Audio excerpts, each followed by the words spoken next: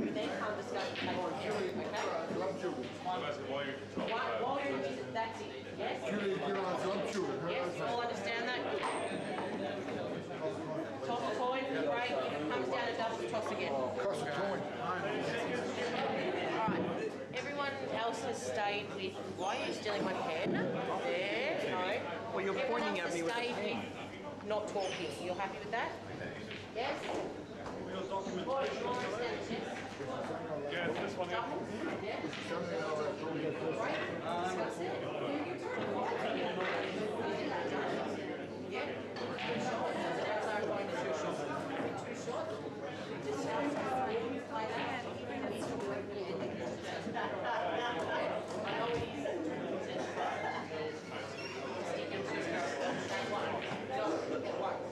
First shot. No, but I'll just make sure we're not. I will hammer up for it. So I'll just clarify. That's all. This is faulty. Did you talk to the principal of that sheet? Yes? Yes, you want one still?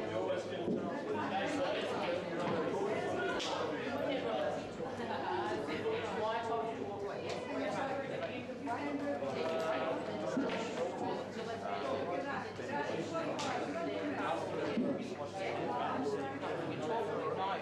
Visit, yeah, not show, visit. Is my head in the way? You can talk, your visit, you can play one ball. You can play one ball and use one. That's it, you don't get to talk every Is my head in the way? Right, no, right, yes. You two fingers. Except for two shots. Before you play the two shots, and that's it. You don't get to discuss that and then get a second. Yes.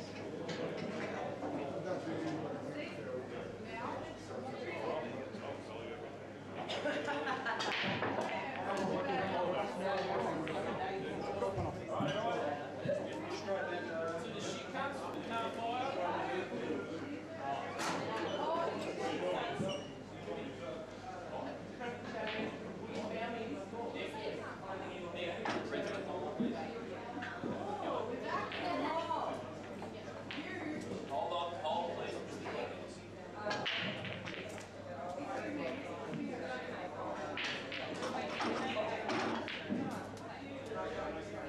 Oh my god, Lego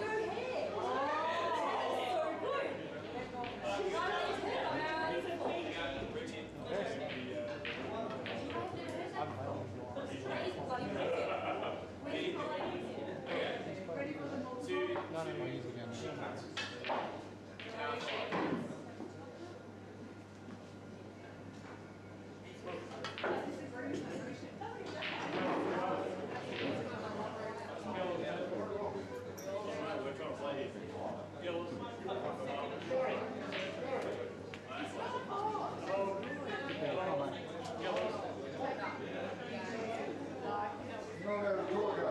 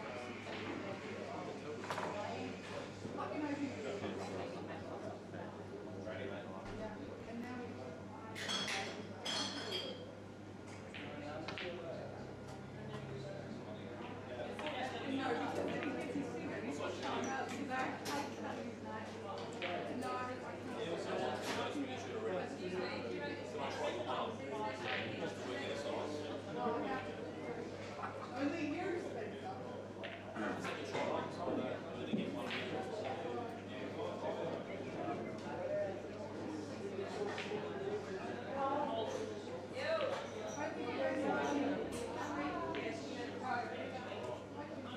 good!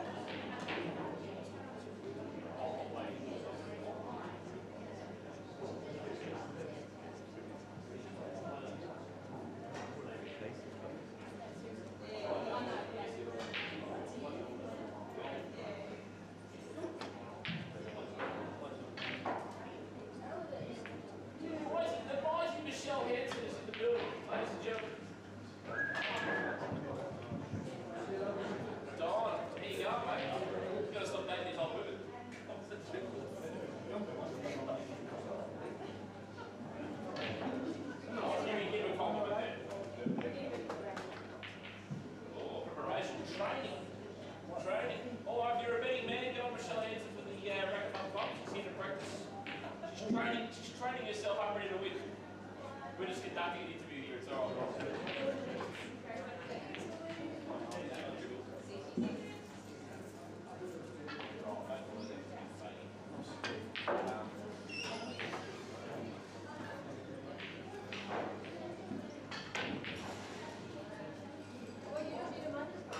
I've got something to say and I want to hear it.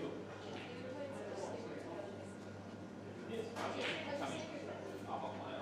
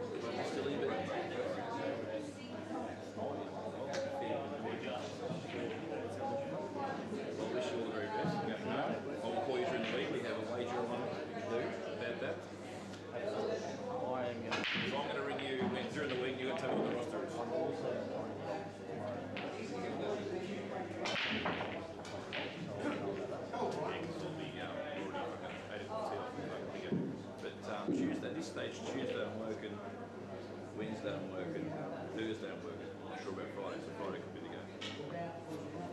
Sweet. Stay in touch. Otherwise, you know, there's the week.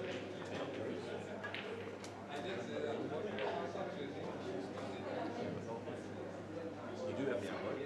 No, I'm saying.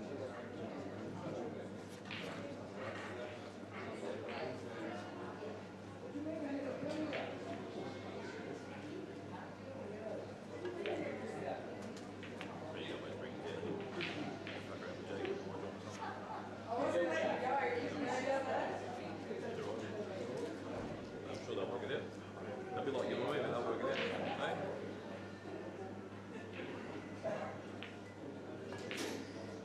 Come back, both lying drunk. That's right.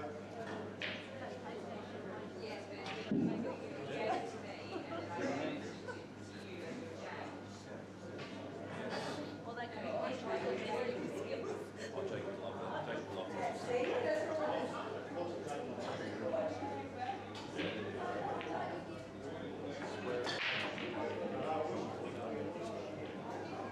I'll be able to tell you straight away.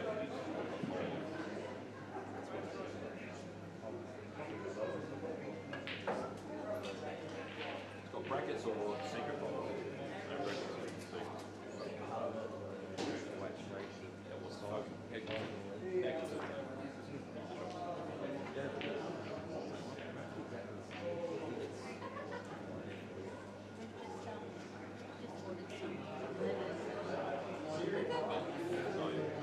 Empire House on this.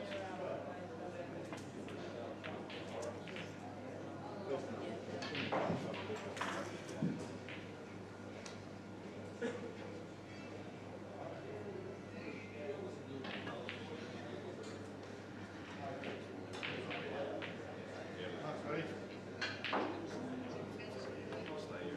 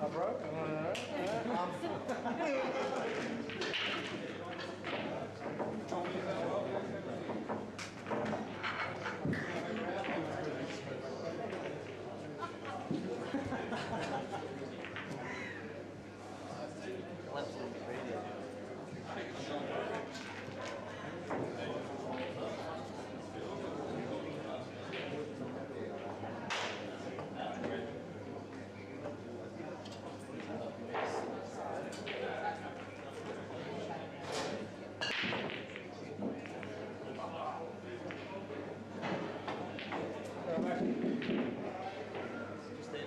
Chase, chase. Just there.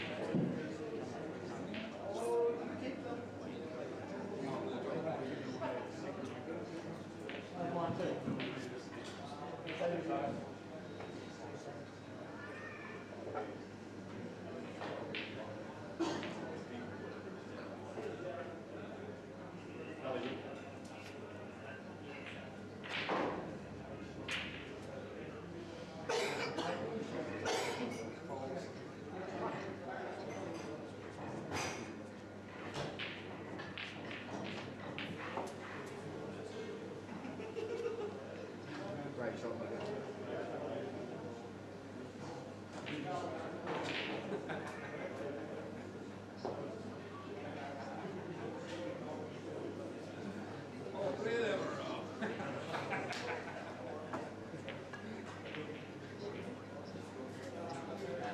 Good shot, Jimmy.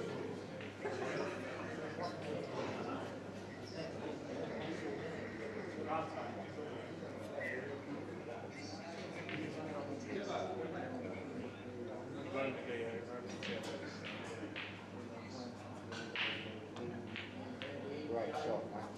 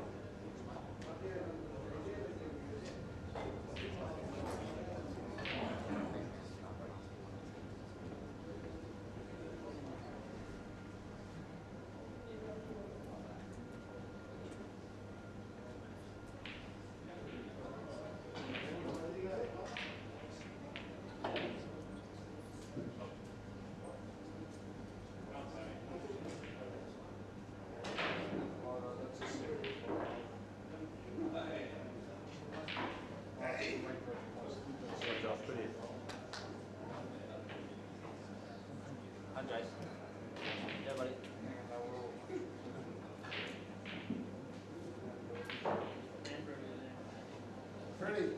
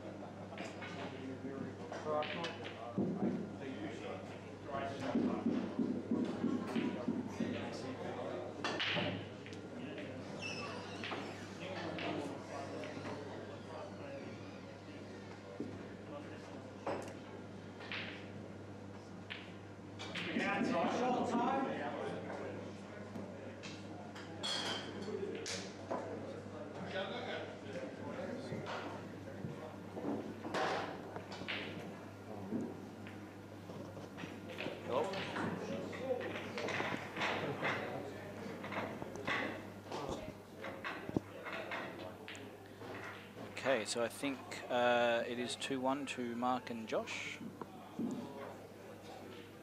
Jason Foster at the table now.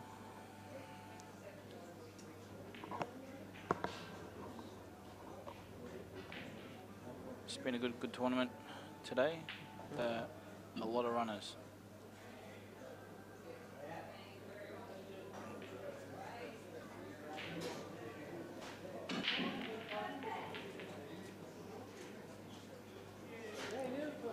So Jace is deciding where he wants to white, which yellow ball he wants to go for. Just got to watch he doesn't foul here.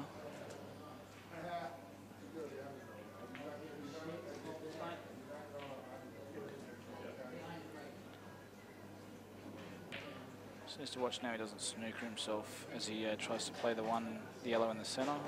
Should be fine, should be able to come out. But still got a lot of work to do here to get on these next two yellows.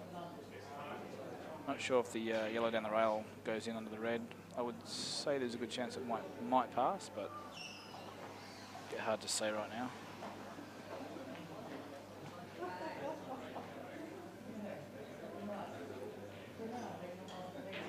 Just got to watch he doesn't hit this too hard.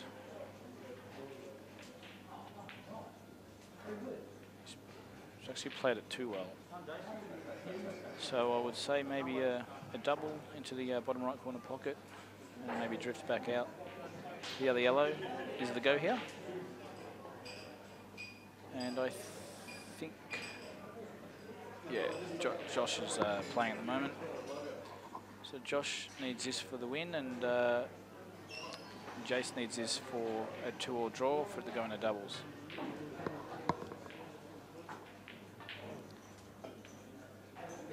Just hasn't hit it hard enough.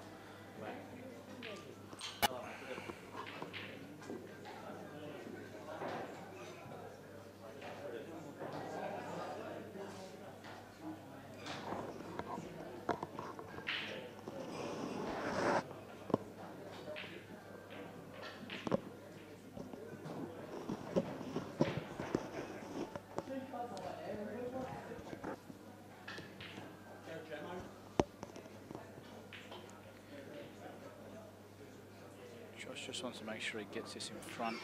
I'm not sure whether it goes. Oh, I think he's been just a tad fortunate there, but he's got away with it. So first chance for Josh to win the match. I'd say just a slight nick. Just run up the table for the other red.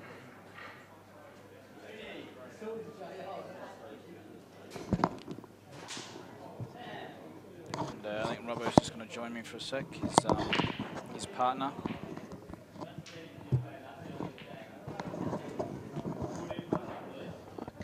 Come on, Josh, you just knock it in, leave yourself a yellow to the corner so you can play a nice little stun across for the black. I think if you try and run out for the red in the middle here, it will be a little bit dodgy trying to get from the red to the black. Just bring the white out. Bring the white out about 2.5 feet. No. Oh, he's decided to come up and put it in the centre. That actually might not be too bad of a result, because now if he just probably makes the pot, he should be on the black automatically. Oh, come on, Joshy.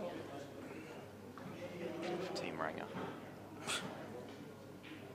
Robbo needs you. So 1 pot away for a spot in the semi-finals. $500,000 for second and 1.2 million for first. It's not the tennis. Actually, you actually You're should be right. changing the tennis plays there. I think it's like 2 million, 1 million or something. One good pot. Come on. Looks a bit wide. Kind of. Has he left the Jackie funny? I think they might be able to get past the Jackie here and put the ball over the pocket. You know what? I actually might hope that, because he could lose the white if he plays the Jackie. Actually, that yellow's a fair way Yeah. out. The Jackie's not easy. Yeah, I think either way there's a chance that you could go back to the table here. But I think I'd take the ball over the pocket first, wouldn't you? Yeah, I'd rather take the ball over the pocket and just land on the yellow. Just come around off 2 cushions. Or 1 cushion. It's not bad. Gives himself a chance at, maybe gives himself a chance at the black first. I think the camera actually makes this pot look a little bit easier than what it is. This when you look at the table, this is no easy pot if this rolls at all. Yeah, I think you're right. I think the white will be drifting towards the cushion a bit, so He's got to stun it in. yeah. If I was Jace here, just be rolling it in and hopefully have a chance at the black first. Stun it in. Actually, it is a bit fine for a stun. It's a lot harder than what it looks anyway.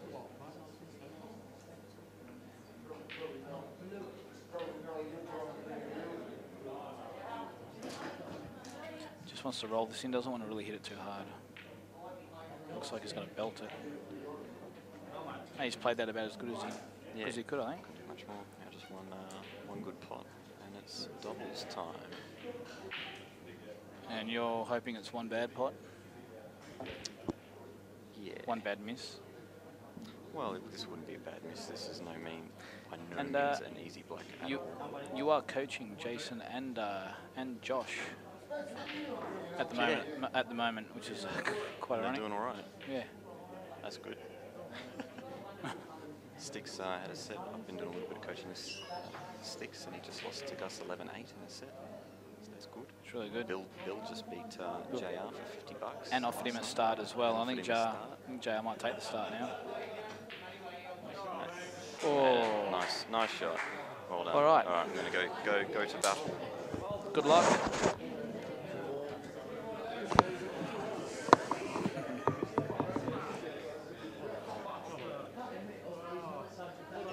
Two all. So we have doubles coming up now.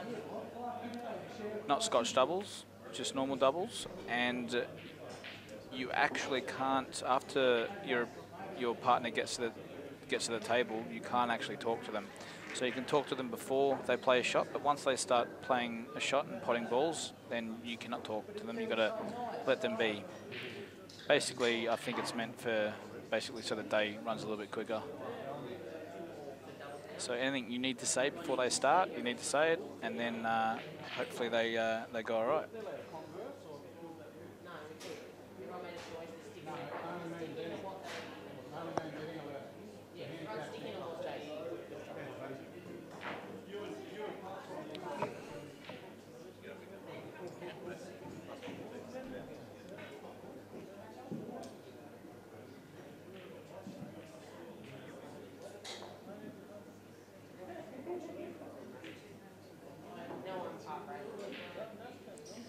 once again, thanks to Victoria Sweetland for running the show today, and good old Dan Lynch for coming down and doing this for us.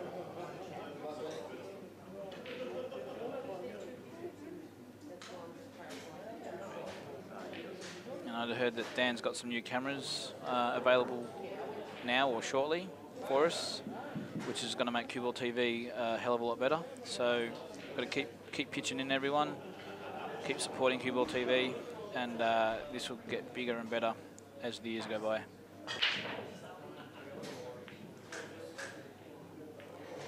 Benny with a big break, hoping just to pretty much run the rack. And Ben does need to be careful here, because if he does try and have a dip, I'm tipping if he's not snookered, then Mark might come in next.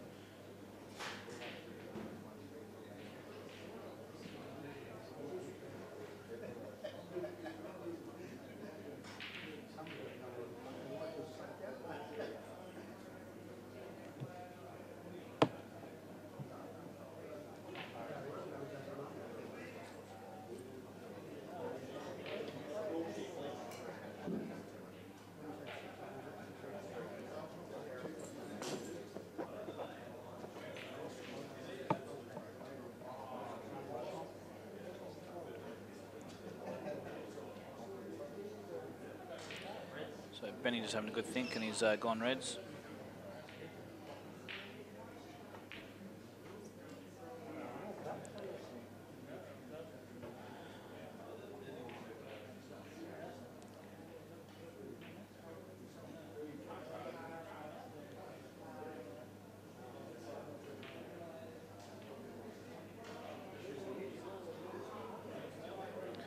So the red ball on the bottom left could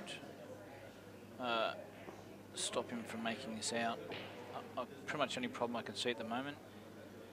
Ben might actually try and pot the one in the centre and stun into it, or stun into the yellow that's on the cushion, leaving him fat. He might drift down now off this ball that he's just looking at, and maybe nudge into that red, or maybe go into the yellow, but doesn't like it, so.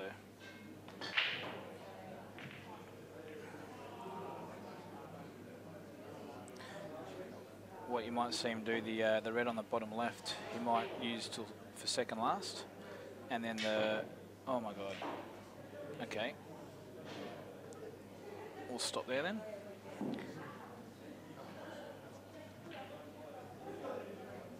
So now Mark with a chance.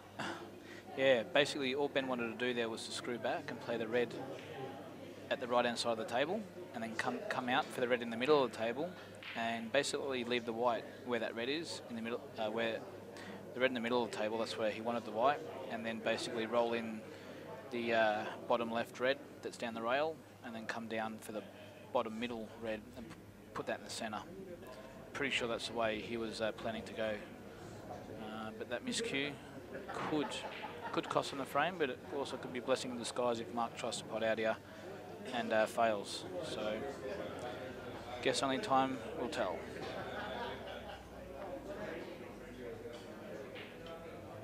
So Mark's going to try and run this yellow down.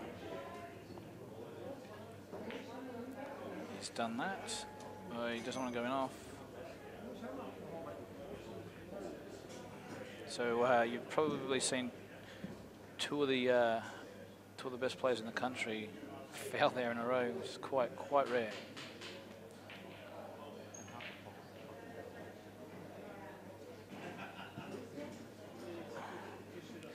And again, this could be a blessing in disguise if now Jason doesn't pot out. Now see, you can see Ben here telling Jace what to do, or giving him some ideas, and then once Jace plays his first shot, Ben actually can't come to the table and tell him to pull up or pot the next ball or do whatever. Otherwise, it will be a foul. So these are the rules that were stated at the start of the day.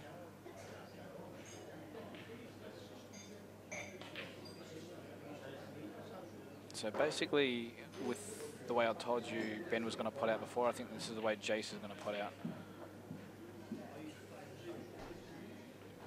So now, with two shots, that red down the bottom left on the rail there, he can actually best to sit it over the pocket, then use your second visit to pot it, and then come up for the red that's under the black.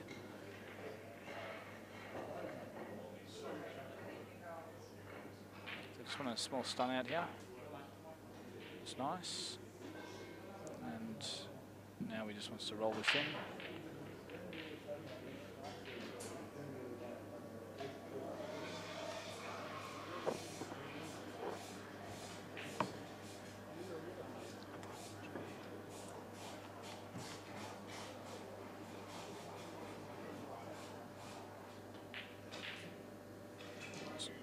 It's all right.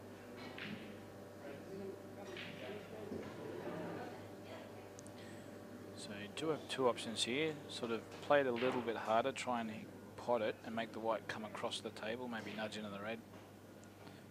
Or just play it softer, use your second visit and sort of just nick it off the cushion, and then you can play it down the rail and wed, and then pot the other red in the center pocket. So I'd probably just be going full blood at this and trying to pot this and sort of coming across the table. Just about that pace is fine. It's all right. So this is where now, if you basically used your second visit on that last shot, then you would have a red over the pocket, and you can actually roll it in and then land fat behind this ball. But now you've got two shots on this red, but it's actually really dodgy. So sometimes it's good to get rid of one of your visits to keep yourself in a better position.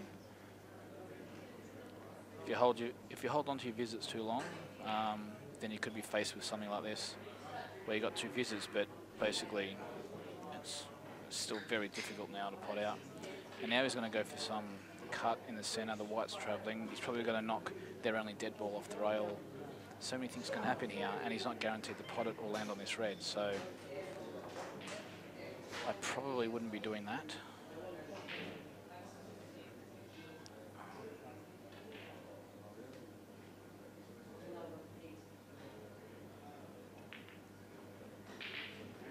There's a cushion.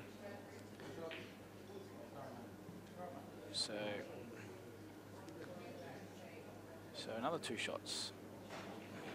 And this is where the no talking rule can hamper some teams, or hamper most people or most teams. So Benny would have told him maybe play a different way there, or you know. But it is what it is, and it makes the day a little bit more interesting. So I'm tipping Mark will tell Josh to pretty much maybe open up those yellows and then pretty much go game. If you want to win these tournaments, win comps, you got to go and win them. So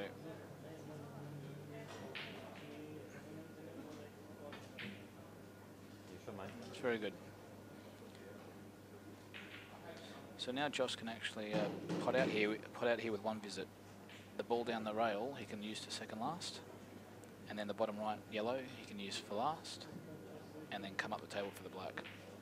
So he just wants to play the one in the center now, stun up the table for the top yellow, and then drift back down.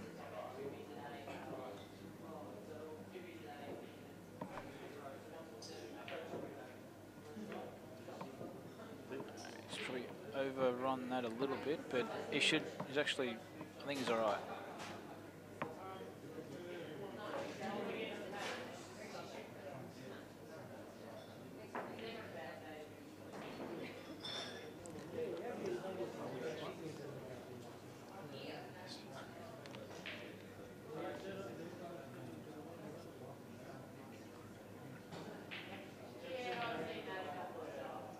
That was a very good shot. I probably would have rolled it in and come off the rail, and then come out towards where the blue spot is, maybe on a snooker table, and then play the yellow down the rail. So just pot this, make sure you get nicely on this yellow, and use your two on the yellow.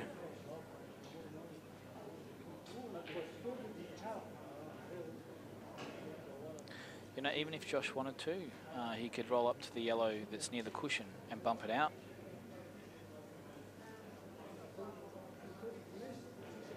but I say he's not going to do that. He might.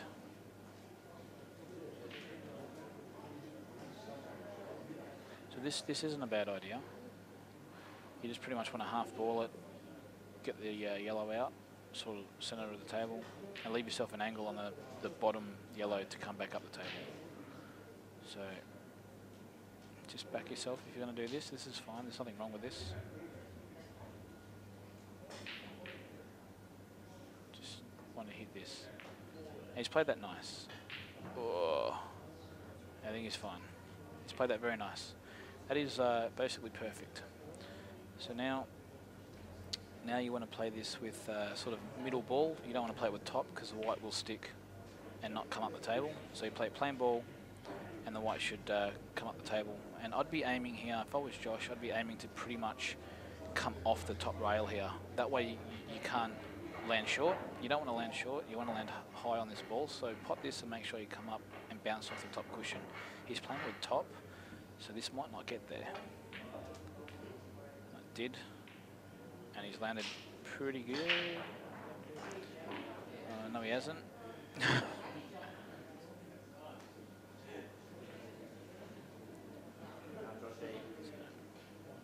But maybe, you know, if I were Josh, look back at that one shot, maybe go practice that one shot, you know, 20 times, 30 times, and try and pot the ball and come back up the table and try and hit the nameplate at the top of the table, or the middle of the rail at the top. You know, it looks easy, but it's quite hard. Not all of us can do it.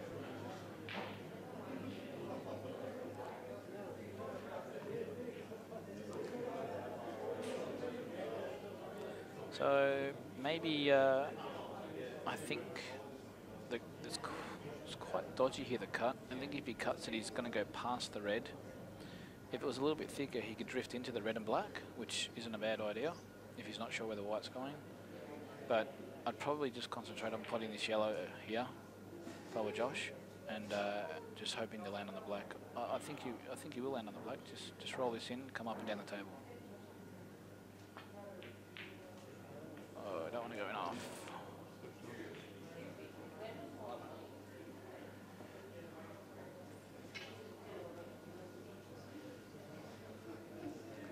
So again with another 2 shots. I think this is the fourth 2 shots in a row. Noonan to pot this, and I'm pretty sure he'll get the black. And he gets the black. So there it is. 4 2 shots in a row. And Noonan and Foster go through to the semis.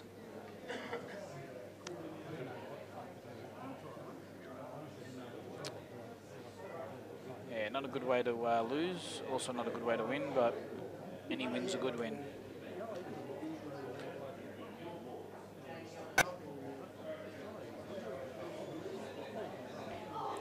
All right, I'll head off and might see you a bit later.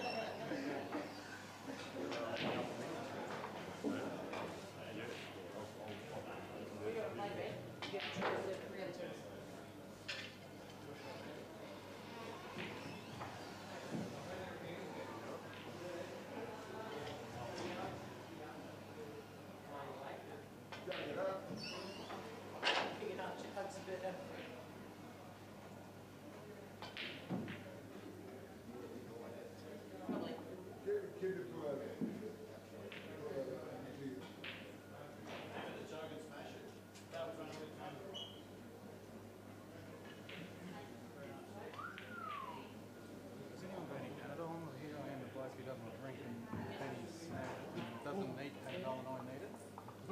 Well, I'll see more. It's not nothing more bad. Panadol. Oh, I've never seen him on that. Sure he did. Thank you. The vicar. How you doing?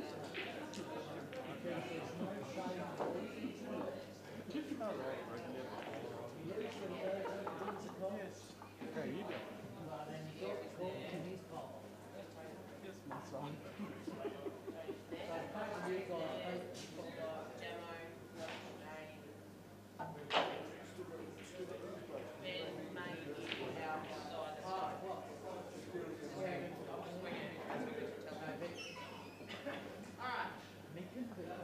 Can I get Gemmo and Shane and Tony and 16?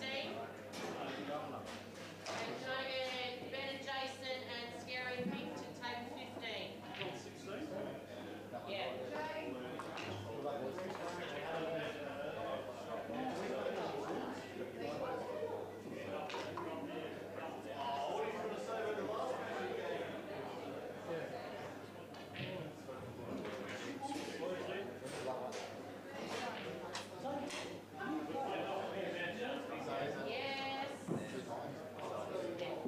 Two times. If you go into a draw, you'll play another set of one more double.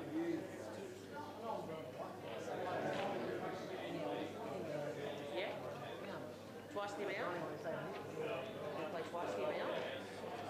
So 4 lots of singles, 2 lots of doubles. If it goes to a draw, you'll play one more double. Yeah? So we play 2 singles in a row? Yours, no. Separately. 2 rounds. Yeah, so you play 2 rounds. Not in a row. Not one after another, yeah? So you'll play 1A, 1B, doubles, 1A, 1B. So it's exactly the same. If you're 1, I'm saying if you're 1. So it's 10. If it draws, you'll play one more double. So it's first to 6. Yeah. Well, if it goes to a draw at the end of that, you play another set of doubles. So it's exactly the same order as normal, but the next one. So if it goes to 5 all, So you're basically just playing them twice. if it goes to 5 all, then you'll play a set of doubles. So one more double. We just want to get the 6. We just want to get the 6. Are we home or do we? Yes, I understand that. Toss for the break yet again. Yes? You play 2 lots? Yeah, so double the amount. If it comes to 5 all, you play one more game of double. Yes. You're on. You're playing Scary and Jason and Vic on your playing. Scary and Jason are going to play. And you're on 15. Yeah? You and me, Peter. Let's do this, buddy. Okay. Hey, listen. Here's the tails. Tails.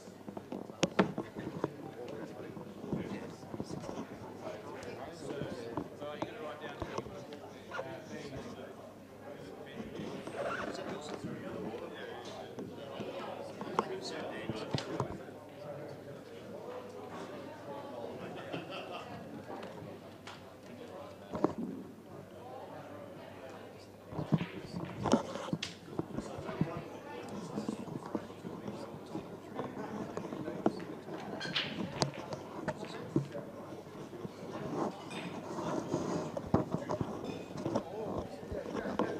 Oh, yeah, that's it.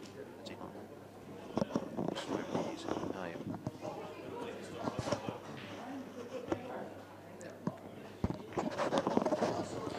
yeah. Tied around my fat head.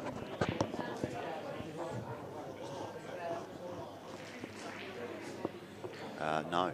Or is it? But I'm not sure. We're not on yet, are we?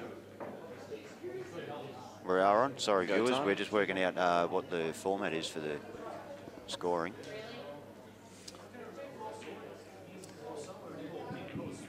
Double everything. So yeah. So it's 10 frames. All right. So we two frames of singles against each player, and 2 frames of Scotch doubles if required. I'm not sure what happens in the case of a draw, but anyway, this is the semi-finals of the World Cup at Potters. This is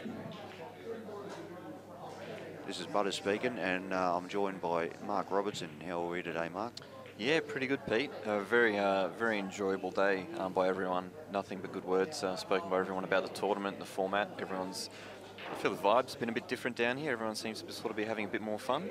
You know, everyone's just sort of let's all get together and just not be so serious. I couldn't agree with you more, mate. It's been just a slightly different format, and yeah, it is a bit different. It's got the half singles feel of a tournament and half the teams feel of a tournament. So it's been good. Yeah, I think that's I think a lot of the players like Josh, Jason, guys like this get to experience what it's like sort of a little bit deeper in the tournaments, get to play with some of the better players. They got to learn a lot. Benny was telling me before how much he feels Jason's learned today. So it's a big win for the players, big win for Poole. It's been a really good day. It was good. I was just talking to Jason. Jason has, same as a lot of players, has a few confidence issues, and you know, he's played a good pressure out against you guys in the fourth frame, I think it was, and I said to him, that's stuff that's got to go in the bank, and you draw on that later for confidence. So that's really good for him. Yeah, that's it. And the only way you really do that is try and get yourself into these situations as much as possible. Play in the tournaments, try and make some quarters, semis, and you'll just get better at those pressure situations. Yeah, and a lot of pressure on him playing with a great man as well. Yeah, that's it. They're good mates and they see each other a bit. So it's a bit of a pretty good matchup. I know Jace would have had a ball today playing with Benny. Yeah, no doubt. Benny's he's been a little bit hot and cold, but he only needs to be hot for about 15 seconds and he runs a rack. So yeah, he's kind of plays the same really as he always has, except he's just not quite as sharp as he was. But he basically plays the same. Just those little shots where he's got to kind of dig himself out of trouble. He made all the time. He's just not quite putting him away now. Yeah, he's starting to get used to the bounce of the tables too. Tables are playing absolutely fantastic. Cushions bouncing beautifully, cloth running fantastic. Yeah, tables in really good nick. Just before we go any further, we should say these are the semi-finals. We've got Ben Noonan and Jason Foster versus Vic Opalicki and Michael Scarey. And the other semi-final is Tony Wakefield, Brian Daly versus Steve Jamison and Shane Lee. So all pretty solid pairs, and that's the sort of shot you're talking about. You know, that's a half ball there, and he'd normally just get that without even thinking about it. Yeah, back in the day, I think he's only about 30, and we're saying back in the day with him. Back in the day. Yeah. He won a tournament about 9 minutes ago at Empire, but so I guess it's first to 6. And as I said, not sure. We'll have to get some information on. That's a great pot down the rail from Michael. I don't think he really cared if it went in. Yeah, so first to 6, a little bit more room to move here.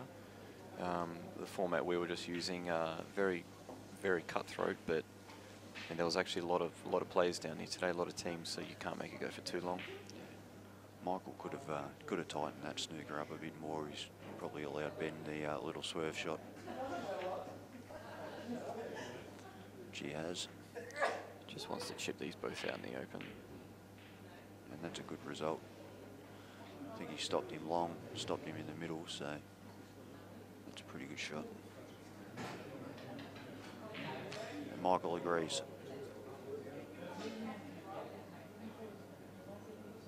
And how did Josh go today, mate? Pretty well?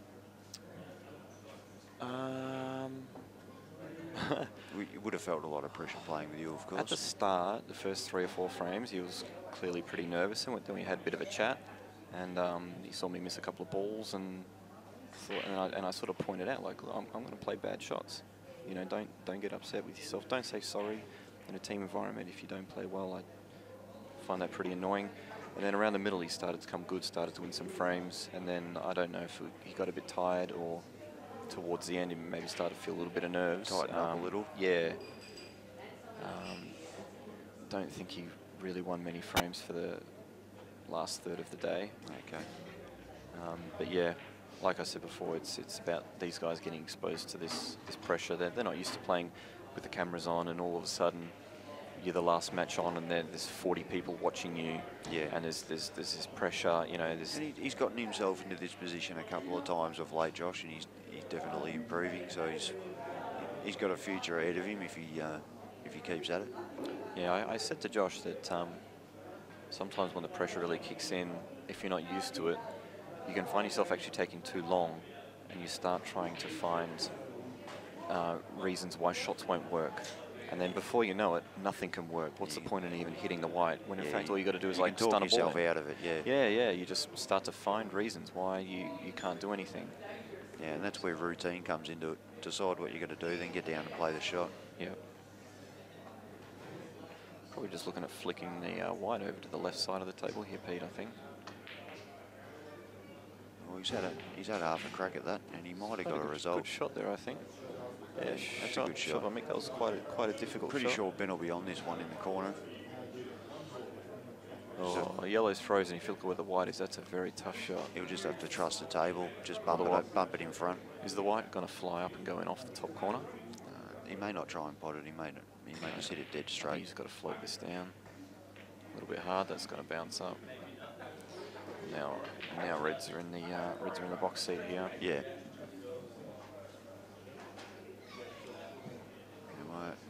Michael would be pretty keen to get this. I think Ben was his, not bogey player, but he just couldn't perform against Ben for about his entire career. Yeah, even when he's beaten Ben, he hasn't been happy with how he's played, and he's a player like pretty much most of the top players. Even when you see them win, if they haven't played well, they're quite disappointed with themselves. And I know that he wants to. Yeah, he wants to play really well all the time. Like winning's not really enough for him. So he does want to play Benny, but he wants to actually play well to beat him, not have Ben play bad. Because even though you get the W, you don't feel like you've actually beaten him. Yeah, well, you've always got that thought in your head that you know the other guy knows if he played 20% better, he would have had you. Yeah. Nice little bit of angle here for Mick to play an extraction. He's got to play this with a fair bit of pace. He's got to get some. He's got to get some movement here. They take it now. He might be queuing over the red. Well, you're kind of punching into it anyway. He looks okay. So. Really got to get some movement here. You've actually got to hit this fairly hard. Yeah, like that. He's actually hit it too thick. You might have to chip that in the middle. Yeah, in the middle. White's going to move around a bit. Oh, you probably just try and hit that other red fat up the top. Yeah, just try and hold on that red. You'd probably be. I'll chalk it up as unlucky if you don't land on that red or the one that's kind of in the middle of the table. The one in the middle is. Looks like he's playing a safety. Where is he potting this? Oh, if you actually look at the table, it's a lot easier than what it looks. Well, I'll tell you what, he's been really lucky there. Yeah. What's the saying? Fortune favours the brave or something? Correct. Mick was telling me in the grand final of the World Masters played in England, and it's a plate event, but it's got about. I think Benny's dropping a little bit of verbal, just annoying Mick. Jeez, I tell you, if Mick mucks this up, he's going to be fuming. He won't, surely. No, it's just had to land on that side. Yeah. It's still poor form by Benny for saying stuff. I reckon if that was anyone else other than Mick, he probably wouldn't have said anything. But so Mick's playing the World Masters plate up in England. It's got about 300 players in it, and about 150 of them are pros. Mick's in the grand final. He's playing the guy who won the world under 21s. Yep. And Mick just kept saying, "Oh, you should have seen the shots he was playing. He's just doing this and that, and you wouldn't believe, so lucky here, there, and everywhere." And I'm thinking, oh yeah, I've heard all this before, and the guy probably just outplayed you. Just shut up and cop it on the chin. Yep. And then I actually saw him. He came down to Australia for a bit, and I said, "Look, Mick said that you actually got a bit lucky. You Who was took this, a lot Giuseppe or something? No, Irish guy. Carl. Carl O'Donoghue. Carl O'Donoghue. Carl O'Donoghue. Yeah. Very, very good player. World-class player. Is very. I said to him, "Is this true? You know, did you take on a lot of low percentage, big extractions and doubles and stuff?" And he's gone, "Yeah, fortune favours the brave." Yeah. And we just started laughing, and I thought, oh, so Mick was right the whole time. But you know, if you want to win tournaments, sometimes you you got to play aggressive. If you're too safe, you'll find yourself just making quarterfinals all the time. Yeah, you did right. Carl spent a lot of time at Prince's when he was over here, and yeah, had quite a few sessions with him, mate. And he's yeah, a hell of a player. Yeah, quality player. Big break by Vic there. Massive break. He's actually got a really big break. Pretty standard for Vic. Prides himself on his break. Doesn't tickle him. No, he gives him a good smash. But now this is the hard part. Yeah, he's tried to steer that up there. Vic was telling me how nervous he was and struggling a little bit out there, and you can even see there he's just kind of jabbed at it really. Tried to use the shoulder to pot it.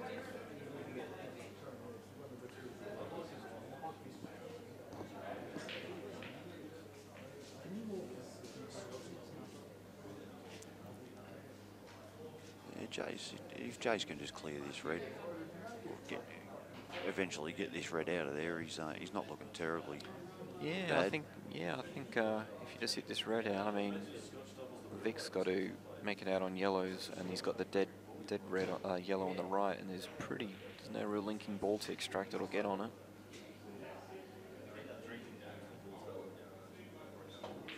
But if you are going to get it out of there, you have to do it early. You can't do it when you got 2 or 3 reds left. Yeah, that's right. Do it while there's still a bit of traffic on the table. See, if he moves this red that's to the right of the white now, that really opens up that yellow for a lot, and maybe not even a pot, but it just makes the position much easier, or maybe they can play a safety off it or something like that. So if you're going to remove this red, you want to have a good plan in mind. Yeah, just they've got one tough ball each, and just having a look at the table, Pete. Do you reckon the red up the top in the middle can actually go inside that yellow? Yeah, I reckon you're right. From looking over at the table, looks like it on camera. It doesn't look like there's any chance in hell. No, I reckon that's what he's playing for. Yeah, I think it's actually a chance. It's pretty tricky from there, but one good shot, and if that does go, it's a very easy out after that. Yeah, wants to run forward maybe an inch or so he can pot it and kind of stun up the table for the red on the left. You're going to lose a bit of control. But you get in the middle of the table, you're on all 3 of the other reds. So. Yeah. Yeah, Benny said Jace has actually played really well today. He's been very pleased with him. Another VPPL singles player, mate. Yeah, that's it. Yep, Jace doing a bit of coaching with Jace, so he's been putting in the effort. He's put in the time, and as you would have found, Pete, it's all about the quality of time you spend. You've played the game for a long time, and then you found the better players. You played Benny and these guys, and you did the right things for a couple of years. Do the right things for a couple of years is better than the wrong thing for 10 years. Yeah. All of a sudden, I'm going to England. Yeah, well, that's it. And Paul Brewer did the same thing. Oh, that went really easy. Paul Brewer did the same thing. Found some quality players like Benny to play with. Made a state team. He seems to be a common. Pretty much everyone who has a hit with Ben. Yeah. Brenton came over here and started having a hit with Ben. Made his first state side. And Nick said to me, and Nick Young's improved out of sight the last couple of years. He's turned into a real quality player. And he said to me, I'm not actually playing more. I'm actually probably even playing less. And he said in front of Jake, and Jake's gone. He said it's the quality of the time. It's not just smacking balls around. Well, now he's living with Jake. Yeah. Well, I said to him, I said, "Are you playing Jake?" And he said, "Yeah." I said, "Well, either you're going to be Jake's ball boy, or you've got to get better." That's exactly how it is, and that's it. I was exactly the same with Ben. That Reds land possibly in a bad spot, because now they can run the yellow down in or over. But he's left him no easy shot. Yeah, got to deal with this shot. This is not easy. I don't actually mind the shot Jace played there, because if he made it, he had a cut. Yeah, the red was on, but if he missed it, the white's landed safe.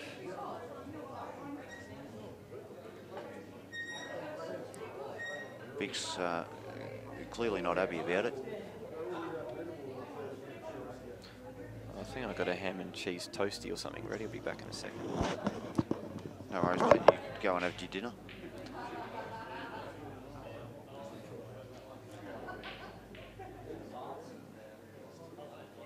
seeing if he can run down, drop the white near this middle pocket behind the 2 yellows there. And he may not have run far enough by the look on his face. So not bad. If he looks pretty straight though, Jason. So may have to just drop it in, play a double. Well, he must think he can get up the table if he's queuing up from there. So he's definitely got a bit angle to play with.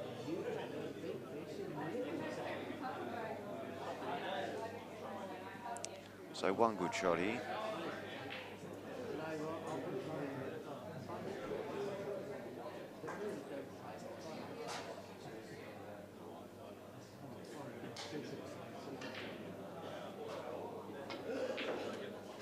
Oh, he's overhit the crapper out of it.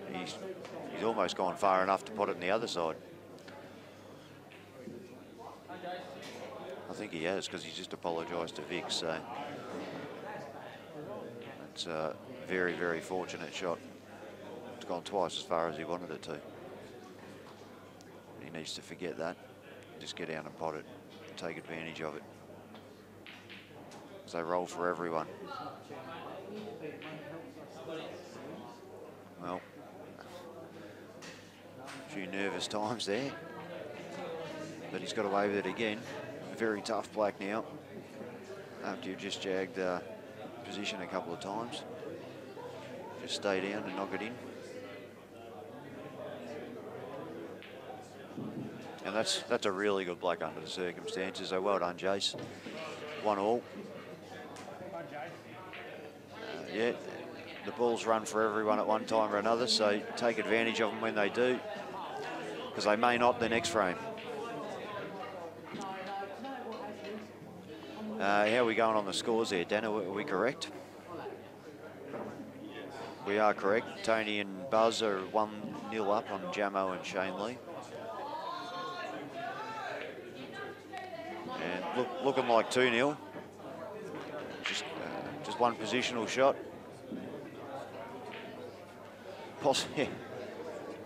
Yeah, that's Dan's just informed me and saddened me that if Ben and Jace Foster don't get up, there'll be no Australian teams in the finals. So that would be horrific, considering we outnumbered everyone about 20-1. They burned my ham and cheese toasties. Yeah, I actually told him to burn your ham and cheese toasty, mate. You're commentating, you got no time to eat. Cheers, Pete. I'm sorry. Running on fumes here. I was just saying, if Ben and Jason lose, there's no Australian teams in the final, which I was saying we're outnumbering them about 20-1, so that'd be a bit unlucky. Yeah, actually. Well, yeah. 2-0 to Tony. Oh, stiff there. Sort of stiff. Went off a cush. So Jason and current Australian champion Michael Scary. What happened in the last frame? Jason made the finish, mate. Vic went to play a safety, left it short. Jason's overplayed it to try and land under the black potty's last ball.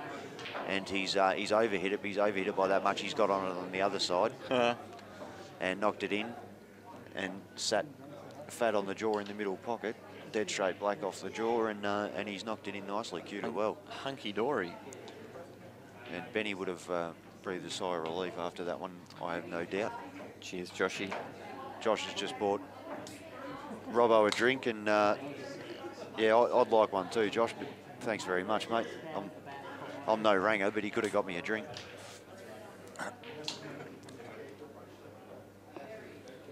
Creamy soda. Yeah, I'll have one of those too, thanks, mate. Good. I love a creamy soda. It's probably my fizzy drink of choice. Fizzy drink of choice after JD and Coke. Yeah, if I do have a proper beverage, I don't mind a JD. Oh, a proper beverage, so.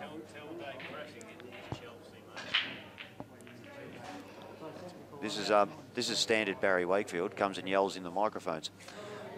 We need to tell Who's Dave wearing a Chelsea top? That it is a Chelsea top, mate. There you go, Dave. Who? Vix? Vix tops Chelsea, white and blue. Oh, your dad's. Tony Wakefield's top. Yeah, we just saw Tony a minute ago, so it is in fact a Chelsea shot, Chelsea top. That's not a terrible shot. Good little shot there by Jace there. Jace, yeah. Yellow's in control here, but one nice little shot from Reds or one bad shot from Yellows can easily turn around. I Didn't like that very much. No, it was pretty loose. Yeah, I felt Yellow's actually wanted that little cluster there, Yeah, and he's gone to actually open them up for him. That's something I would have done, mate. So I'm definitely going to say it's not a very good choice. Oh, it can just confuse me sometimes, Pig, watching people play. That's what I do, mate. I try and confuse everyone. But for Mick, that's definitely a loose shot from Michael. Which is generally not his style. No. So Jace has got, well, if you can just knock this in, not disturb him too much, and maybe take that pocket. He's got options now where he didn't really have a lot of options before. Mick's just kind of, see, Mick's no closer to potting out as he was before, but at least he had he could move things around where Jace now has options. Jace can, like, a good shot or two can actually pot out from here, sort of thing. Well, as you say, you know, you want, every time you visit the table, you want to leave that visit with the table looking better than it did when you left. And when Michael's come to the table, he's left the table and the table looks better for Jason than it did, so. Yeah, with this format, I mean, like, say if Mick does lose this frame, then Ben goes in against Vic, and if Ben wins that, all of a sudden you find yourself 3-1 down, which is actually a loss with the format we've been running the whole day. Like, you're out of the tournament. Yeah, that's right, because of one loose shot. Yeah, I think it wasn't a terrible shot Mick's played. We're probably being quite picky here, but this is what I mean. Now, if Jason's on his dead ball. Yeah, if that's what I mean. If Jace plays one or two okay shots here, and if the white ever goes bad at any point, he can always just cover a pocket. And even if he misses, the yellows are dodgy, so he left himself there. Well, if you could have set the table up like this 3 minutes ago when Jace was, before Mick played that visit, Jace would have gone, yes, please. Oh, he's just a bit stiff there. He just needed the white to come out a little bit more. Might be on the one in the middle, but the white's moving, and I don't know where he's going to go after that. Well, that's easy, mate. He's going to go side cushion, top cushion, come back down and be fat on that red in the middle of the table. But he's just having a look at the names on the matches and stuff like that. It really is just good for pool to get some different faces. Tell you what, that was damn close. Yeah, it wasn't far off there. Just good to see some different faces, different names up there. Yeah. It's really good for them because these guys, they support a lot of the tournaments, and the tournaments wouldn't go ahead if everyone wasn't there supporting them. So it's nice for them to be able to play and enjoy the CueballTV, and these guys will be able to go back and watch it. Like, Joshy wasn't happy with how he's played, and I said, you can go back and you can watch it, you know, and learn and see what you did wrong, what else you could have done. I know Michael watches a lot of his matches to the try ones and he work out what he's done wrong. I said I can't wait till he watches the match when Nick Young beat him last night, because when he played his last shot, which was a pressure ball, and I thought he'd get. Gus goes, no, he won't get this. Yeah, I said, mate, he's Australian champion. How can you not back him in? Yeah, I said it was his bread and butter. I said I can't wait for him to watch that and hear what Gus said. And here's a perfect lesson for everyone out there. Like, Mick's the current Australian champion, and he told me that he basically had two longish yellows, and he actually took the harder one because he felt like it was slightly easier, even though it wasn't. And he position-wise, and and he convinced himself, and he said that he was going to miss it. He said I just knew I was going to miss it, and it was a pretty standard sort of mid-range shot. Three-quarter table, sort of. Yeah. Half three-quarter ball. Yeah. Pretty standard shot, and that's the current Australian champion saying that. So if you think you're alone, if you're nervous out there when you're playing and you can't quite think straight, well, you're not. Pressures affects everyone. Happens to everyone. Alright,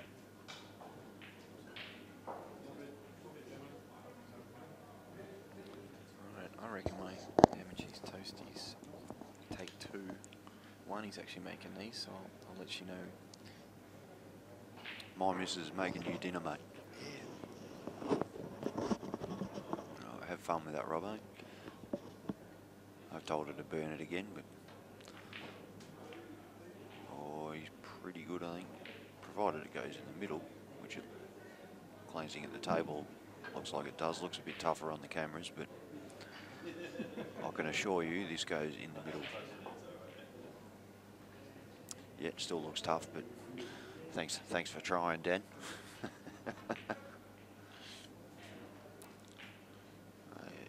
It's a tricky one, but you'd back him in.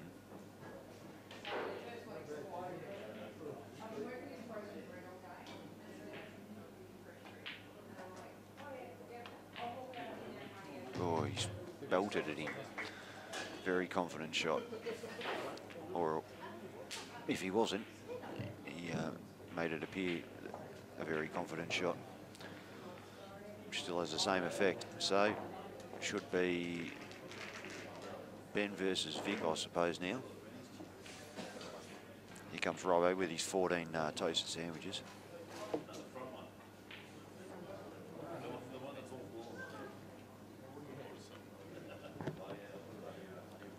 Now, right, that's a great result for you, mate. Why has that piece got 3 slices of bread on?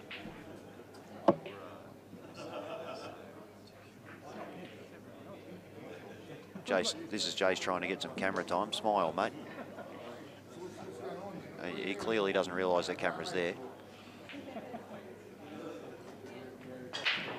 Ben Noonan broke and didn't dump the white in the middle. Hell has frozen over. That's a fair spread from Benny there, mate. Sorry, we've got to click back. Hang on a sec. Jason. Yep, sorry.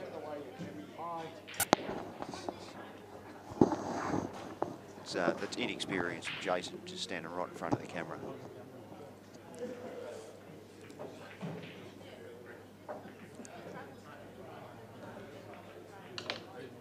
So Benny's, you've got to really take reds here, don't you?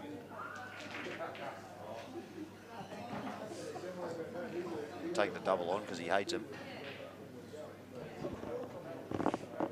It's all right, mate. You don't have to respond. You're reading. Well,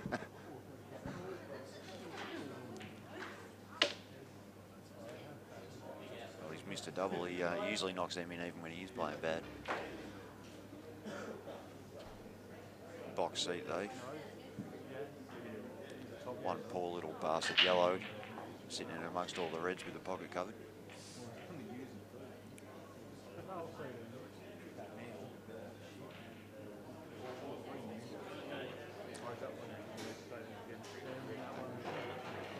That did just occur to me.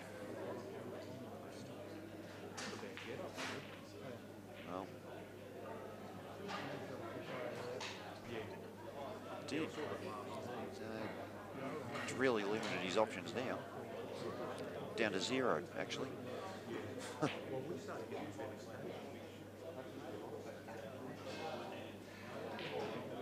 he's in a fair bit of strife here, especially after landing there. It's pretty hard to do anything creative here. Maybe just try and get that other yellow off the cushion. Guessing he'll try and tuck the white up somewhere.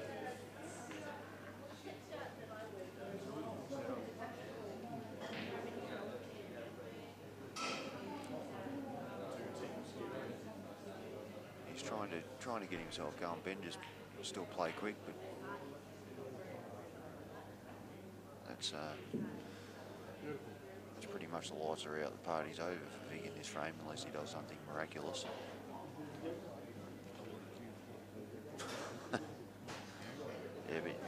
Yeah, but you got to jack right up so you can screw the white out.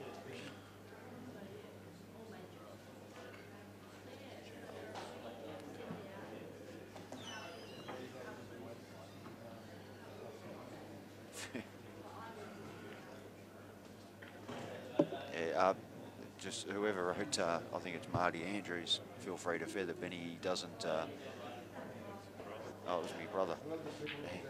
Sorry, Scotty, Ben doesn't feather when he wants to feel like he's playing well. He doesn't believe in feathering, doesn't think it helps. And you should know, because he was telling you that all day yesterday when we were playing snooker at home, mate.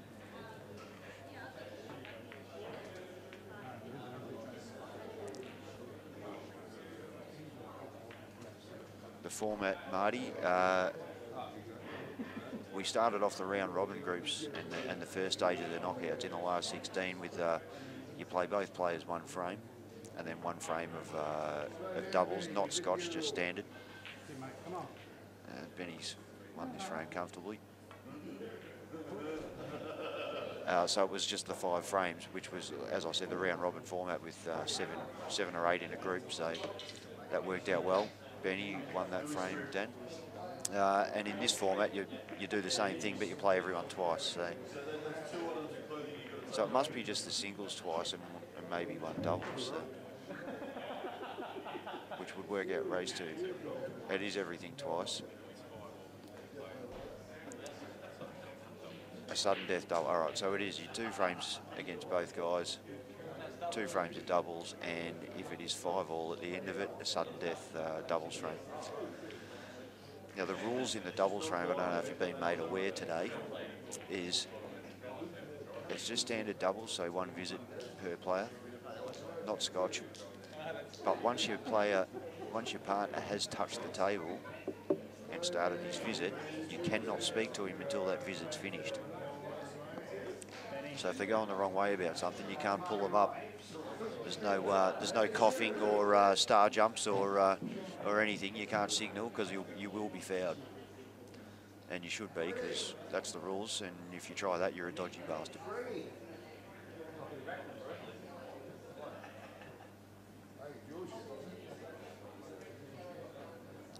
I think.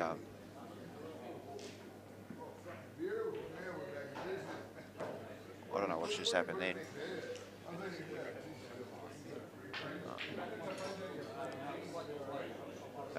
He does pick up on that, I can tell you, because he's done it to me about 45 times.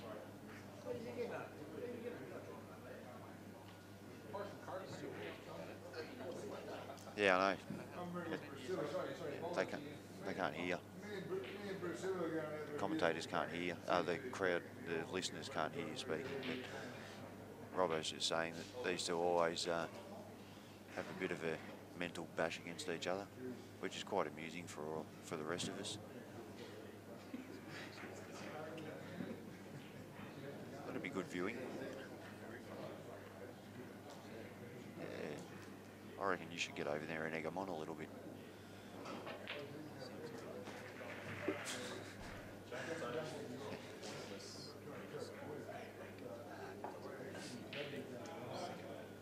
This is one of the longest racking adventures Mick's ever had.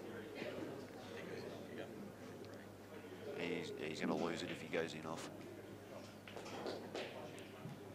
He'll want to run this rack so bad now.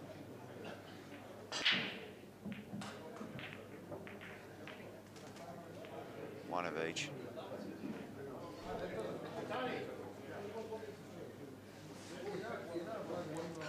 Yeah. Michael's good when he harnesses his anger, not when he puts it into his game. So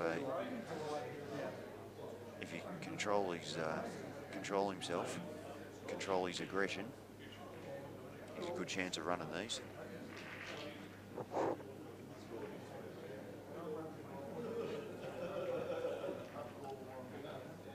Trying very hard to drink my creamy soda without slurping it.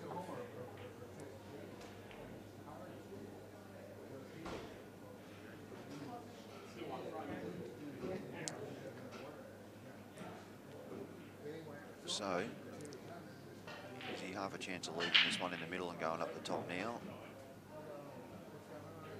Because the ball he's on best in the middle is probably the best ball to land on the black.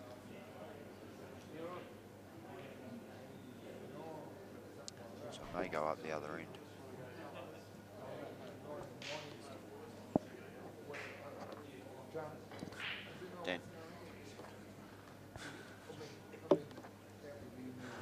Dan's just ordered dinner as well. Toasties around, all around.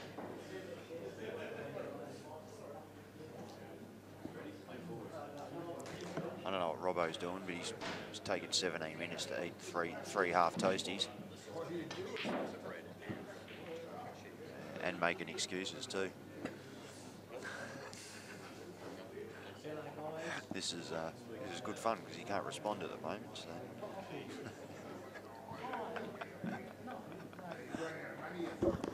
got him right where I want him. Here we go. How's this sound, everyone? Oh God. It wasn't a dare, mate. Oh, how's this for a shot?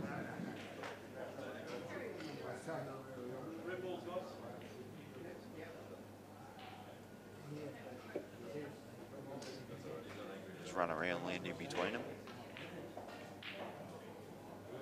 Oh, still, he would have liked to play that one last, but still shouldn't be a drama. But it would have been nice to be playing this ball last to be on the black.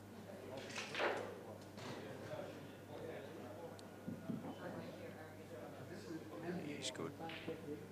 Plenty of angle to get up. Would have liked maybe half an inch lower, but that'll be fine.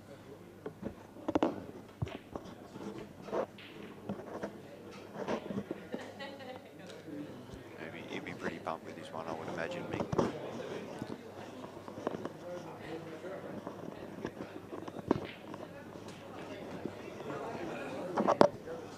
So 3-2 to Croatia and Malta, who have joined forces for the World Cup.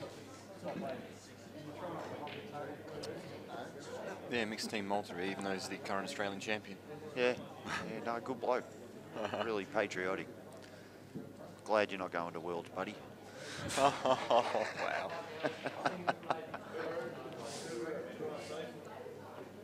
What happens when we play Malta? He won't want to win. I've been watching Shane play a bit today. He was on my table. He actually seems to be hitting a pretty decent ball today. I actually think he's been playing a bit more aggressive. He played in the VPPL last season, and I felt he actually played a little bit too defensive. He was very disappointing.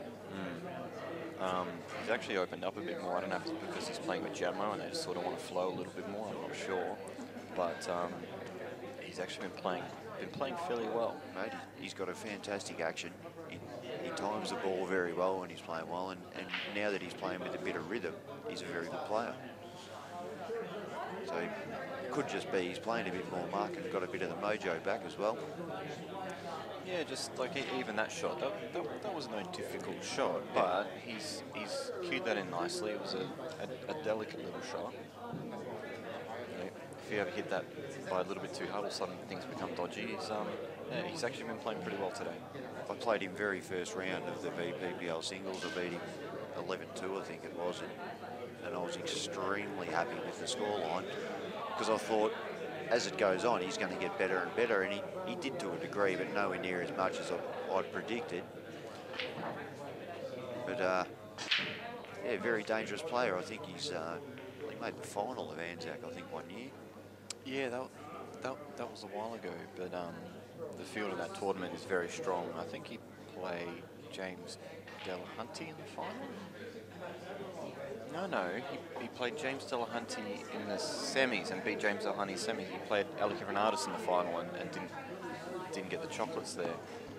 But with anyone who's known Shane for a while has seen that he does have potential and he can play. And I think in the VPPL he probably got pretty disappointed with how he was playing and kind of just dropped his head for the rest of the season, really.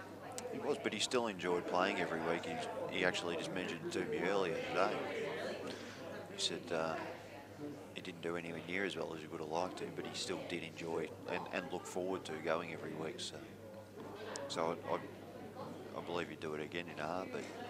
Yeah, I think they're just starting to get the numbers and entries and finding out what the interest is for this season and going on from there. So that should all be happening pretty soon. That's a pretty good shot from Benny there. So we got... Not only that, he's left him. Is this doubles? Yeah, must be. Has to be the doubles, yeah, because I played the 4 singles. Oh, yeah, so that... Oh, so hang on, how was it 3-2? So when Mick broke and pot out, was that the doubles? I think that was the doubles. Because then why wouldn't Mick be playing again unless they're playing two matches of doubles? Yeah, I'm confused. I don't know. This is singles now. Must be. Ben played the last shot. Yeah, well, perhaps that was doubles. Mick's basically just broken pot out, and now this is the first match of the singles again. So, yeah, it has to be. Yeah, that makes sense. Dan's going to go and investigate. Oh, look at this shot. You are kidding. Yeah, Oh, that's a foul snooker. That was certainly not meant. I don't know if he got a kick. I don't know if he got a kick there or strange because he's playing. That's very turned out as bad as possible. He's tried to get on that yellow to punch it up the top, obviously inside the red. But it doesn't really matter how rusty you are or anything. That's a pretty bad one. This is all fairly. Yeah, this is over. Here's what it is. Yeah, I can't really see. He's almost got a fall free. over. He's almost got like a free shot at singles. So that was in our singles. He's sort of got a free shot at extracting this out. Yeah, it's pretty easy. The yellow's just going to clear it straight away. There's no point straight across the table. There's no point in just say like potting this red and then doubling the other red out. You might as well have a go at extracting it out, and if you don't, then you can always knock it out. Pretty much like that. And if he, let's say if he didn't land on it or that landed on the cushion, then he could just bounce it out. But that's landed.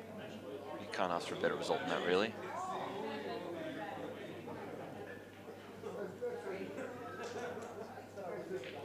Only real obstacle is this red that's closest to the black, but he's got 2 shots and a couple of nice balls to work with, so probably goes in the middle. Yeah, middles. He would like to play in the bottom right-hand corner, but maybe the white's a little bit tricky to get there, and you don't want to do something silly like snooker yourself when you got 2 shots. Is he not on the middle ball now, or I'm confused at what he's lining up here. You don't actually even have to take this red at the black last. You can stun this ball in and pot the red that's on the right hand side of the table, half ball into the bottom right corner pocket, and stun over to the left side of the table. It's sort of like this. Now pot this and come over to the side of the table. Because you got 2 shots, you don't need to pot out one here. So why is he looking at that ball? Just stun across and then screw back down. I think you're looking at stunning into the yellow that's to the right of his cue now. Tell you what, Mark, if he plays this across and gets nice and straight on the one back up the top, he can just stun it where it is and he's on the red. Yeah. There we go, stun into that yellow. And that's fine. He's got 2 shots here. Yeah, my idea was better, but you know, that'll do as well. As long as you don't miss the red. 2 shots here. He really should just be setting this up, I think. Just don't snooker yourself. You got 2 shots. It's just having to wait for the boys on the other table. We'd like to say thank you again to everyone. We've run a raffle fundraiser today for myself and my England trip, and the support has been overwhelming. And I appreciate Tony, Barry and Carol, owners and potters, for all that support, and me lovely fiance and mum cooking the barbie all day, Vicky and Lee Sweetland.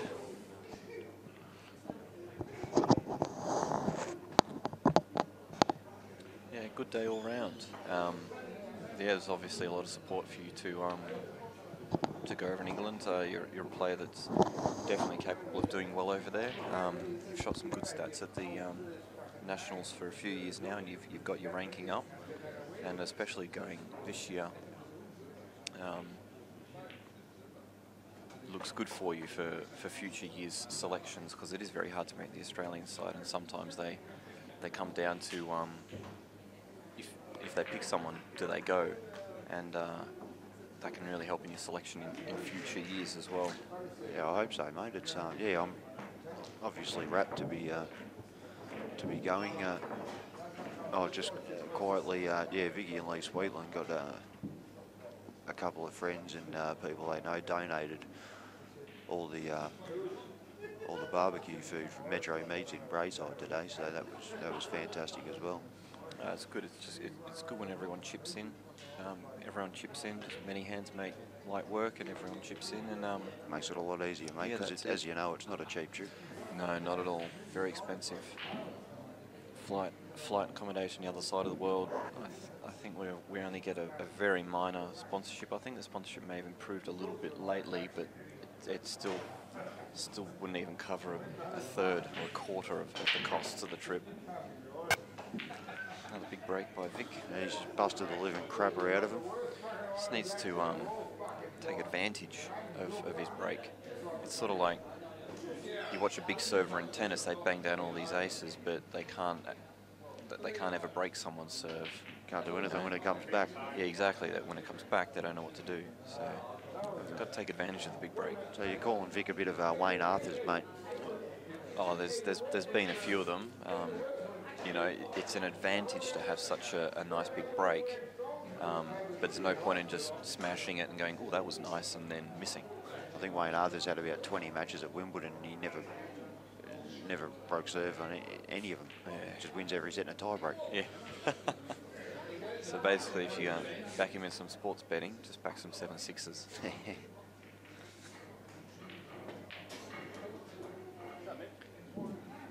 Vic played, there's a handicap tournament here a little while ago. It was another successful tournament. I thought it was ran very well, very fair handicaps.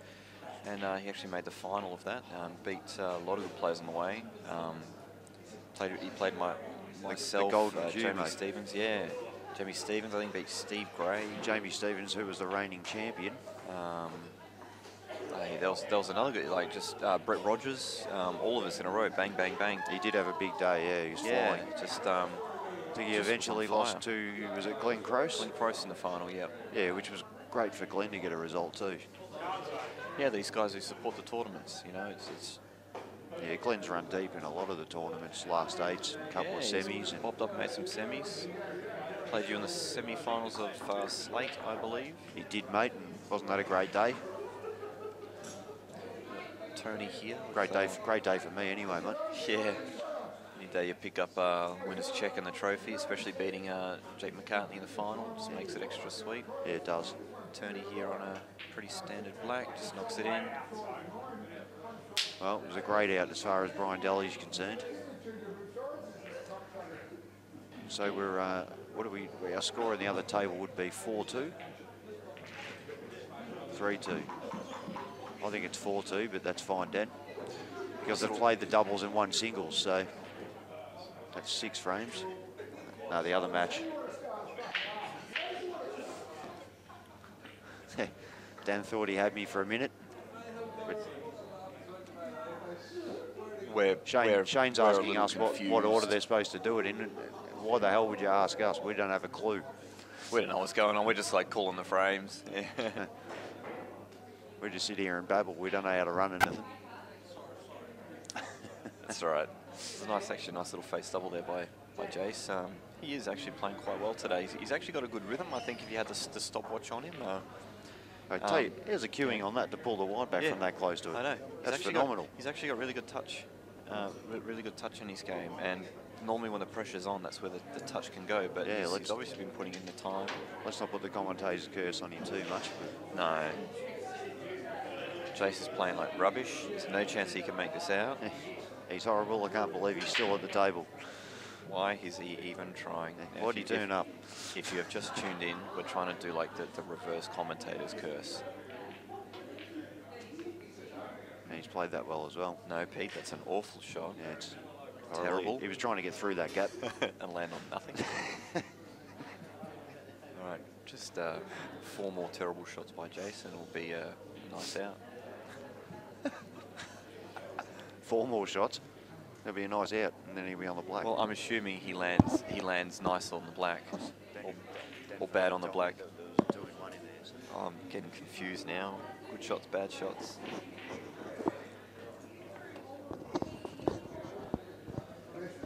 Yeah, right. And tell you, he's donning the thongs. Go Australian Day weekend. He doesn't mind the awkward queuing, does he? It's actually, there's a bit of pace. Come around the table. He's hit that well. Jeez, that's kept going. That's all right. He can cut that in, plant straight into this red. Oh, yeah, looking at the table, that's definitely on. Probably looks a little bit thin on the camera. Couple of Probably options. looks a little bit thin on the table, but he can still get it. It's doable. It is doable. Should land on one of the two reds. Just try and take a bit of the pace out so the white stays in the middle of the table. You know what else is doable?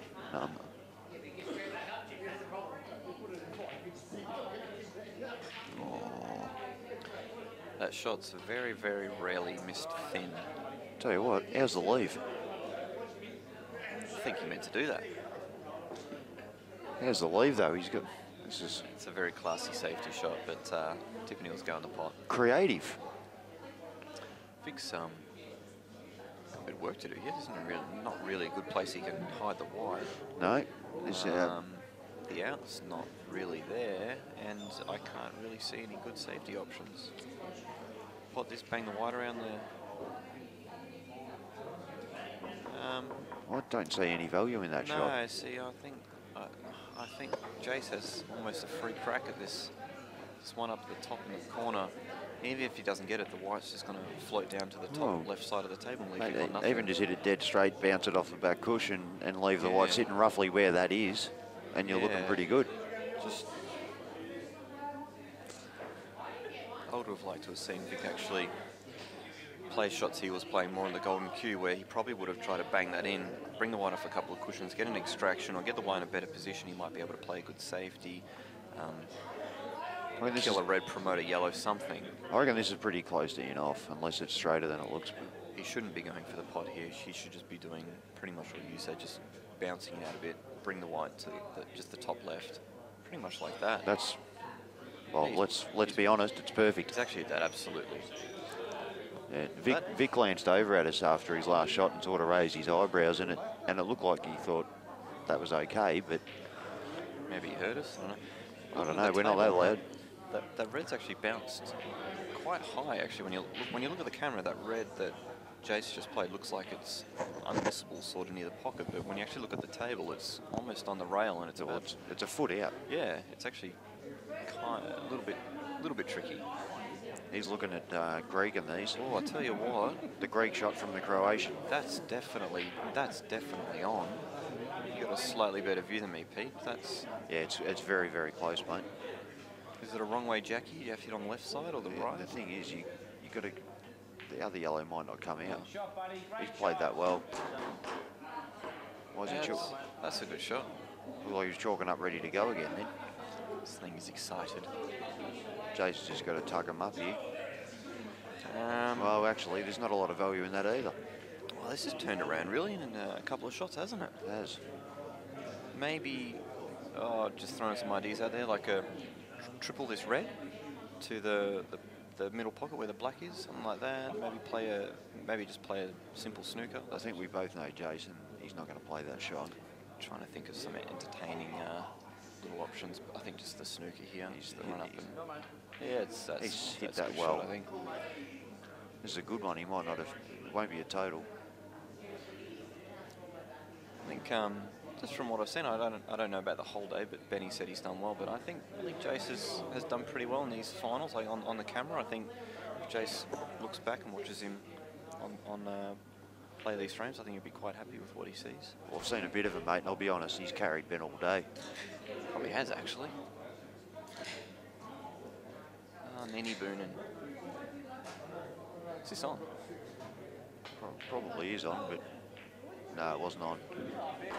Oh, that's a great shot. Well, I reckon he's on one of the reds. This may sound dodgy, I'm not sure, but with players like Vic and Jace, it's actually tricky to call their frames, and it can be tricky to know what they mean or not. I think he meant that, but I'm not totally sure because it looked like he was going for the plant on the yellow, and if that was the case, then why would you want the white there? That's exactly what it looked like. I thought he was trying to do that after he's hit it, but look, we'll give him benefit of the doubt and say great shot. Yeah. It's actually Buzz has knocked in a half-ball black to the corner pocket and actually knocked in Shane Lee's yellow. Oh, what a great effort from Jace there. Tell you what, these guys are playing a very nice frame here.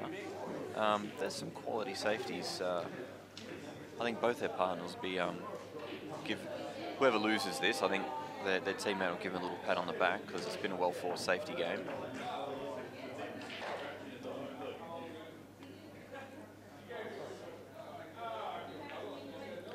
Can't ask for anything more of your teammates for them to give their all, and that's pretty much what they're doing here.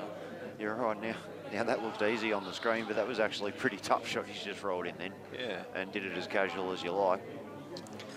Now he's really got some work to do.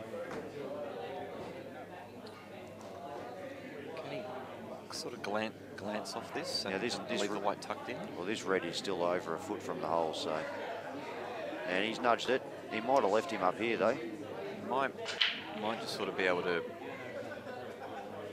play into that red and leave the white touching the yellow sort of thing. I'll tell you what he can do. He can just pop this straight across the table. Just knock it in. Or he can just play the same shot, nick it, and sit behind it. Which, if he gets it, will be a great shot because he'll leave the red potable and make it very hard for Vic to play the same shot without leaving him on the middle or down here.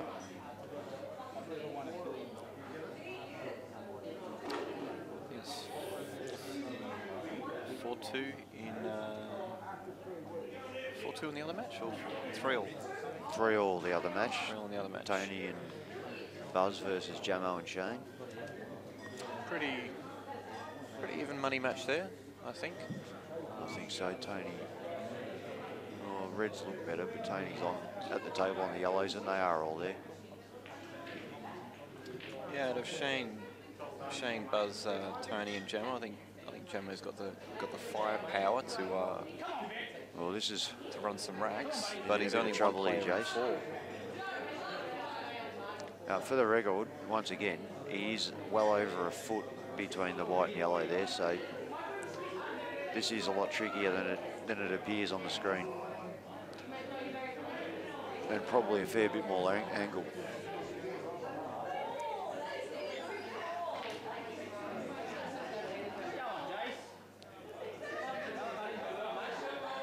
And Jace is just, well, if he knocks one plan in, it's all over. Doesn't even have to if he doesn't want to. He might. But where they are, you probably would.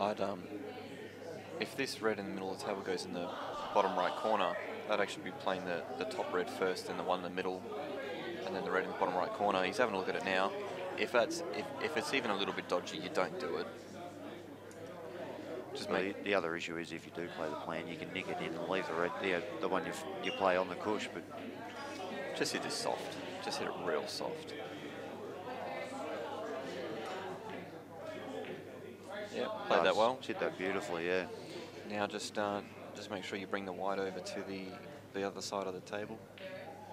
Probably won't really matter, but might as well make it a little bit easier on yourself. He needs to have a look. He was about to run that. That's it. Now he's thought about it, so you're basically just playing a stun shot here.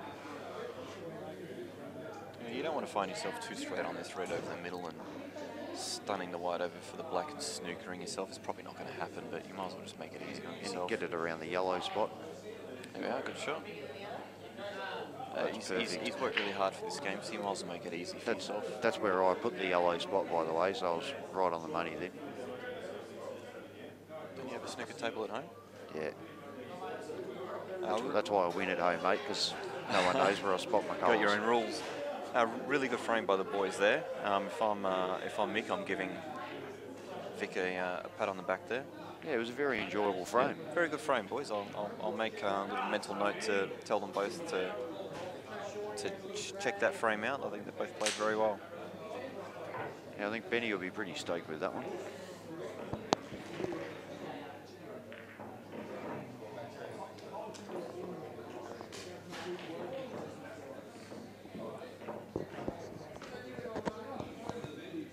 All right, so it's tightening up again. So now Jason versus Michael. How'd you play today anyway, Pete? Played pretty well, actually, mate. We had a ripper day, Steve Thomas and I, and flew through the round robin, smashed everyone. And, yeah, look, drew Shane Lee and Steve Jamieson, and we just, we couldn't get it going. Did you finish early in the round robin? Mate, we finished the round robin, then went straight into the knockout, where the last table finished. All right. Slowest group of all time. Yeah, I think some of the tables, like if you just have a couple of matches that went long, and I think there was some playoffs as well, which is actually a pretty low chance. Yeah. You know, when you're considering it's on wins and then percentage, like to have as many playoffs as we did, this Blake's not guaranteed. Yeah, to go on frame count back was amazing. He's only got half a pocket here. Only need half, mate. He's 4-3, played that good well. black tone. Half a pocket should be enough when you own the tables, mate. That's it. That's an interesting shot from Michael. Didn't actually see it. He just played a little safety shot to leave nothing, so he's just shown no respect to Jace there. Oh, Thought I'll just do this and you can't pot out, mate. Maybe trying to give Jace a bit of rope here to hang himself. I'm sure he is, but Jason's smart enough to be aware of what's going on, so they're all on here. If you can sneak that in front of the red, which I reckon there's plenty of room to do.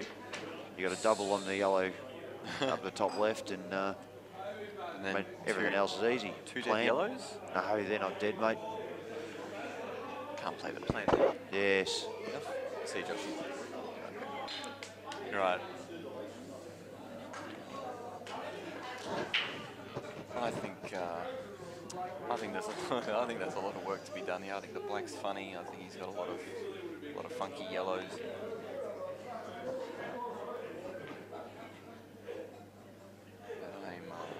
I'm probably a bit more of a steady Eddie than you.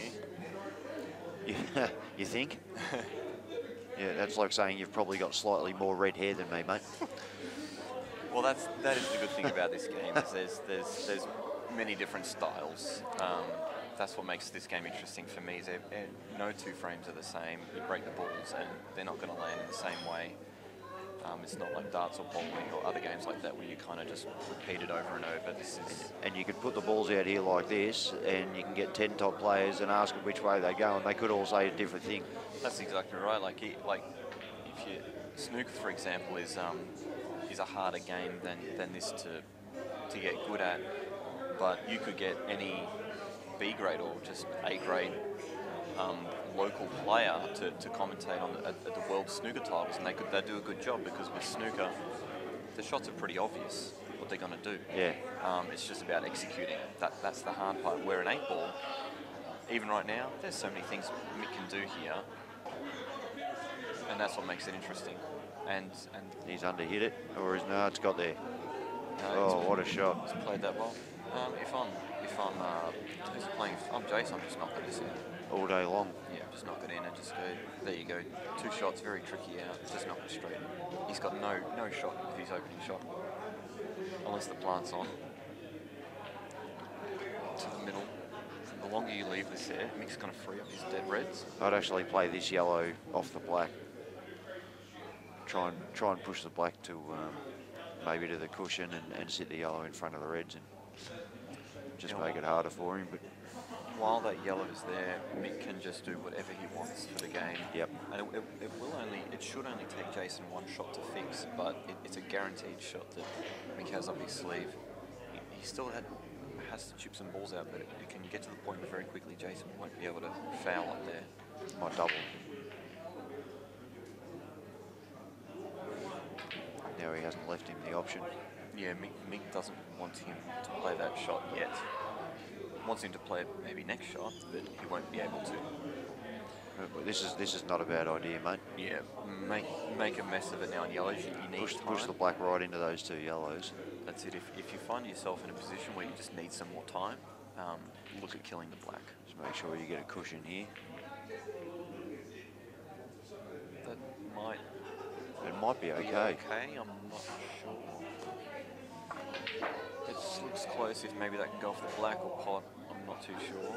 But it's not a bad result, because if Mick doesn't do something good here, Jason can actually get some nice little coverage down here and tie the black up. Yeah. Okay, so it was just on. Surely that one doesn't go. It'll Maybe go off the yellow, maybe off but the yellow.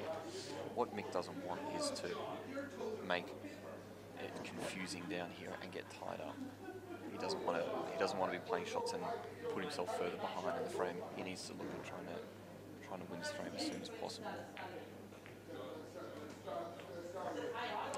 well, he must be going. Yeah, probably just put out now. Yeah, just want to go about the out in a way that he can leave the white on the left-hand side of the table anywhere, just near the left-hand cushion. This can sometimes be a little blessing in disguise for yellows in this situation, because if reds don't actually pretty much pot out from here, yellows probably go close to favourite. No, they're all easy.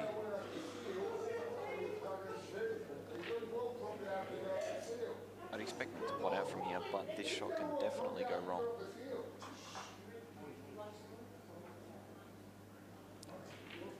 That's a really big close-up of his head there.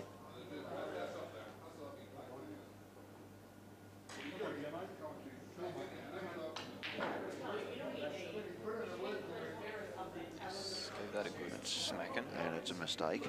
Yeah, I'm tipping he either wanted to come back further, so then he could play a nice control plan. I don't know why he didn't just land on him. Or yeah, I thought he could just land on it, pot one of them, and then play the other one over. I like the plan here. Now's probably time you've got to take the risk and play the plan. Yeah. But the white's going to move, and I think it's going to move. Yeah, but you can screw straight into the side cushion off it, because you're hitting it about a half ball anyway, so...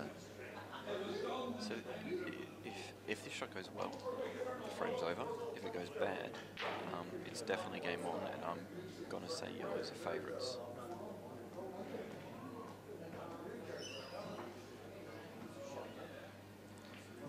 Whenever I'm playing a quality player and they can't make a decision and everything just looks bad, that's when you know you're in a pretty good spot. Yeah. Yeah, it gives you a bit of confidence, doesn't it? Yeah.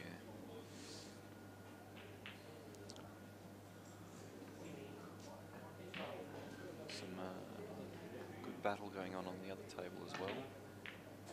No, he's got it nicely. Well, if I'm yellows, I'm absolutely taking this result there. He's pretty much got to play a control with the pot and stun the white off the top cushion to leave the white on the left-hand side of the table, or just a double and run the white through. I'd almost be tempted just to play the double here, mate. Yeah, well, you don't have to worry about the white then. You can just focus on the pot. That's it. I think this with the double, and he's one of the best doublers I've seen. I'd be playing the double here, and the white is naturally going to float down to the left-hand side of the table. With this, he's screwing into it. I'd probably back him to knock in the double more than this, and now he has to concentrate on the white as well. Yeah, and that's... I feel that was not the right shot. It's a terrible shot. There was just too much to do there. The degree of difficulty of that shot was quite hard, and it's 4-3, a lot of pressure.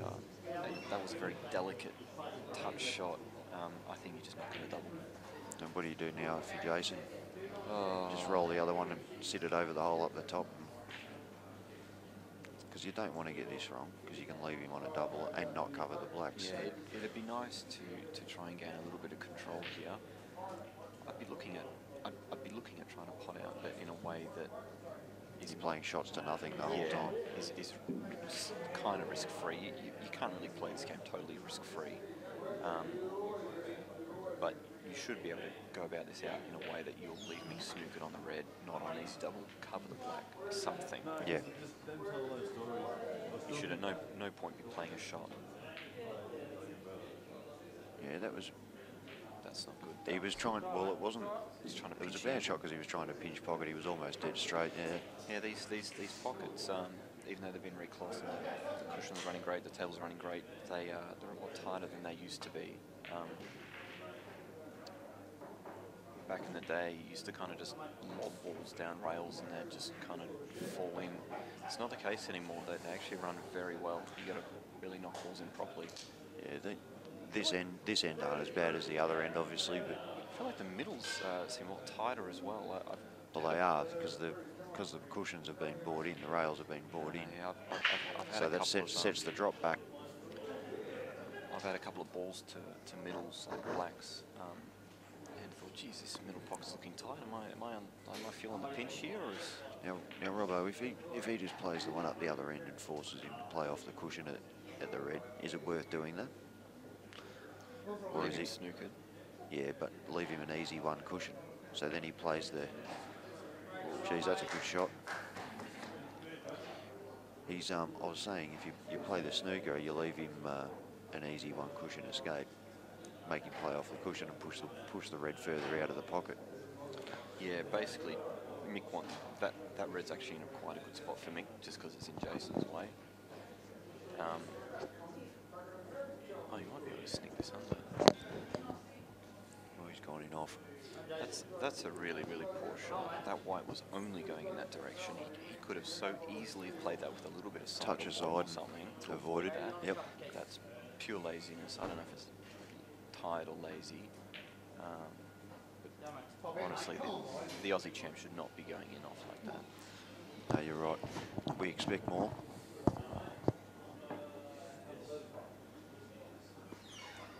It's nice to be the Aussie champ, but it comes with the burden of having to play good pool and sort of lead the way with. But you say that like it's an everyday thing. I cannot believe the bloke that Brian Daly's just mentioned. That was a bit. But there's Australian champs all over the joint the room today, so. Yeah. I know Jake's not won yet. Well, yeah, 3 Australian champs in the room, and Jake. Yeah, he's the exception. Who was I talking to? I can't remember who I said it to, but I said I actually think that the able players of the country should be congratulated for actually keeping the title of Jake for this long. Because I tell you what, I played him last night, and I thought I hit the ball pretty well, and I still lost. I think you said to me at one stage, in 10 frames, you'd made about 1 error, and you were 2 frames behind. So. Yeah, I was 6-4 down, and I think I made one proper mistake. I think it's amazing how inevitable it feels that Jake will win a title. Yeah, it's. You've still got 2 here, Jake. You've got to be a little bit careful.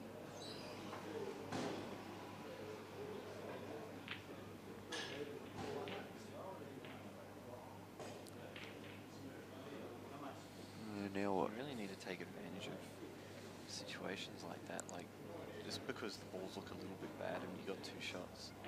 Well, he's going to have to take that one in the middle now. Run off 2 cushions and come back down, and this could get really dodgy for yellows very quickly. Yeah, it can.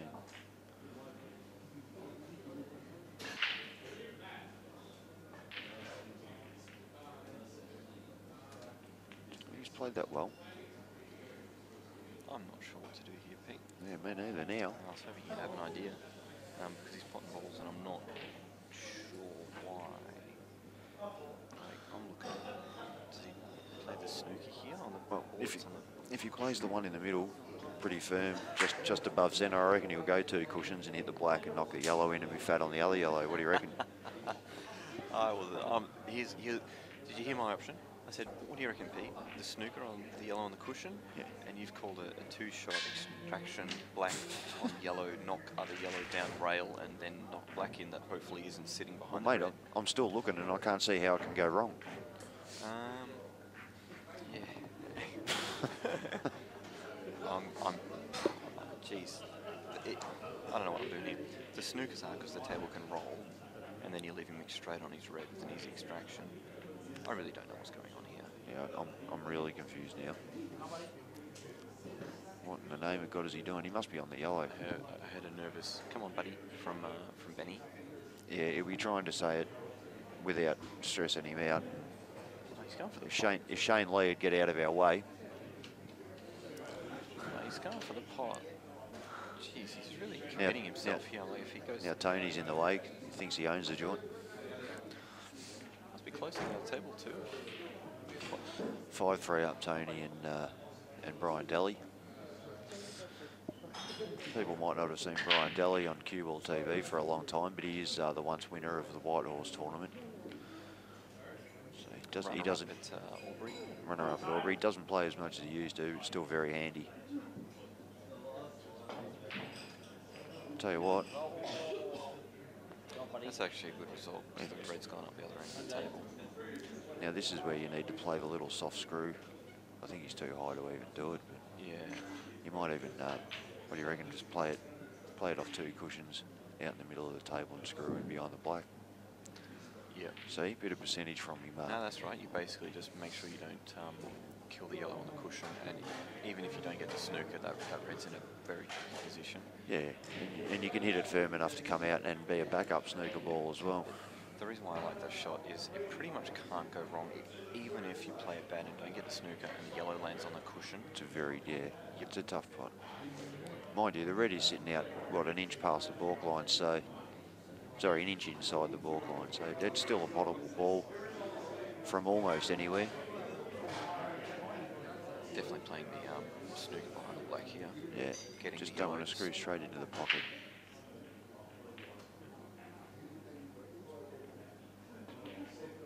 No, he's No, he was going the cut, not quite hit it. but that's in a good spot. Yeah, this is very tricky. I actually don't think we will take the pot on. I think he'll play it. Double it straight down. Jace is just standing in the way. Can someone please go and Jace. move his head?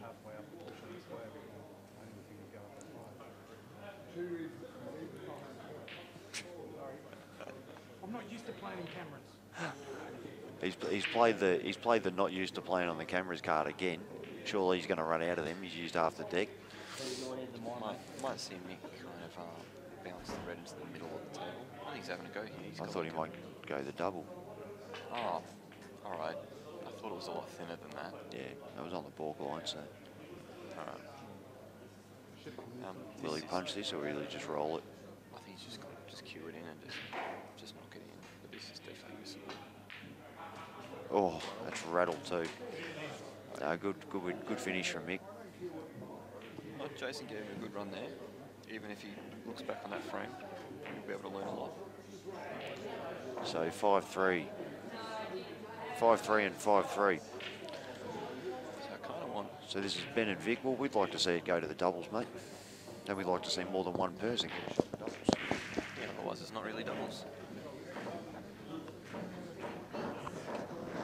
So, Gemma and Shane Leahy need on these last 2 frames to go to a doubles decider. I'm thinking. A couple of big comps on tomorrow, mate. Rack them up, having their standard public holiday comp. The Australia Day comp in Sandown Park, we've got a big one on as well. You can't, that's not just one you can turn up to, it's already, draw's already been done and sorted. But a fair few dollars, about 700 or so for the winner of that, I think. Yeah, there's a few around. There'll be a few around worth anywhere from $400, $500, $600, $700 to the winner and stuff like that. So there's certainly no shortage of tournaments in Melbourne. Will we see you at Rack 'em Up tomorrow, mate? Well, that's... I'm really not sure. I mean, I'm not going to go if you go. I mean, it's not even worth it. Well, I think you've won about 3 of the last 4 or 5 down there anyway. Yeah, what's that?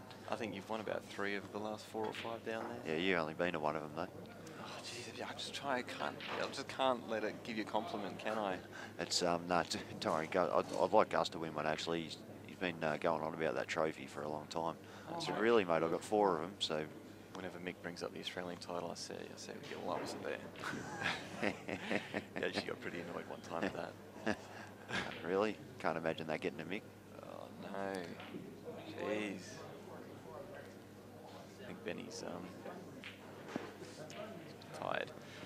Yeah, well, that's the thing. Like, I really do try and support all the tournaments by going to them, and I love playing. But we do really we are spoiled for choice with our tournaments, and I might see how I feel tomorrow, but I might have the day off. That's probably the worst attempt at an extraction I've ever seen, but he's landed pretty nicely anyway. Yeah, with an extraction like that, just a little tip: you don't need to hit it that hard. You lose all control, and it's 4 inches from a pocket. You only need to give it a little bump. It needs to move 1.5 inches and it's fat. Yeah, and even if you missed it, then you were on all these other yellows. He was on every other ball. Yeah. So. Hey, hang on though.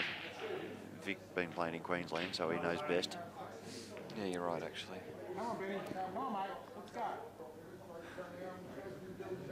I reckon Ben will be pretty happy with this. How fine is he on the middle? No, he's going to take the double on. He did miss one before, but it's a pretty rare occurrence. He said he's tired, mate. He would be tired. He didn't leave here till stupid o'clock this morning. I know that because I was waiting for him. It's got to be fun. Yeah, good times. It was actually pretty funny to watch. Yeah, all the boys are when they have a few drinks down here and carry on. Mate, it's good fun watching awesome pool players when they're hammered. Really can't go yard. He's hit that pretty well because now he can play this at the pace. He'll just kind of roll down the cushion in a rover and it will naturally come out for the other red. That's a great shot. That's a really good shot. He's actually had to play at the fair bit of pace. That was, if that did look easy, it certainly wasn't. Just a little bit awkward here. Yeah, a little bit hard to see the angle if you can. Might just have to back or yeah, sort of slide off the yellow. Just poke its head above the black and have a cut on it. It's pretty awkward actually. Yeah, it's kind of landed this funny little spot. I think you got to play your shot really. That's no good. He certainly played my shot, mate. He snookered himself. It's exactly what I would have done. That's where Benny of a few years ago, is he on that? Cannot possibly be on it. That's where Benny of a few years ago, for one, wouldn't have snookered himself there, and two, if he did, he would have knocked in the double. He's done it. He's done that pretty well in the end, though. He's put the black in the dead centre of the table pretty much and asked the question of Vic. He said, oh, he's going to take the double on now because he can.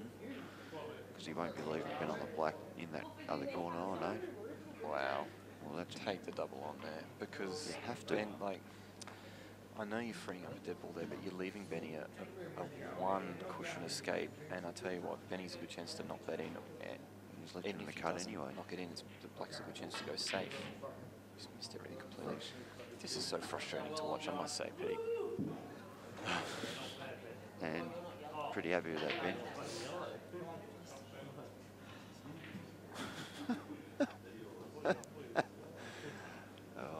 Bring on the out of form, Noonan. This is awesome. There might be some life left in this frame. Yeah, it could be a bit of golf left. No, not anymore. No, that's all over. That is all she wrote. What I call the two-shot confidence. All of a sudden, all the pressure just leaves you. Yeah. I'll tell you what, he's hit that like a bit of a fairy, but it's okay. Yeah, I think you try to actually hold for the one. I agree. But like I said, it can be hard to call some of these guys. Whoops. Why did he put any side on that? It was natural to be perfect. He's almost done the only thing he could to muck it up. Right, just run it down, don't think about it.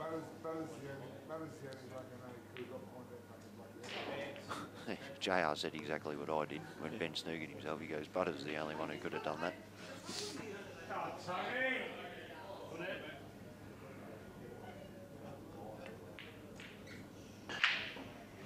And that's all she wrote. That's it, it's all over. So Skeza and Vic in the final. I think Jay's probably played better than Benny in that match. Yeah, I reckon you're right. I think Vic did right. Vic did his job. And Michael played well. Yeah, I don't think Mick played overly great, but still probably won all of his frames, I think. And that's pretty much what matters, really. So Tony on the hill. That's not a bad shot, Tone. Yeah, promoted the yellow into a good spot. White's on a cushion. This is hard to control. Would have been lovely for him if you got the yellow about another 6 inches, even a foot up the table, though. I'll have to talk quite quietly here because they're actually only a few metres away. Yeah, that's all right. Hang on, there you go. They You can won't see mind, my mate. ugly mug in the top left of the screen.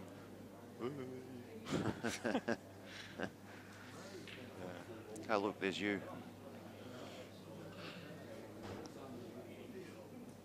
Hey, Kale, you in bed? Been good to Mum? It's my little boy, 3 months Tell old. you what, we're getting a bit spoiled for cameras these days, mate. We've got cameras everywhere. We keep trying to raise a bit of money for Dan to, you know, go out and get himself a manicure or pedicure or something. He just keeps buying cameras. I know. He's doing the. He got a haircut too. He's Yeah. did something for himself.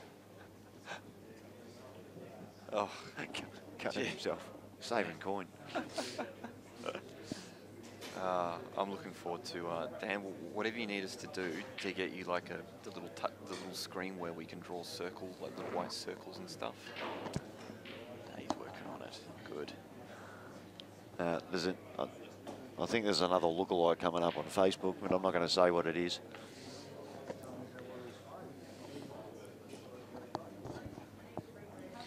I'm happy Mick's won because he's lived with him and he's a good friend of mine, but now means he's my ride, so it means I've got to stay here for a lot longer. Well, me on the other hand, I think Benny's staying at my joint, so I can go now. I'm not doing this by myself. It's all right. I'll send JR over for you, mate. That's the sort of good bloke I am. Fun but draining. Like depending on how Gemmo goes, maybe Gemmo might want to jump on. How about we just give the mics to Barry and JR? Barry and JR. Two guys that had the most drinks in the room today. We'll have every viewer ringing, sending us messages going, what did he say?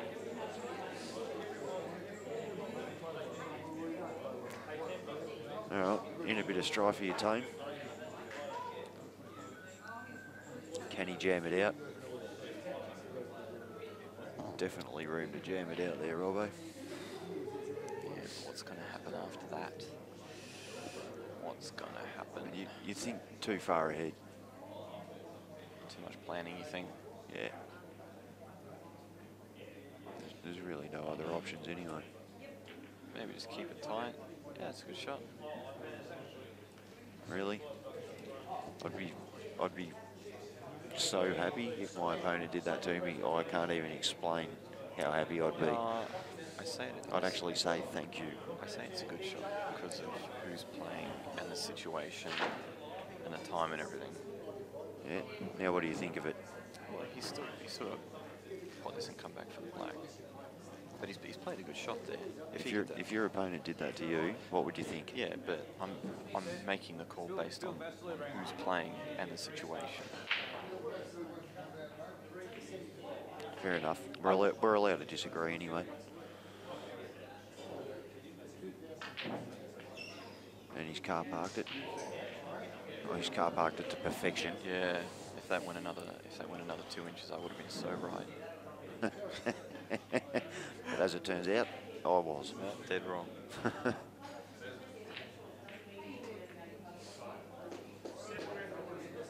right. Oh, I thought 5-4. Oh, I thought they shook their hand because the match was over. It confused me there for a second.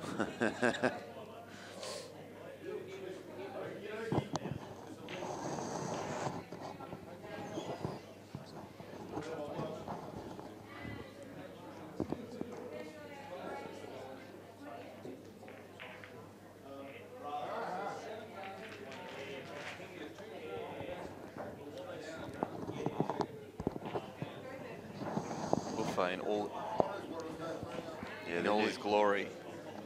The new JR in all his headwear, glory. dig it into the head a bit. That's better. I've just given it the old bend.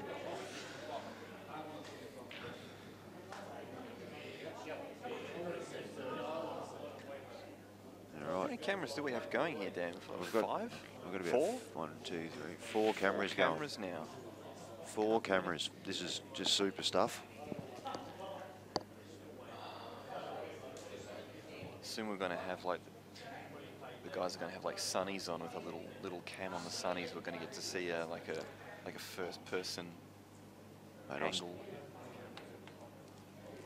Once you get pocket cam, like in the snooker. Pocket cam. Oh wow. Just not when Vic's playing because he'll break them. Yeah. Well, we are at Potters, so toilet cam was always an option here. Long story, viewers. One you probably don't want to hear. And you can probably imagine. A story that doesn't really need to be told. As long as you know what the subject is, you can probably figure it out for yourself. not the current owners or anyone to do with the place anymore, but anyway, yeah, very wrong ago. You can always tell who's won. Mick's got his chocolate bar, he's going around looking at all the photos of winners of leagues and tournaments. walking around looking at the photos of himself on the wall. Big grin on his face. Yeah. Strutting. Oh yeah, he's taken a selfie of himself with a photo of himself. Look at this. Taking a selfie of himself with a photo of himself. Robbo's not lying, ladies and gentlemen. He is dead set doing this. He's I've just never exceeded. seen that before. He's just exceeded all gayness I thought he was capable of. Here we go. He's just going to put it in front of the camera so we can just see what he did. Unbelievable.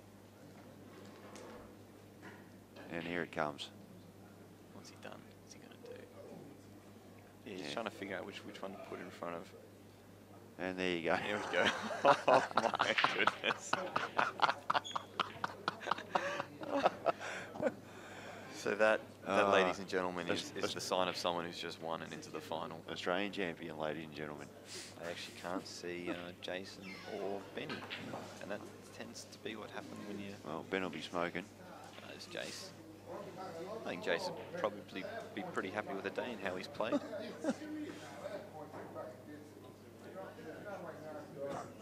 And there's in the JR background is JR again, yeah. He's on a Bogues number 30 and he's doing his war stories and jokes. He's always great for a laugh, he is. Alright, Buzz is in pretty good shape here. Yeah, we've got a big pocket up the top for the black. Try and keep control of this white, just sniping a few balls. Yeah, back him to make this out from here. Yeah, a little bit of work to be done, but ideally, you'd probably want to take the one down the rail now.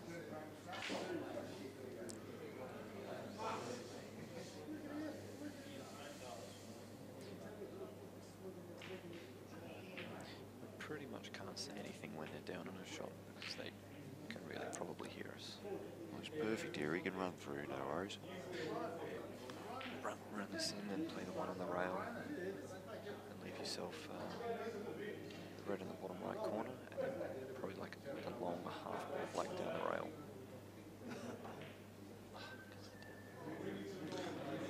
Or you could go the other way, Mark. And play this, I was going to say play the one in the bottom right now. And you go straight get across fat, straight on the one down the rail. Then your black's easier. I'll tell you what, Pete, either option, you had to knock in that red. Yeah. And I don't know, for any of the viewers that were watching the Potters Cup when the final was on with you two, you and Michael, that is Mark, there was a conversation in the background between JR and Barry Wakefield, and I swear to you right now, it sounded like they were both speaking Latin. They were the only two guys in the room that could possibly have understood each other at that time. I've never heard anything like it. Drunk code. Phenomenal. There was more charades going on than speaking, but it was phenomenal. And it all seems to be beginning again.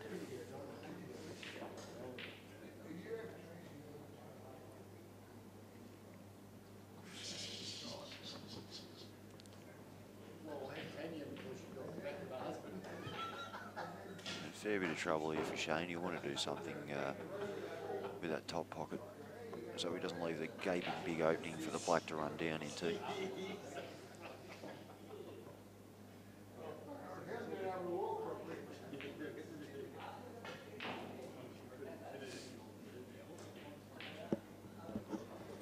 Well, a couple of good positional shots and he can still get on all his yellows.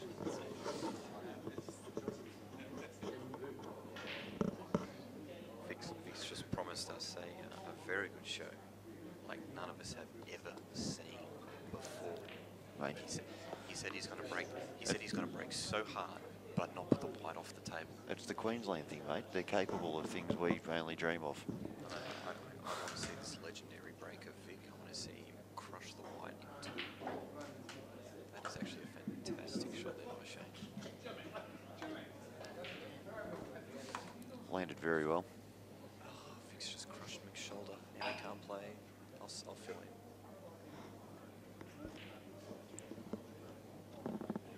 He's just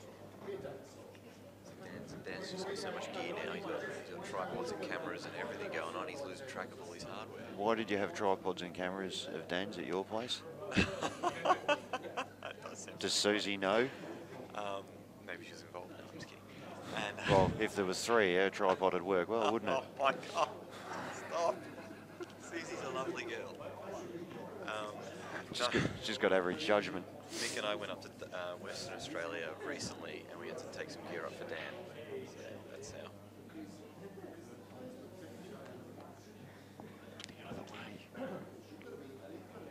I think the boys forget there's a camera there sometimes. Bloody amateurs, I'll tell you.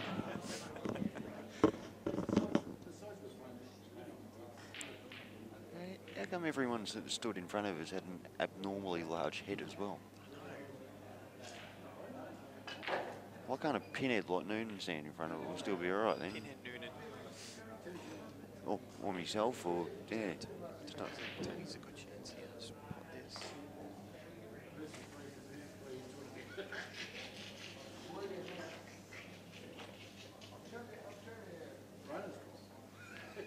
I'll tell you what he's a good chance of. He's a good chance of standing in front of the camera too, because he's got not the smallest con of all time either.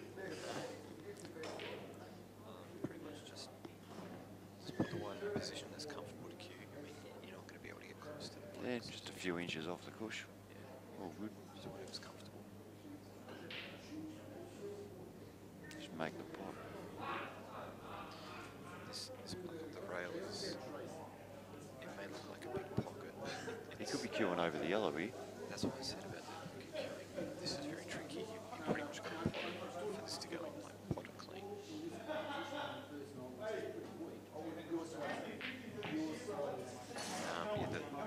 Yeah, the pocket wasn't really a big pocket. If that went off the yellow, then the black was potting anyway, even if the yellow wasn't there. What did I tell you? Said he's a good chance of standing in front of the camera, and he did.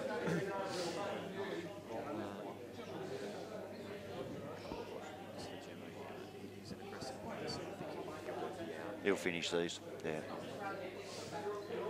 think if you want to be a pro in tournaments, I think you've got to take these off. You can take them on as shots to nothing if you leave the one yellow cover and the black to last.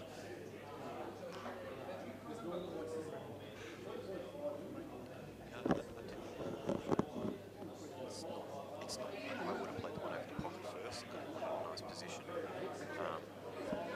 Tell you what, the black will go close to dropping here if you hit it right.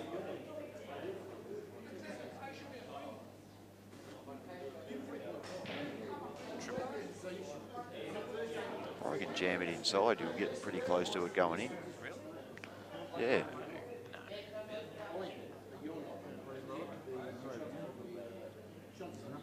How far out is it, mate?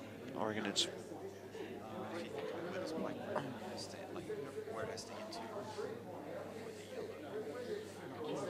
This is where we need a 5th camera, Dan. We'd have one if we had the other tripod. Need the roaming camera. Get the screw lines going across the ceiling, just floating down. Maybe like a light shade cam.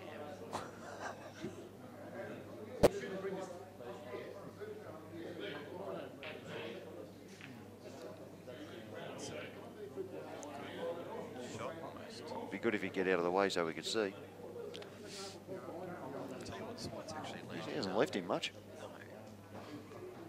This is actually. You should just be able to play a very basic snooker, but at least it's. Yeah, but it's a risky one. A little bit of a twitch under the pump and you miss it. I think you've almost got to go to plan because you down here. That's insane. You can just glance off this yellow one. Safety, goodness. Mate, I'll tell you what, I learn something every time I commentate. And what I've learned today is you are no fun at all. I know.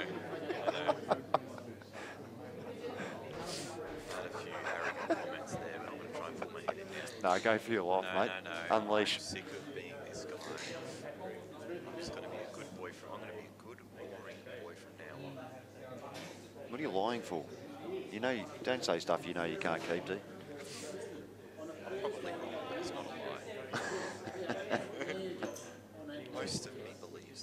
right at the moment when I said that, I did believe it.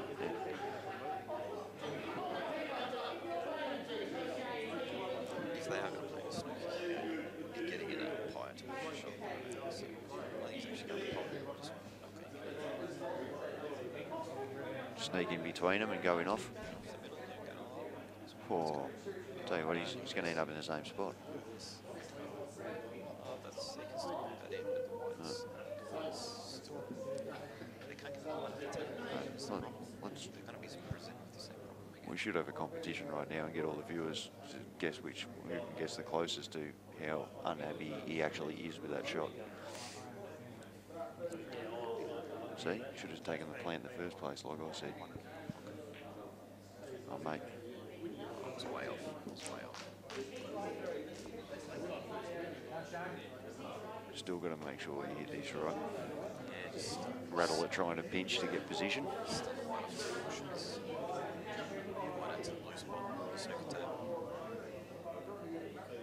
My blue spot or the normal one? Not yours, I think, a few crazy rules. I just know when you hear about you knocking in 155s and stuff like that. You're going to get whiny to like deliberately foul the first shot. Just like get the one behind the yellow. Mate. Tell you what, get an umpire on this, that is close.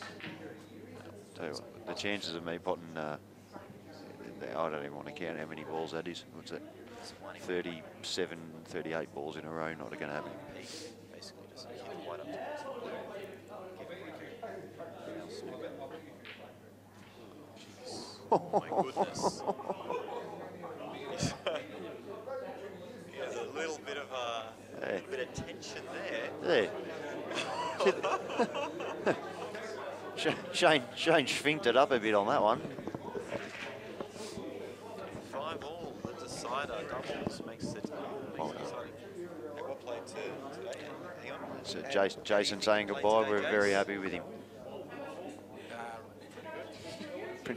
And there you are. There you are. He's given us a real good insight into his day there, Jason. How do you find the tournament and your day in general?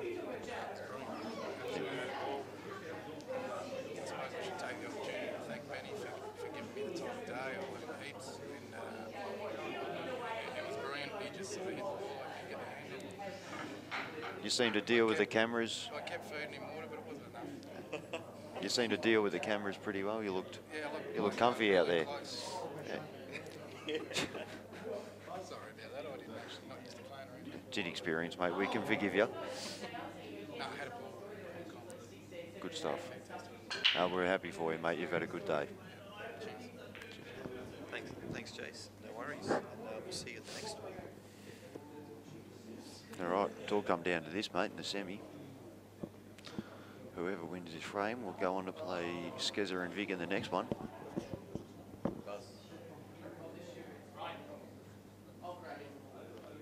And if these peanuts can keep remembering that there's a camera there. Well, he does have a smaller head than the other guy, so we could see the table. But it's good. So what's that? So Buzz is broken, dry broke? That's 7 of each on the table, so I'm going to go with yes. As I said, once you've discussed it all, you can't talk to him again until the visit's complete. Shane's just talking about the synergy between them two. He's got some good vibes. He's got some good feeling. Pretty sure Shane doesn't even know what synergy is, but it sounded good at the time. I actually said that pretty quietly. I thought he definitely heard it, so I'm just wondering how much these guys heard what we did say. I'll tell you, mate, I think you're a little bit too precious as far as making noise. These guys have got JR about 6 metres from them. They're not going to give a crap what we talk about when they got him in the room. Well, between the two of us, we can't seem to predict the shot that they're playing. So either they think our advice is rubbish, or they can't use it. Or they just keep thinking our ideas are good and can't decide on which one of them to take. We're confusing them with good options.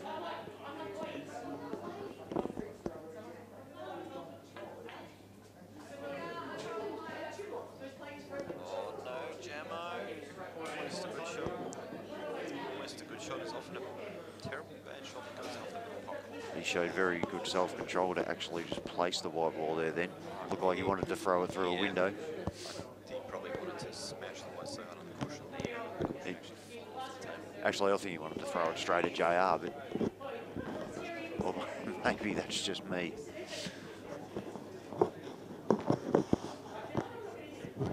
So 2 shots open table for the boys here, so they'll be having a long discussion because it could be the last one they have during this match.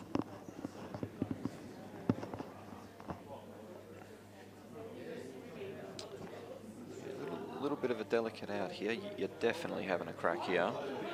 2 shots, balls are there.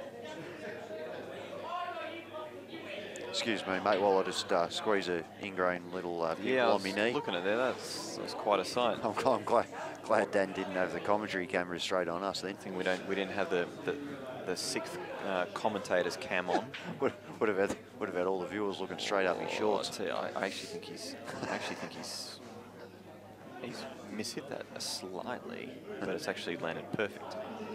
He didn't mishit it terribly. But you saw from his body language that the white got away from him, but it's actually turned out pretty good.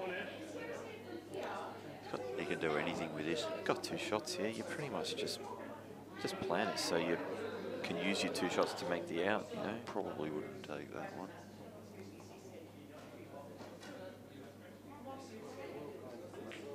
That was the longest pause of all time. I know.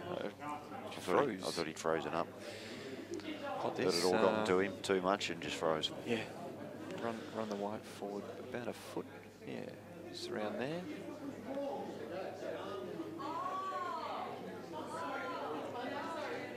I'm probably just... Whoa. Yep, that's all right. I'm probably just guaranteeing myself 2 shots on this red below the black that doesn't really seem to go anywhere, but with 2 shots you should be able to set it up with 1 and the black's out in the open, and black goes in at least 2 pockets this end, so yeah. I'm thinking something like doubling the red over to the bottom left hand corner pocket, then the black in the right hand middle. And although these all look easy, this is the deciding frame in a semi, so and it's very fair bit of cash today. So yeah, a lot of money, $2,000 to the winning team, and we've been here for quite a while now, so you start to get a bit tired. Yeah, he's played that well. Yeah, but he's pretty much spot on. I've got to be quiet here. I don't want to put him off.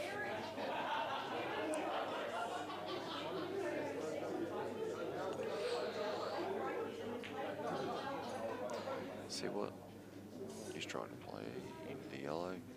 What he did there was, it looked like he was lining up to play it softly off 1 cushion into the yellow to hold for that same pocket, and then at the last moment he decided to play with bottom and double it over. But he did all that when he was down on the shot, and he had to get back up and reset. He hadn't had a good look at the angle coming back across at all, and he's run straight into trouble. He's realised he didn't like his first option, so you need to get back up, reset. I think you need to hit this firm off the back cushion into the yellow and run the red off back in between the black and the yellows and get it long. Yeah, that was the shot, but I think you had to play it off the cushion and get distance on the white then. Because really, sometimes in these situations, I don't actually like to cover the pocket like that. Because now yellows have all the time in the world. Like yellows have 4 dead yellows. I think you should have. If you watch Jake play that shot, I think Jake is bumping that out into the middle of the table into a nice position where it's hard for them to lay a snooker, and then he's got actually ball to work with. Now that red, yes, it is in their way, but they'll be able to move it with another yellow. Yellow's a favourites big time right now. It's you wouldn't wish to be on reds.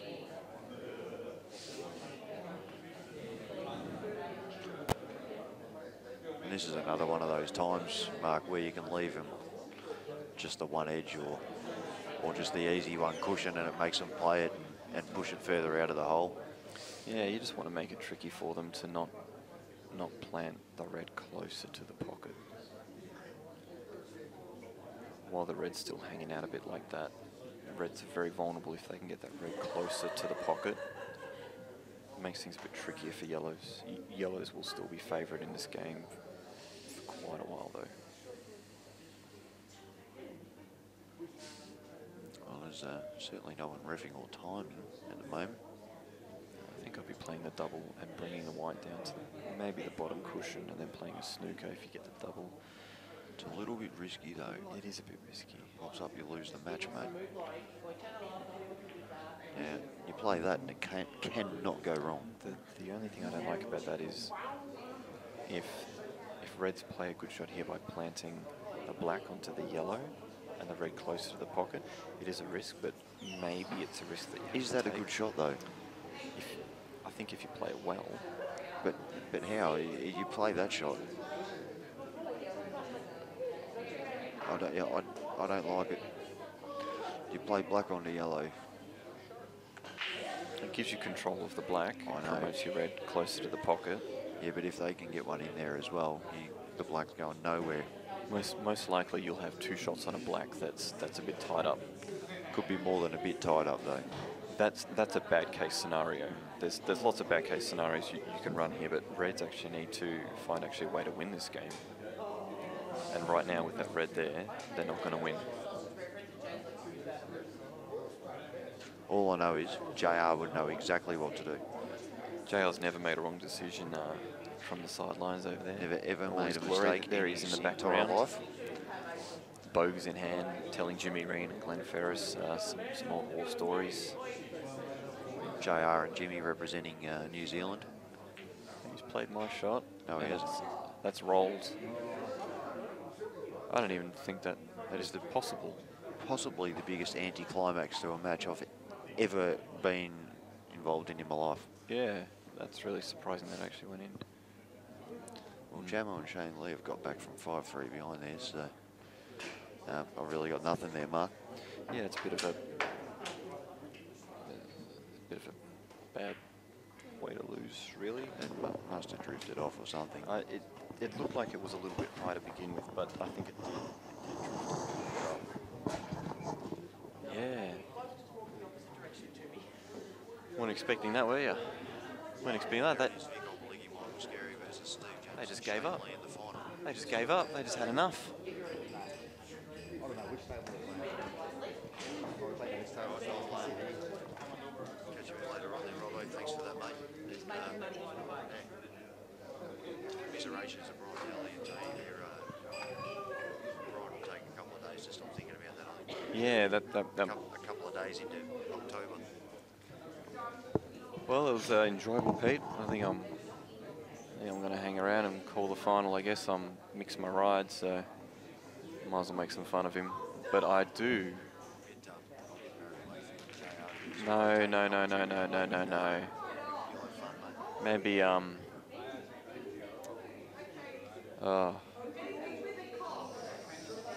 maybe. Yeah, actually, a timer. Yeah, that's...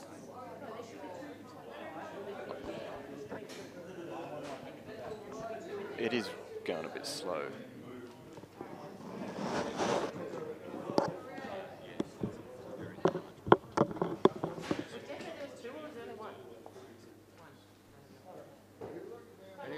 Anyone vote to do the fucking wants to do the fucking timing? Net timing. The white piece of paper, how many were there? One or two? 6. Right, you need 2 more of them. You need 25 short on both. They only got 1 and then they only got 1. Yeah?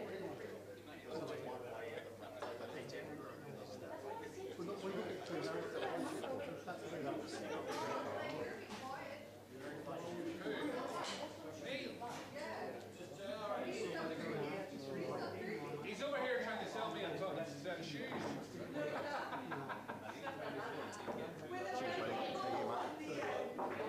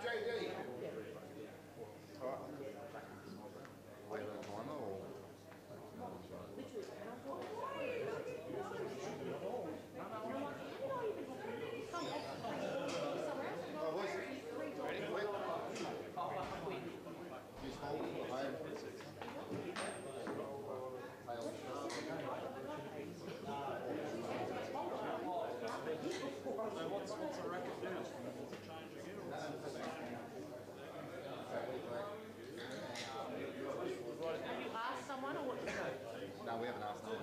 Jim and Randy, you hanging around?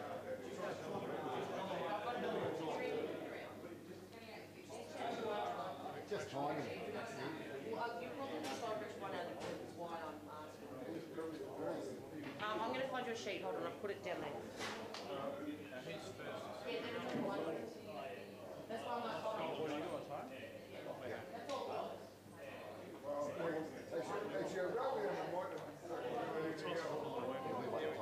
Oh, you want it?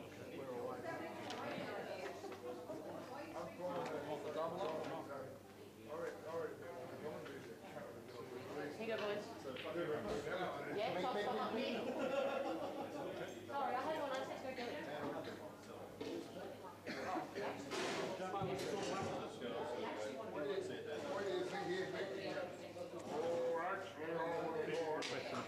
Cheers, mate. Very good.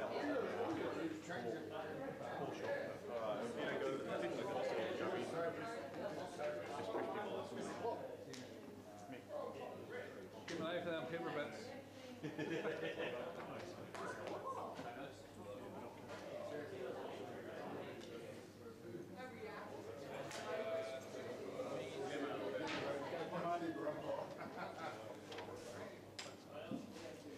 Dan, see you later, mate. Robbo.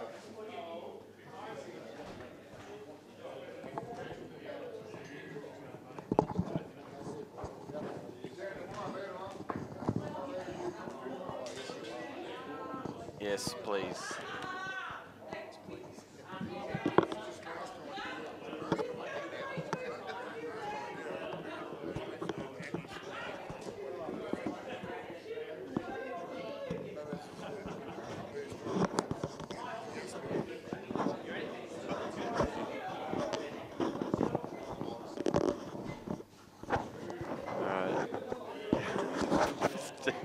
JR's just having some trouble with his egg here.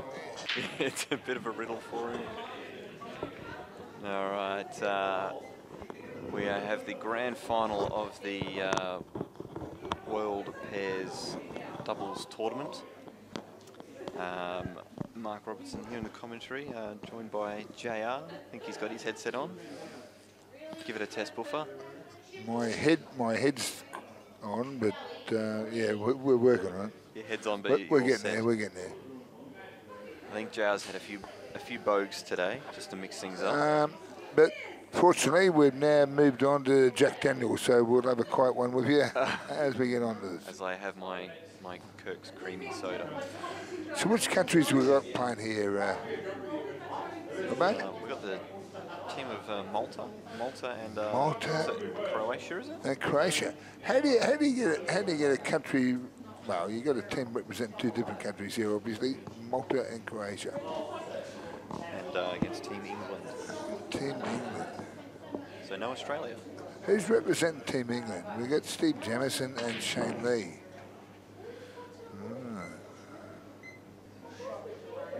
So we got Nick on reds here. Not touching, and that's a good result there. If that was touching, he'd probably have no shots. Not touching on the reds here. What do we got? We got obviously Robbo won the Australian singles title a couple of years ago, and I think Mick Scary's the current Australian singles champion. That's it, but he's playing for Malta. Malta? He's playing for Malta. Oh, you got to be kidding me!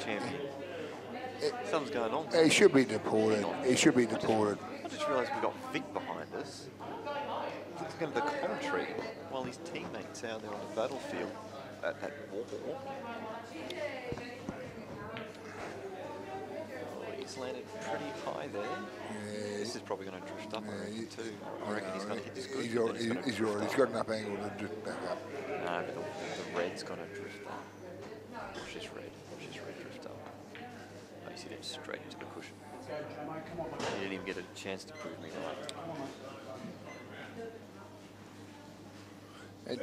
Jamo's interesting character as well. I mean, he's, well, when we say new on the scene, he's only been playing in Victoria for the last 18 months or whatever, but he's I think he was a professional, semi-professional snooker player in England. Very, very good potter. Yeah, I know him. He's got his experiences from snooker. Great potter. actually an entertaining play to watch. He really takes the game on it, as you can see already. He's going to have a dip. He certainly won't die one. The reason he does it, same as Ben Noonan, he hasn't got a clue about tactics, so no, actually Ben has got a clue about tactics. Benny is actually quite a smart player. Yeah, He just can't be bothered. Can't be bothered with it. He'd rather just knock in a crazy shot than cover a few pockets or something. Ben prefers to play best of 35s rather than best of 3s. Yes. Don't know if this yellow runs up the cushion inside the red, or if he's That's just a going dodgy to one. play for a double. I think he's got a double back in the middle. Yeah, so do I. Right. First up, he'll be obviously taking the one he's nearest to and getting rid of the other. Mop up these two down the centre of the table. Go up for the You would think so. 30 seconds. I mean, the general way you go about things is you mop up the balls down the end of the table at the black, isn't it? But sometimes you have to do it the opposite way around.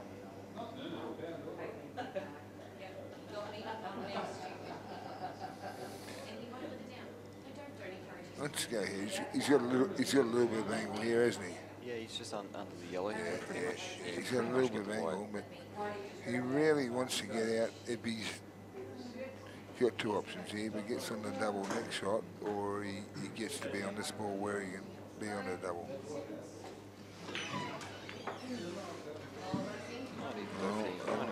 Now, obviously, yeah.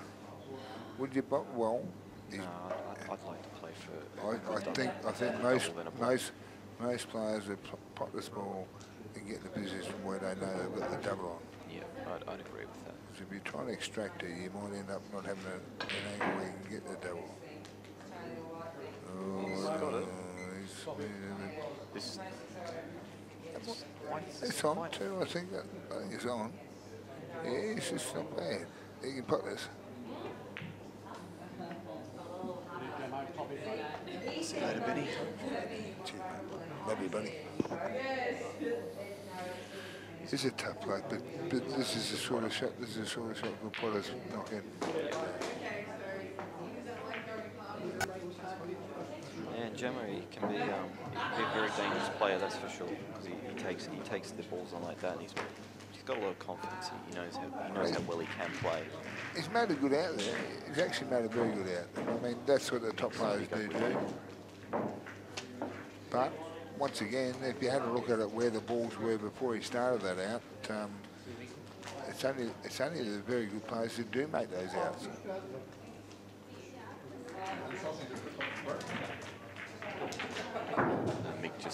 Mick just angrily knocking in balls left, right, and centre. I think Mick's just putted more balls in than he has all day.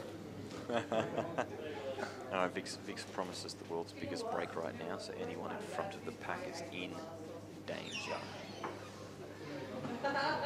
Vic Opaliki is another bloke. He's been on the scene for a long while. He's dumped the white. He's done a Benny Noonan, but he's dumped the white off 3 cushions. But he's actually been playing the game for a long time. But it's probably only over the last 12 months that he's actually getting any recognition for his efforts. Runner-up at the Golden Cue, finalist here. So yeah, he's starting to make some appearances late in the tournament.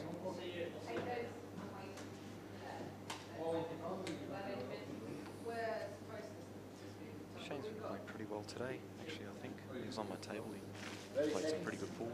Seems to be playing a little bit more. Yeah, Shane Lee, he cues the ball very well. He cues it. Well, I think he's had been playing a bit of sneak, so he cues the ball very well.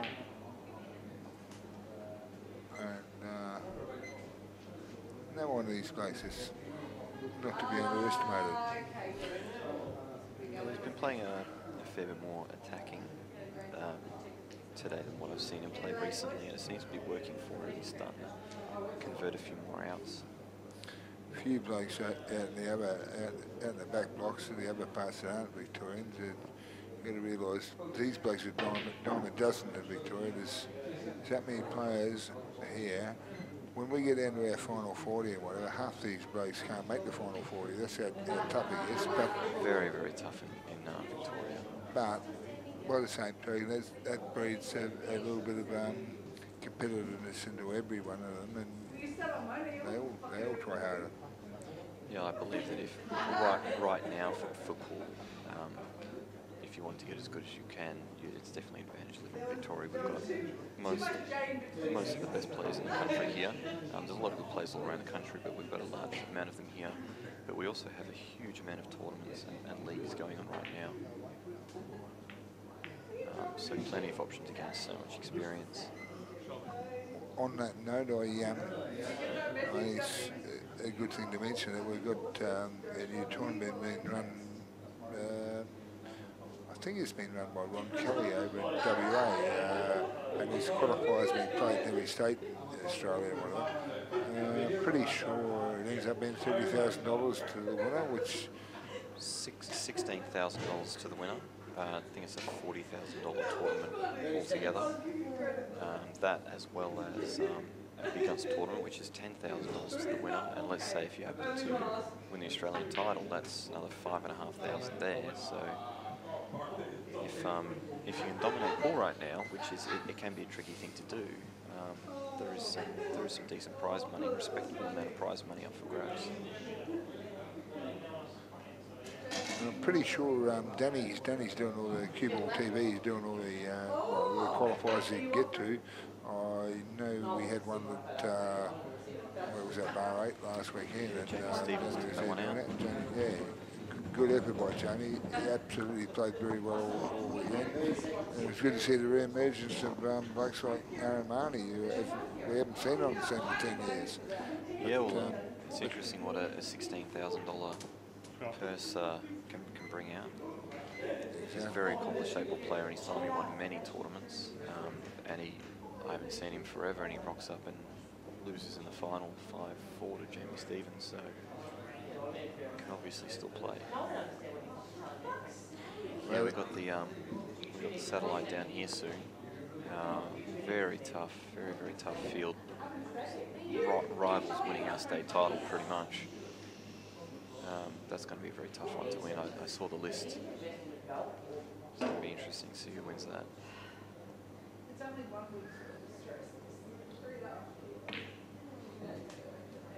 So that's a great job by Shane there. That's absolutely. You're obviously watching what's going on here, and he's played a superb shot.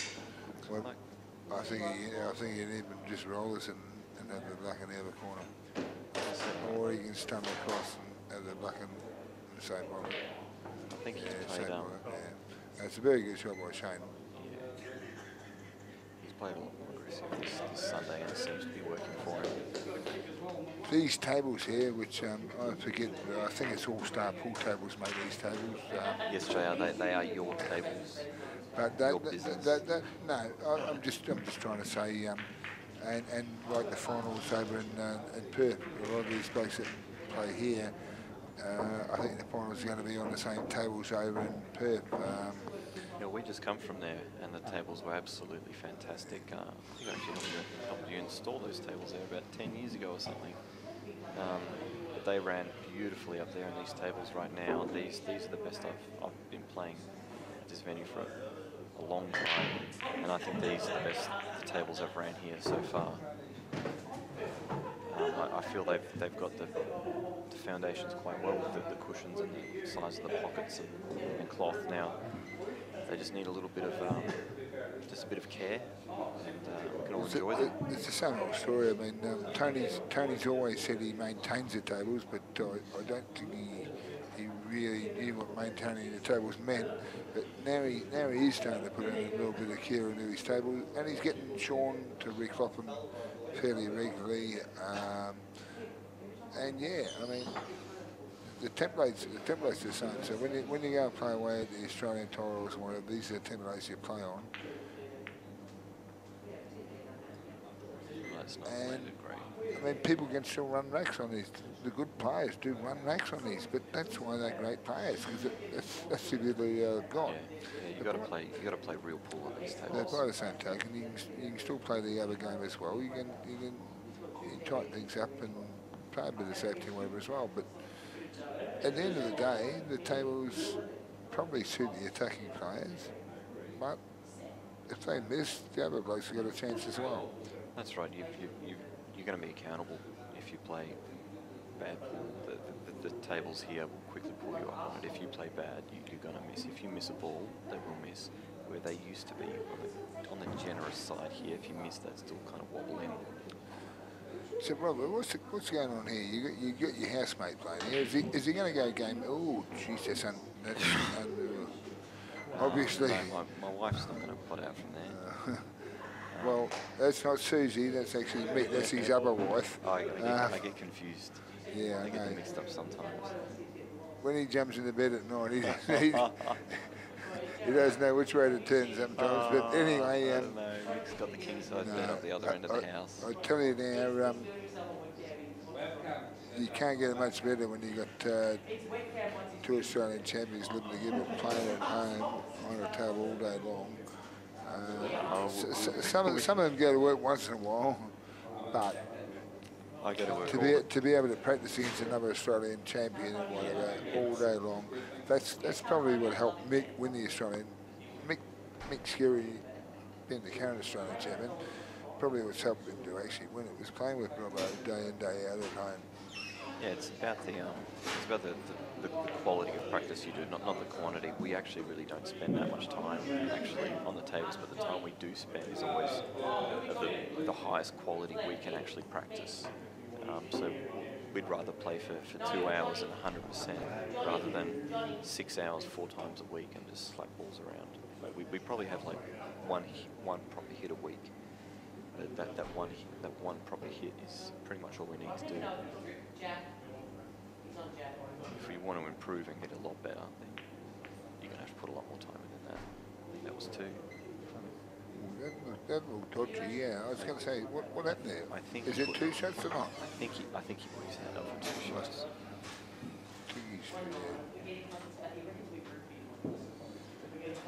Two shots from here. It's still not easy, but to be honest with you, a bloke at mixability, you'd probably be expecting to go game here, wouldn't you? Definitely. I think he'd be disappointed if he doesn't go game. And if he's lobbed on the ball in the corner pocket first, yeah, he's absolute. This is where I just think the practice. And then this picture, yeah. This is a nice picture. I'd be very surprised if he doesn't go game here. I need this picture all the time because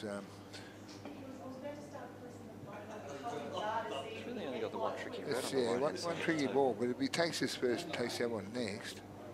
He does have 2 shots though, so he can just kind of set them up. I'm just thinking, if he takes this ball first and you play this tricky ball next, the black's still not easy, but I don't think it's going to end up being a problem. The red on the right hand side of the table does go up in the top right hand corner pocket.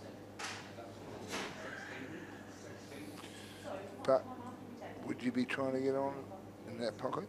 Not with 2 shots. I think you shouldn't be playing any shot that's... Oh, yes, he's actually played to get on it there.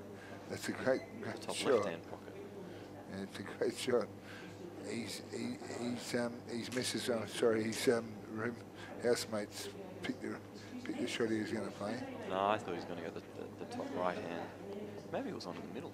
No, I thought that's the pocket you were saying he was going to play. No, this is the left. Oh, I don't know. If you hold your hand up in front of your face and you put like your index finger up, thumb out. Wow. Oh, all of a sudden, it's no easy out anymore. He might have to play the double here. He's got the red down the rail. I think he has to play the double. He should have missed that. It's a bad shot.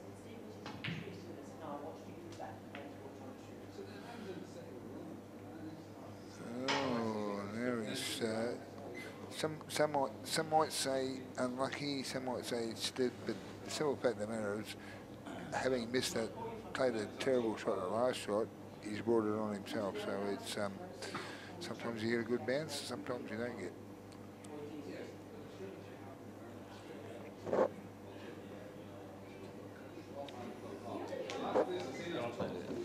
Obviously, a total snooker, so he's made contact with the ball. No problem. Doesn't have to make contact with cushion afterwards.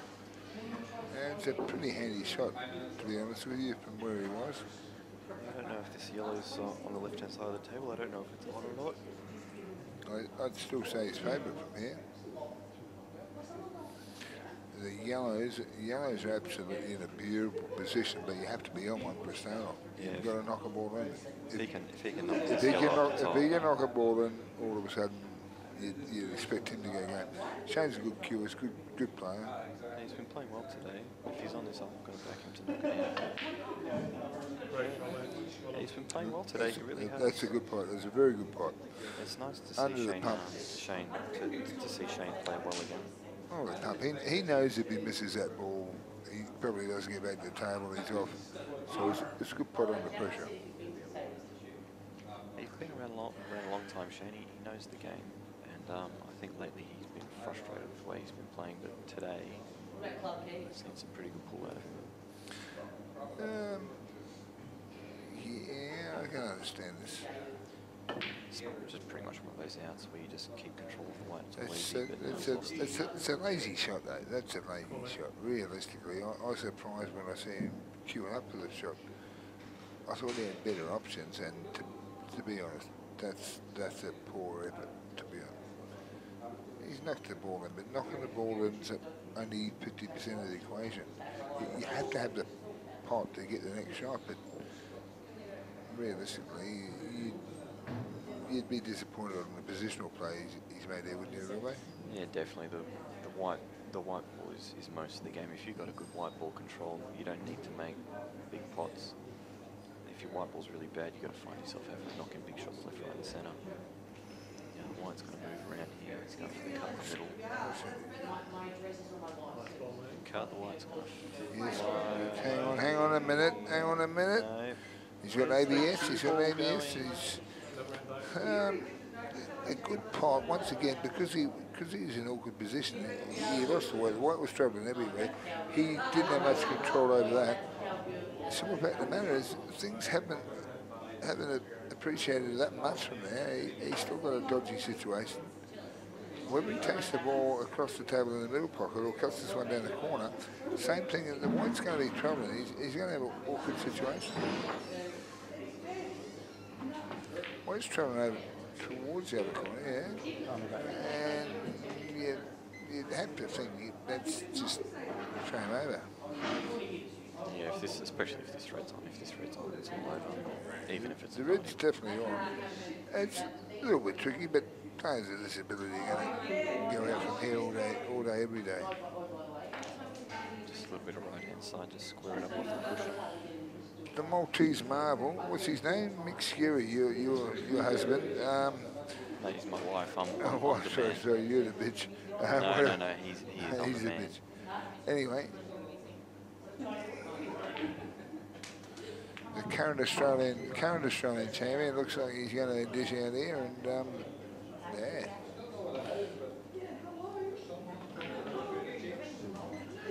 By the same token, look, not taking anything away from Shane, but the fact that he is playing the current Australian champion's probably made his job a lot more difficult. Yeah, it's on the mind of a lot of people. Yeah, you just need to really kind of forget that you're playing. When you've been in the situations long enough where we all kind of play each other, top players play each other, you just sort of get used to it. But I do see. Oh, Jack Daniels. I do see a lot of the other players who don't really play in front of CueballTV or get to the pointy end of tournaments. You do see the nerves come out a lot more often.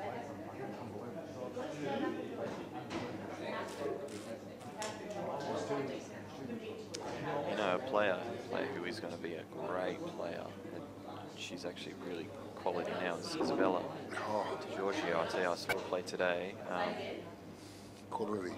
I'll tell you what, as far as skill goes, she's possibly the most skillful female player in the country right now.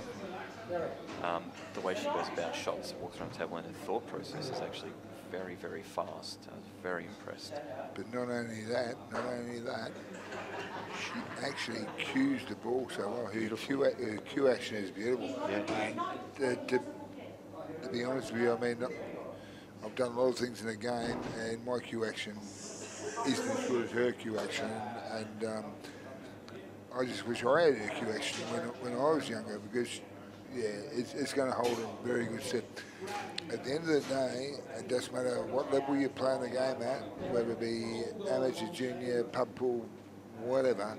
At the end of the day, the difference it makes the players, when you get put under pressure, if your Q action holds up, that's the most important thing, because when you get put under pressure, it's very easy for things to go sloppy and loose and chicken wing and whatever we want to call it, but it's hard to hit through the ball quickly when you're under pressure. But yeah, for a young girl of her age, it's absolutely brilliant. And I just said to Gus and Rico, Gus has represented Australia in I think he's made the Australian team in the juniors and in the seniors. And Rico is very good accomplished player as well, the father. I've just said to Gus and Rico today that you two are going to have to play out to see who the second best player in your family is, because she's going to be awesome. Yeah, she is. I actually, when I saw her play, like I said, it's more how she strikes the ball and how she thinks, and she loves the game. I actually said to her, your goal should actually be to make the men's open team in 5 years or so, because that is actually a realistic goal she could have. I was very, very impressed with how she played. Well, I hate to say it, but I've actually got a standing bid at the moment with Colby Poole, who personally I consider probably the best female pool player in Victoria, possibly the country. But she won't make a Victorian Open team in the next 5 years, because it's very, very tough to do that. But Isabella? No, with Colby, I've got a standing bet with Colby Poole, who at the moment is undoubtedly, I think, the best pool player, women's pool player in Victoria. But without sounding cheeky, I think a 10-year-old girl is probably going to end up being more chance than what Colby is. Yeah, I think you'll see Isabella in a couple of years making top 20s of the Open team. And within maybe 5 years, if she keeps playing with Gus and she seems to love enjoying the game, I think she could be one of the top players in Victoria. I really do. To see a 13-year-old play like that, I haven't seen a 13-year-old walk around the table like that since, like, Jake was around that age. Just kind of reminds me of old school juniors from like 15, 20 years ago when I was in the juniors. It reminded me of seeing the juniors back then. Yeah, I'm very interested to see how she goes, and she just loves playing the game. It's good. It's good to see, though. I mean, we'll get back to the game in a minute. It's actually in progress here, but yeah, look, the future pool Victoria, we've got so many bright lights coming through. But on the women's scene, it's absolutely fantastic to have Isabella playing well and doing well, and in the same token, the way that Jake and Ben and Kurt and all these blokes have come on, Robbo himself, it's only producing better and better players, because, as I said to someone today, if you live in a deserted island, you wake up in the morning, you're on an island there on your own, you've got a pool table and a bunch of balls, you can only get so good without these people pushing you and driving you, and these people only helping each other out. That's it. I remember I thanked Benny one time for, I felt he set the bar for the standard of pool for a while in Victoria and in Australia. I think Benny's actually made a lot of the top players in Australia the players they are. Most definitely. Anyway, well, what's happening here? Steve Jamison's playing Shane. Shane's actually gone off here and given Steve 2 shots. He's playing Vic. Who's he playing? He's playing Vic. Yeah. Sorry, Vic's gone off. But Steve Jamison has actually played very, very good pool today. It's a good shot. Yeah, good shot there. That was quite tricky.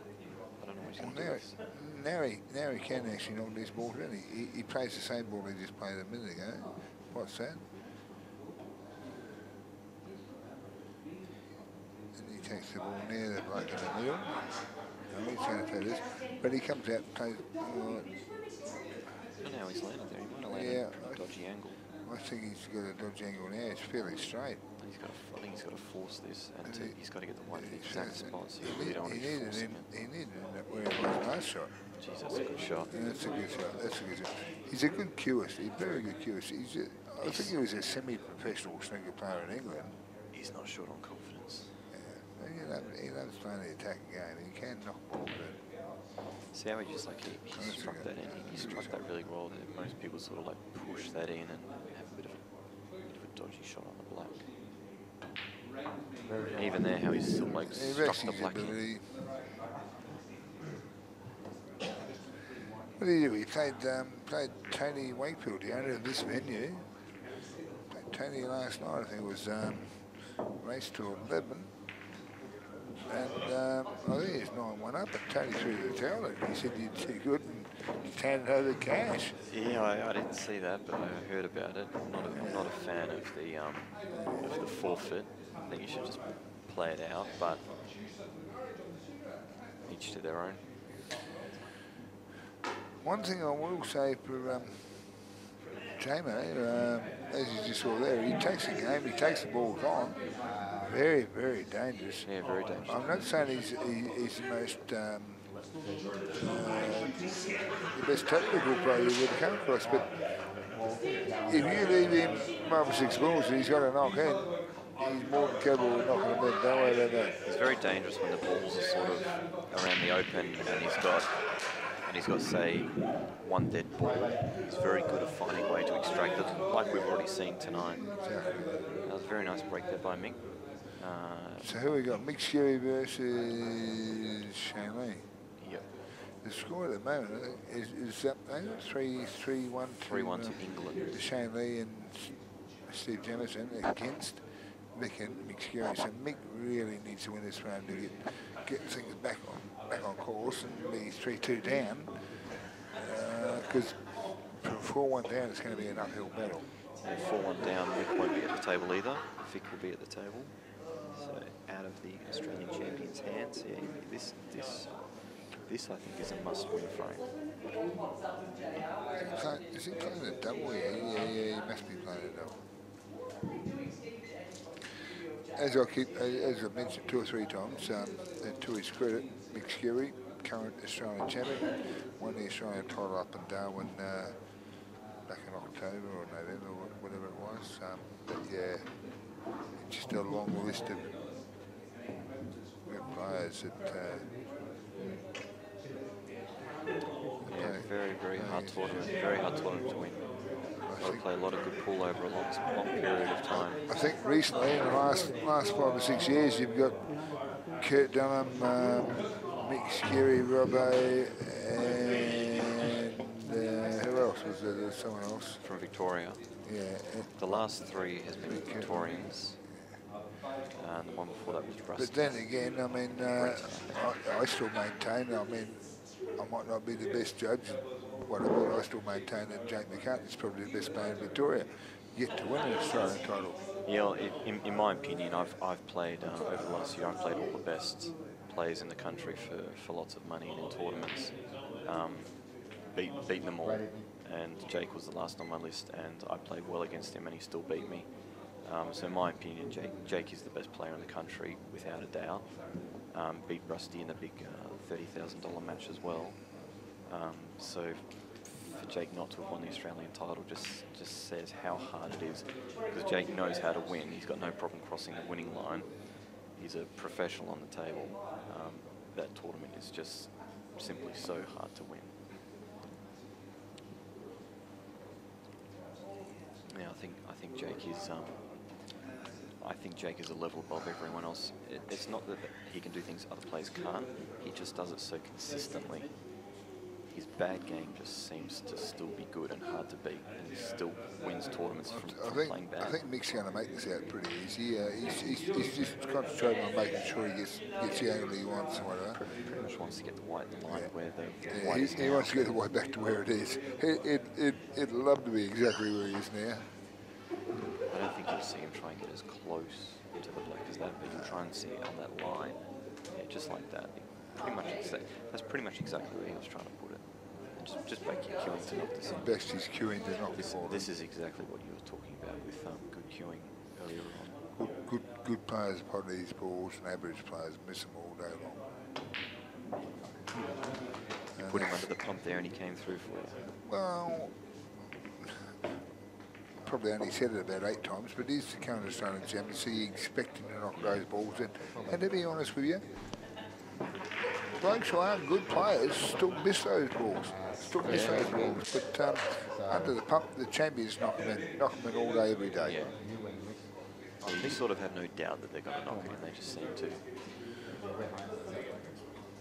Well, if you're playing against him, you're not getting out of your seat. You know. Yeah. If he misses it, you treat it as a bonus. But you're pretty lucky. I see we've got Mix playing up against Steve Jamo here.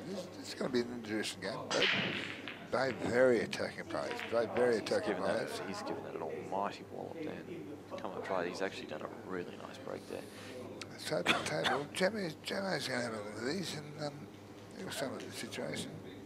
He won't hold back on having a dip. This will not be a technical game. There won't be fucking balls over every pocket. I'll give you the mark.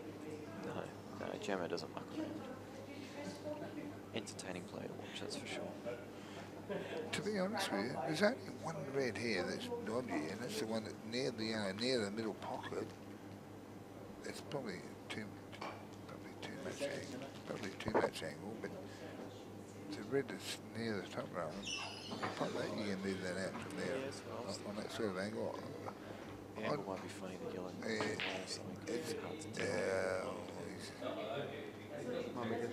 I suppose he always did have the red in the middle to open it up, but I would have preferred your shot. It's tricky, but I'm telling you now, if he hadn't made that shot, it's hard to tell from the screen here. When you're out on the table, it's a lot easier to make up your mind on what you're doing and see angles and whatever from here. But it did look like if he had to play that shot, made that shot, big chance he was going to go. A bit of a lash out there. Not a fan of that shot. As much as you might think that looked flashy and good and everything, it's probably a terrible shot, to be honest with you. Pot the ball isn't the be all and end all in this game. Another go. I think he's going to have another go of 200, which I do not like at all. I think it's an absolute miracle if it comes off. He's pulled his head in. Yeah, and so he should. The situation he's in here, he's probably still on the wrong side, but what he's got to do is say, how do I go about winning this frame in the long term rather than winning it right here and now? I'm pulling up here. I think there's just too much. I think there's too much wrong. Yeah, that's fair enough. He's actually, I know some of your viewers might say he's missed a ball that he should have followed, but he was never trying to pot the ball, and he's trying to keep the other bloke a little bit tidy. He doesn't mind hitting the ball, does he, Jamo? Yeah, he does have a dip. That's why he's dangerous. What do you reckon? None of the good players like playing blokes like Jamo because he's dangerous. Like we'd rather play guys. Play stooges like me. Yeah, pretty much.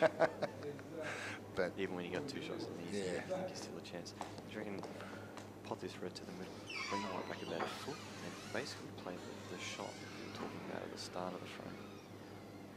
Maybe an option. Well, that's it. If he can come out just past the yellow, if he can pop the ball in the middle pocket, come out just past the yellow.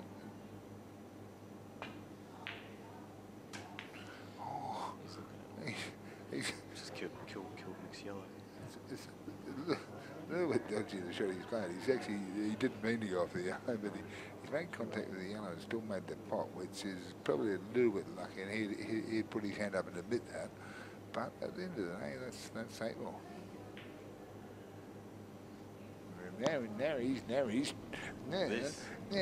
Now you've got a bloke that's never played tactics in his life trying to show Mick Scary how to play the game. No, I love this. This is beautiful. But that's what 8 ball's about. What's Mick doing? Mick's even making pot this, which I think he has to. Now, Jam will probably pot this and bring that up to around the blue spot on the snooker table. Yeah, No, he's still in the same position. I still believe Red's the favourite here, depending on the result he gets up to the next shot. Yeah, he's got to open these balls up. Don't want to give yellows a chance to gain tactical advantage. He's looking at the other option here, not even playing this red. He's there. He's it's not bad. It's not bad. It's not a bad result. That's a good shot there. I don't mind that at all.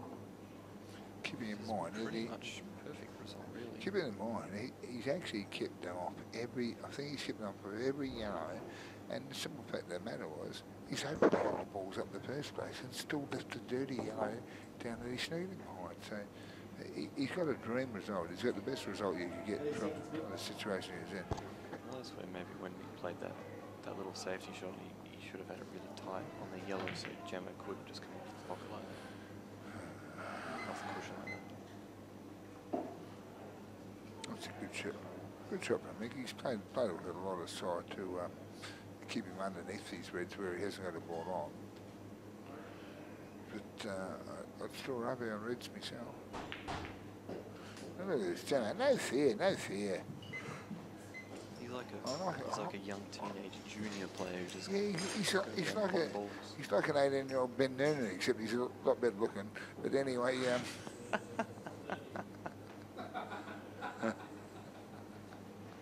well, if Glenn's heard us from all the way back there, that means these guys have heard us the entire match. Ooh, he's just held that yellow out of the back. But I'm pretty sure he'll go game here. Pretty sure he'll go game. This is good to see. I like to see he likes to take the balls and take the game on. Yeah. Just got to get wide in the middle of the table. Bit of pace. He's got too far. It doesn't matter. Yes, no, you always knew that if you brought the white up this way, you'd have the white over the pocket. Just screw straight back to the side of the yeah, exactly. That's a good shot. Yeah, nice shot. Well controlled. Well controlled. Screw the white ball back about 2.5 feet. Pretty much to where the white is now. Having the white ball back out where it is, well open around, gives him positional ability to be able to put the white ball wherever he wants on the table. Yeah, if that white pulled up a little bit shorter, then he'd have a bit of a bad angle, but the angle's pretty good. I think it's pretty much straight. Probably overscrewed it. It's not quite the car park, but he's overplayed a little bit, but he's playing with a lot of confidence. He'll be back in a minute and knock this back in. Ooh. That's going to miss. Ooh, that's it. And you'd be surprised to see him playing from here, wouldn't you? Yeah, it's too easy. You're basically just going to, this yellow down the bottom left, you're just going to leave that last to lock in, and then you just play the black. Black in the middle, so you just basically just chip it all easy. If he's a bit closer to this yellow, he'd probably take a bit from that distance. He's just working these balls around. Pot this, and he's going to take the yellows to the middle, and then he's just going to float up the table. Yeah, one about there. Get rid of this one, top rail, play that there, leave an angle so he's on the other ball. You just don't want to land high on this yellow. It looks pretty good. He's all right. It's perfect. If that white just roll it in the middle pocket, that's a nice angle to be able to play the other yellow any which way he wants into the middle. He can, after the one in the middle, he can play the one in the corner, wherever he wants to run through, wherever he wants to screw back. He'll probably be screwing. I'd say screw back 3 or 4 feet. Yeah. There we go. It's good when he listens to me. You should do it more often. And pretty much flat on the back. Yes. Nice mop up from Mick, but Jamo, who's been playing very well today, been disappointed losing that game actually, because it's now down to 3-all between Malta, Croatia v England. Malta, Croatia. Yeah, that was for It's not very often you see a Malta, Croatia team playing an international sport, but they're normally on the battlefield in wars or whatever. John, are you doing the adverts? Are you doing the adverts?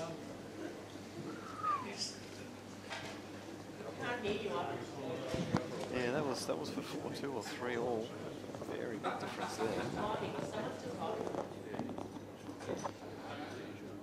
Yeah, Jimmy Ring's on the timer. Big break.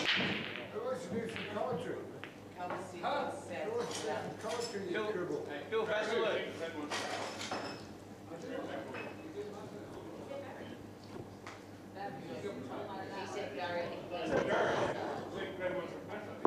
Jimmy, you want to do some commentary? Ferris wants to know if you're doing the ads, JR. Also, JR's doing the Google ad.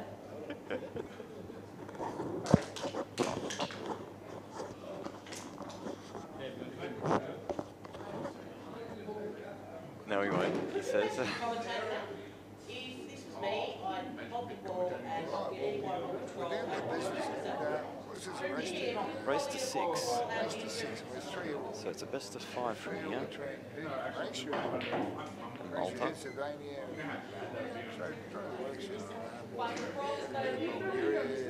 don't think you've got someone else, Phil?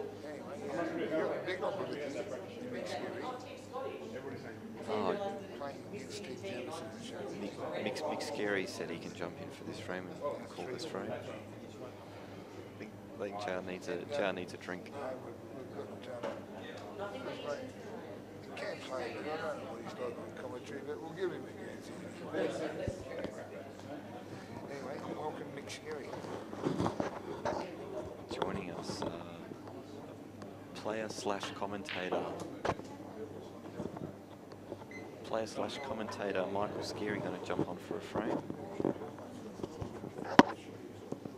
Yeah, I think it's best that I get out of the way of Vic's sight, so he can sort of like concentrate. Does he get a little bit nervous when he sees you? Well, no. I just want to let him play his own game and, you know, just free roll a little bit. So trying to relax out there.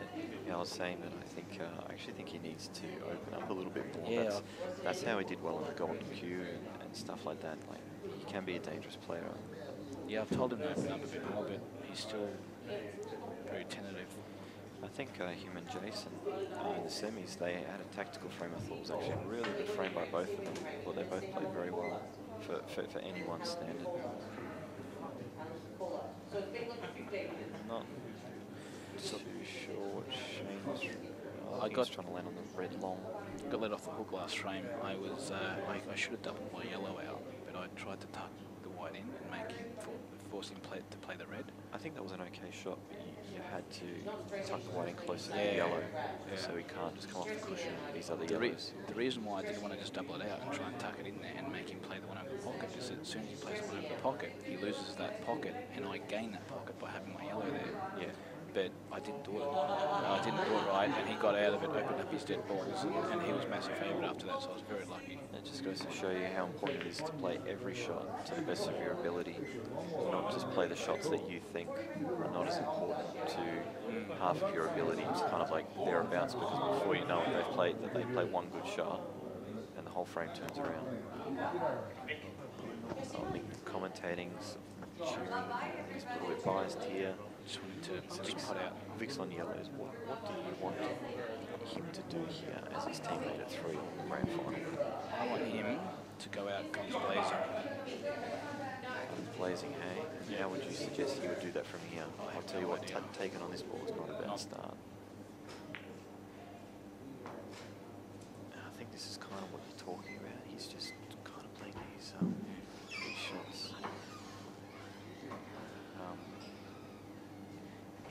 He doesn't seem to be taking full advantage of every shot. Like, he'll play a shot and not much has changed. Well, now Shane can kind of free for dead yellow, dead red here. Like, I'd prefer him to maybe just try and make it out there, because Shane's got this dead ball on the rail. And his other yellow goes up the top left, so... but I think Shane's actually been playing quite well. He has. I've killed the ball really nicely. Just saying that he seems to be playing a little bit more aggressive today. I've watched him play a fair bit today, and he's making a lot of outs. I was saying the VBPL, he seems to be playing fairly negative. Shots like this, shots like that, those are shots I'd like to see Vic actually try and play. You know, try and take the game on, because he doesn't seem to be winning a lot of frames. No, I've told him the game on, and you might semi-fluke in a way the odd frame here or there. Like I have told him to open up a bit and just try and go out there and win the frame rather than just wait for it to come to you. Yeah, he seems to be playing like a slow death style. I gave him a rap from the Golden Cue. I said, I think he beat Brett Rogers, then myself, then Jamie Stevens, then Steve Gray, all in a row. I think he only had like a couple of frame starts at 7, so he still had to win a lot of frames. And he did that by taking the game on and playing big shots. You have to play to your strengths. So Eddie's strength is potting. It is potting. He's actually not a bad cubist, but he just seems to, when he gets put under the pump, it just sort of falls away a little bit. So as you can see from a few sort of nothing shots, he's still got 4-ish dead yellows, even though Shane's made a mistake there. Vic's balls are in just really bad positions. So you need balls in good positions, so when your opponent does make a mistake like that, you can actually punish them. Yep. Good on me. What the hell did you do here? I'm probably liking him almost having a dip at the double or something like that. Yeah. Potting one of these yellows and then covering the top right here. Yeah. Corner pocket, something like that. Now they're just sort of another one of those shots. The only problem is with what he's been doing is that he's been doing this, but when it comes time to pot out, he hasn't been really making the outs. It's because it's not his style. You've got other players who can play fairly negative, who know that they know how to change gears from negative mode to okay, it's time to pop balls. He seems confused of when to actually pull that trigger. I'm gonna go up and try and pull it myself. Hill. I don't know what you say to him. This is a bit of a strange one, really. Normally I have the problem of trying to bring against people that they need to pull up to attacking, and that's most people I do a bit of coaching with. But with him, I would suggest, yeah. Well, I have to say this black doesn't go in the bottom left. It looks close on here, so I say it does. Yeah, well, if you look at where the outside of the yellow lines up with the jaw, it's sort of in line, so I'd say they have most of the pocket. Oh, geez, he's lucky to even hit that. That must have rolled out. Nah, that was just a bad shot. I'll try and give the players credit. Nah, it was that definitely rolled. That definitely rolled. Shane's been playing too good to miss a ball over a pocket. And again, this is where I'm saying Vic needs to open up, because again, Shane has made a mistake and his yellows are still in not great positions. Yes, mate, come on. Even hitting balls hard like that, like look, that yellow's actually bounced into maybe a handy position.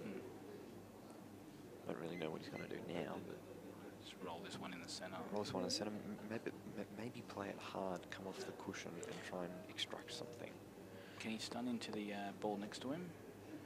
Hold on it. Yeah. Holy moly. Like that. And that's exactly what I'm talking Beautiful, about. mate. That's the perfect example of how he can play. He's got the shots, he's got the creativity. Yeah. Now these are all roll-ins, really. Yeah, the out is very much on now. Just punching 5 balls.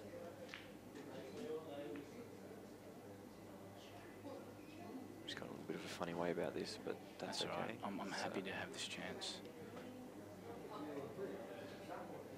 Basically just go and tell him to smash every ball. Well, but those last few shots that you saw him play, that's great shot, buddy. Come on. That's how he did well in the Golden Cue. That's how he beat 3, 4, 5 quality players in a row because he took the game on and he was on fire that day. Yeah, and he can play. He can play. Now this is just to sort of screw back a few inches, take the top one and then screw down. Yeah, just make sure you land on the right-hand side of the yellow to the top left, so you can just screw all the way down the table. Because that yellow does look quite nice in the bottom left, but it is about a foot out of the pocket. It is a bit harder than it looks. Yeah, pretty much like that. Even though that's a little bit too much angle, he'll still be able to get down the table a little bit. I just want to see him roll this in. Any high on the white. I think he's just going to dolly this in. Yeah, that's fine. There was no point in playing that with bottom if it was uncomfortable, because he was only going to get a little bit closer to the yellow, not enough to make it worth the risk. I keep telling him to back himself, just enjoy the game and have fun. Have fun. Yeah. You play your best when you're having fun, when you're enjoying it. Oh, yes, maybe. Just roll this in the centre.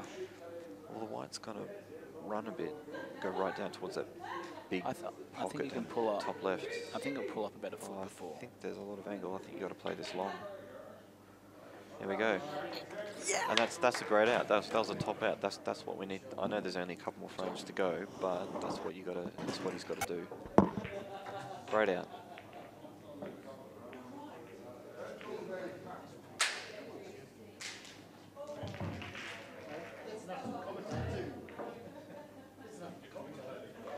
Yeah, Mick was right about just leaving the eyesight. I think Vic forgot it was a final or it was doubles or something. He just fired up. Want to jump on?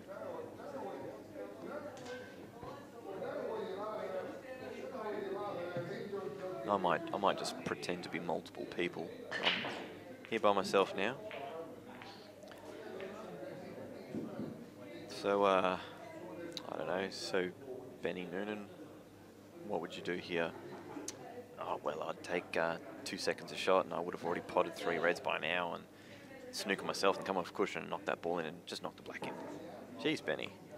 Wow, I couldn't even decide if I wanted reds or yellows. Far out.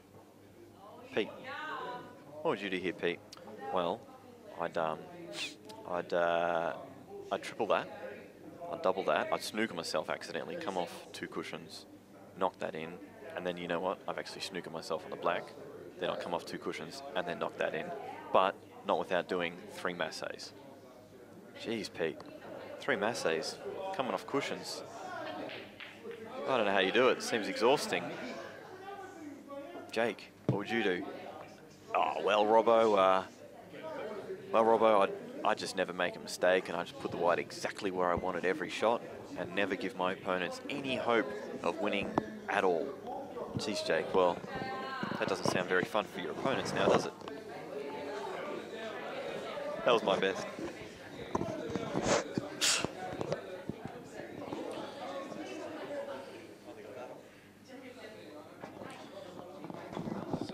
Thanks, Jake, for that special comment here. It's Mick Claney on the mic. Your meds are back on. Oh, I just had a violent sneeze. Oh, we got Mick joining us. You didn't play today, did you? Or did you? Were you on the other side of the room as me all day? Oh yeah, may as well have not played, mate. Yeah, I thought so. No, it was a good day, mate. Good comp. Oh, you didn't play? I did. Oh, you did play? Yeah. Were you up in the corner here? Yeah, we're up on table 12. Oh yes, I was down on the lower levels, up the back of the room. Down in the corner there, mate. Yeah, but the tables actually ran pretty well down there though. I remember back in the day you'd like request not to play down there. The tables were pretty bad, but now pretty specifically for that reason. Some of them are actually running pretty good. Across the venue, got some pretty good tables. So. How'd you find the tournament? The tournament was pretty well, mate. Yeah, I think it was run pretty well. The whole concept of it was really good. Something a bit different. So. Yeah, it was good. I'd actually like to try the idea pretty similar to what it is, but make the double Scotch doubles and actually get a few of the top line players and see if they want to chuck in a fair bit of money and basically play this format. Yeah, definitely, mate. Yeah, I think it's interesting. Good to see like lots of one-frame pool, changing hands, and then Scotch doubles, but not have it to be race to 9 or 11 or something like that. You know, one-frame pool, Scotch doubles. I just think the way the players are changing hands could just be interesting viewing. Oh, definitely. And it's not like you can stay out there for 6 frames in a row and get your arm going. You're kind of like, you're playing most of the time because you're playing a frame and then a Scotch doubles. Yeah, so a lot of it can go either way. Yeah, that's it. Really mix it up. Did you play well today? Yeah, had a few good frames, mate. It's just a couple didn't really sort of string together in the end. Had a good win against Tony and Buzz, but then just I think the few frames at the start of the day sort of put us a bit behind the 8 ball. So behind the 8 ball all day, hey? Yeah, mate. You know, that's cool. How about yourself, mate? You got pretty deep. Yeah, lost in the quarters. I'd rather lose first round or go on and win. Like obviously go on and win it. Like, but losing in quarters, you're kind of here for a lot of the day, and you start. You know, you're getting really involved in the tournament, and then you're out. You're like, oh, I feel like I was just starting to really sink my teeth into it, getting towards the business end, and then you're out. Yeah. So it's not an enjoyable time to lose, that's for sure. No, that's right, mate. But I think it was some pretty good pull throughout the day. So. Yeah, it was. It was a very fun day. It was a good win for pool. Got a good range of players down here playing. Got a good mix of players, good teams. There was no team I felt that was heavy favourites. You had your stronger teams. Yeah. But I think if you ran this tournament, you could easily have 4 different teams in the semi-finals, and if you ran it again, you could have another 4 different teams in the semi-finals. So that's always a good balance for tournaments. Definitely, mate. So what do you got going on here? Yeah, we got team Malta, Croatia, I think, against England, and the mixed scary team is up 4-3 thanks to a very nice out by Vic. We were just saying we felt Vic needed to open up a bit and take the game on, because that's what he does normally, and there's no point in pulling up in a grand final. No, just, exactly right. Just do what you do. I was speaking to him outside before, and but he's saying he was a little bit nervous, but you know, obviously playing with Mick Scary sort of wants you to perform at a certain level. Just said to mate, just play your natural game and you'll be fine. So he's definitely saw that in the last frame. That's it. Some big extractions, some big pots. He just sort of, you could see, he just sort of went, stuff this. I'm just gonna unleash here, and that's what he did. It was actually really good to watch. Yeah. Pretty much 2 very tricky reds on the right to navigate to. Might be able to have it. So playing bottom right, bringing the white off. Three cushions into that. Over here, something going on. No, it's landed nowhere. Trying to get in behind him and just didn't pass that yellow. Yeah, I'm not sure what he can do here. That's was he going to try really to a lot top of value. Come across? Yeah, queuing over the blacks probably might be all he's got. Might be able to play a safety. There are some positions on the table he can put the white, but you really got to open up those two reds if you are going to play safe. Yeah, I see. Just looking at the table, I'd probably be taking this plant on that he's looking at now, and possibly bringing the white up to the top left part of the table. Yeah, like that, but make the plant or get the white safe. That's it. I'm good. I've got my creamy soda. Thanks, Barry. We're just talking about what a success the tournament's been. Everyone seems to have had a lot of fun and very even spread, very even field. We're just saying that you could run this over and over again and have a different 4 players, different 4 teams in the semis over and over again. So, yeah, very good. Quality tournament. Very good.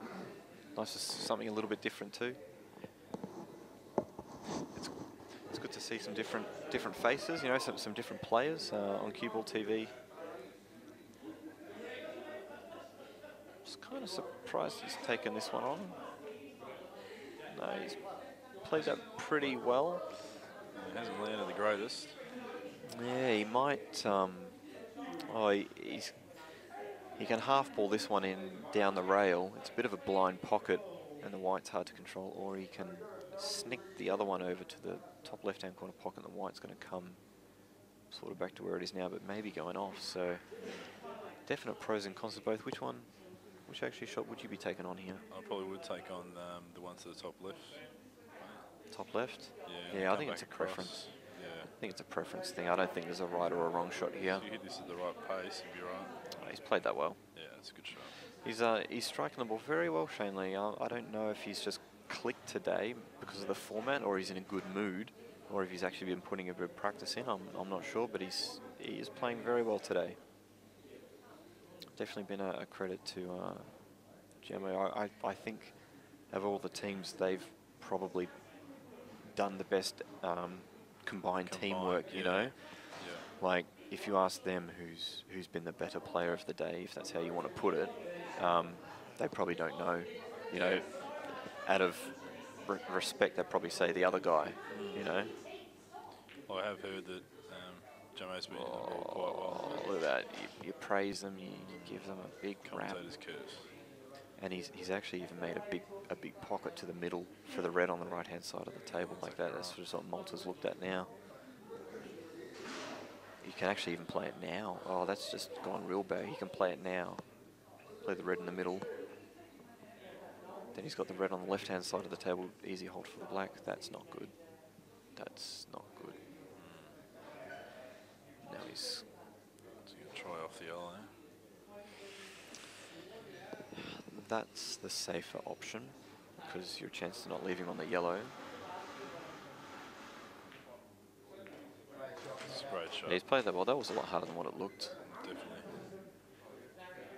And now he's trying actually to hold and get the right pace. Yeah, and now he's pushed the yellow kind of dead, but he's still just seeing sort of where the white can finish. That sort of the other guy won't be on the yellow, and that may seem really negative, but I'll explain why he's doing it. If you do that, then you've thought of everything, so there's nothing else to think about but the pot. Yeah. You don't want to be down on this shot right now thinking, okay, where can I leave it so he's not on the yellow? Yeah, it's okay. You've already thought about it, so you don't have to think about it. It's all done. 5-3. A little better finish there by Scary. So it's a doubles. 8 frames. I've lost track. Or is it Vic? Maybe Vic playing Jamo for the win.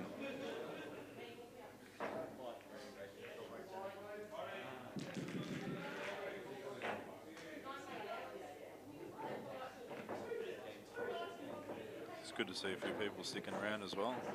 Yeah, there's probably 20 odd people here, but 10 people watching. It doesn't sound like a lot, but you know, it's, oh my God, it's 1 AM. Wow. Yeah, 1 AM. Wow. That is, I'm not kidding, that is 5 hours past my bedtime. My bedtime's 8 o'clock, because I'm up at 4:30 in the morning. You may as well just keep going, mate. Wow. I don't think I'm playing in a comp tomorrow. I think I'm having the day off. Yeah.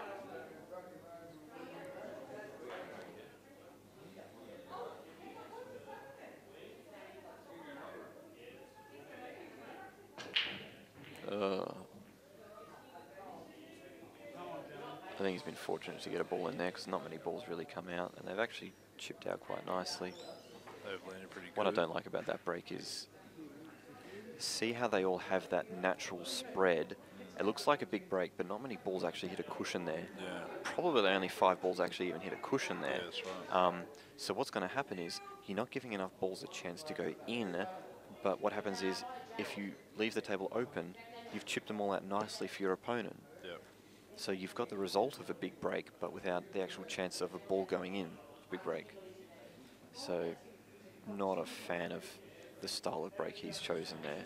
It's probably something that a lot of people don't really think about with their break, something they do that's more comfortable to what they're doing, but it's you're really going to give them a fair whack. Yeah, you need to give yourself the best chance off the break. You don't want to be breaking them open for your opponent to have choice of balls, and it's not from a running racks point of view because people don't run as many racks as they think they do, but it's having the choice of balls. Yeah. In this situation, reds are actually in not too bad of spots.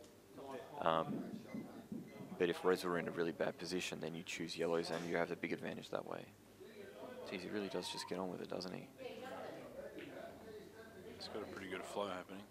Yeah, I can't help but think a lot, and if he's a little bit funny on this yellow, he's not going to. But he's queuing down there. He must have to play this with top off the cushion and come down. To come back down to towards the bottom. Yeah, and this is where maybe if he just did a little bit of thinking, he wouldn't have to play this shot white off the cushion to leave himself the right angle on this yellow. So now there's probably too much angle. Yeah, he's got to come past the red now. I'm not sure, but it's a little bit. This could have been a lot easier if he just kind of thought about it a little bit. It's going to be a big frame if he puts it away. See, now he's doing the thinking because it's a bit tricky. If he 2 shots ago, if he did a little bit of thinking then, maybe the frame's already over because it would have been easier. Much easier.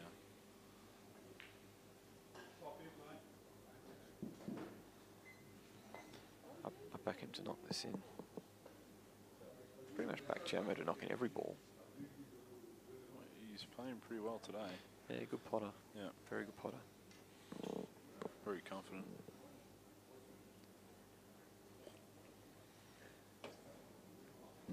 You've got to take it in the left middle, surely. This is a... Just go on the top. This is a tight pocket.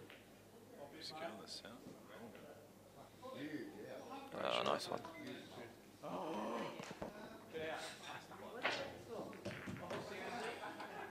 Jamo throws the cue down. Throws the cue down like... that reminded me of the movie Gladiator, when he's just slain his opponent sort of about halfway through the movie and throws his sword down and does the spit. Are you not entertained? That's what that reminded me of then. Definitely a who's next throwdown for sure. Yeah, boom. Yeah.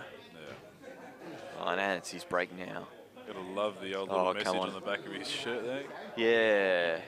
I'm not a fan of that saying, but I know it's a bit of a joke. Jamo actually puts a lot of time into promoting 8-ball through tournaments, and he's got a whole bunch of us doing these online interviews and stuff now that we're working on. So he does do a lot for 8-ball. Definitely bringing into a new age, I guess you could say. Yeah, we got between Steve Jamison and Ron Kelly with his tournaments, Rusty Ben Noonan with the Big Guns tournament, Dan CueballTV. There's it's all heading in the right direction. It's that break. Very lucky to get another ball in there. I really don't like it. I think, geez, they've landed in good positions again.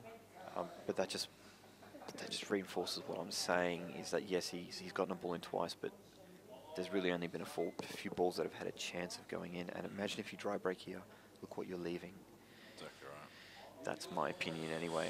It's something I've learnt. So I'm certainly not always right. So maybe I'm wrong. I'd be interested to see what some other people think about that. If he keeps punting balls off the break, then he's doing something right. I know, that's it. Yeah, if he keeps knocking them in and just keeps chipping them out into nice spots.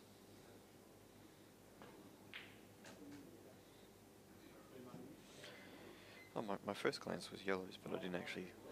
I think they're all blocking each other, maybe. Yeah, definitely from the screen, it's a bit different to what we can see on the table from this angle.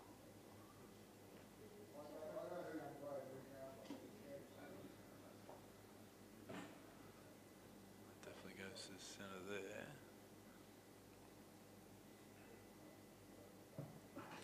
What do you think he's going to do? Come around and take the second red to the centre? Yeah, I think he's trying to bring the white up about a foot. Thanks, Vic, for the nice view of the back of your head there, mate. Nice drink of the stubby. Good promotion for Corona. Get him to move.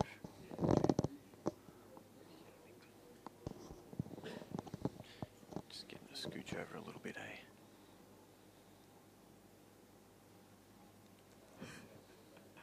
You gotta love the quick duck. They do. Oh, yeah, better view of Mickey's head there. Yeah. It's the quick duck, like it's a bullet. So, I don't know if this red's on. It's a bonus if it is. Oh, straight on. Easy. Okay, Jesus. There you go.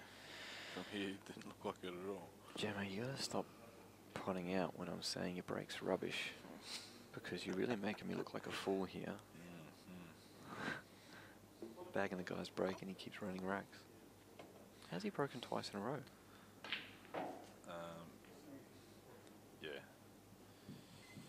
It was a doubles at 5-4. Yep. Oh, So and if then they it's a win doubles 5-all, then it decider. goes to another double. Ah, yes, I see what you're saying.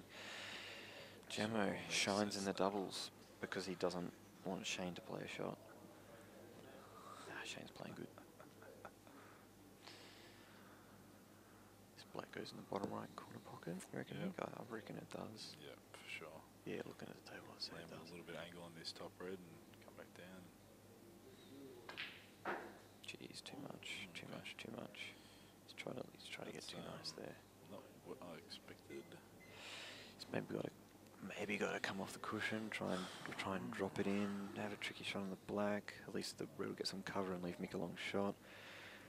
Oh, you can try and soft float the red into the middle, but that's pretty low percentage, and it could land on the cushion. He can. Tell you what, those yellows are just sitting gorgeous, aren't they? Like, even if something goes bad, you got the world's easiest snooker. I tell you what, I think you got to come off the cushion, try and knock it in, and if it doesn't, at least the white is hard up, and maybe Mick might miss. You've got to. That's it. You've got to do it. Put him under the pump. I think that's a good shot. That's all you could have done. Leave Mick a long shot. Mick's probably going to try and look for a shot to nothing, like a pot, and if it misses, it's a snooker. Which is probably what I'd be looking for, because as Pete says, I'm pretty boring.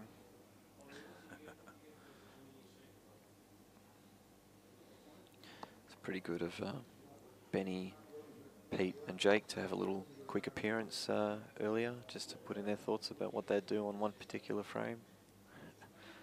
I'm sure I'll get a couple of laughs from people about that one.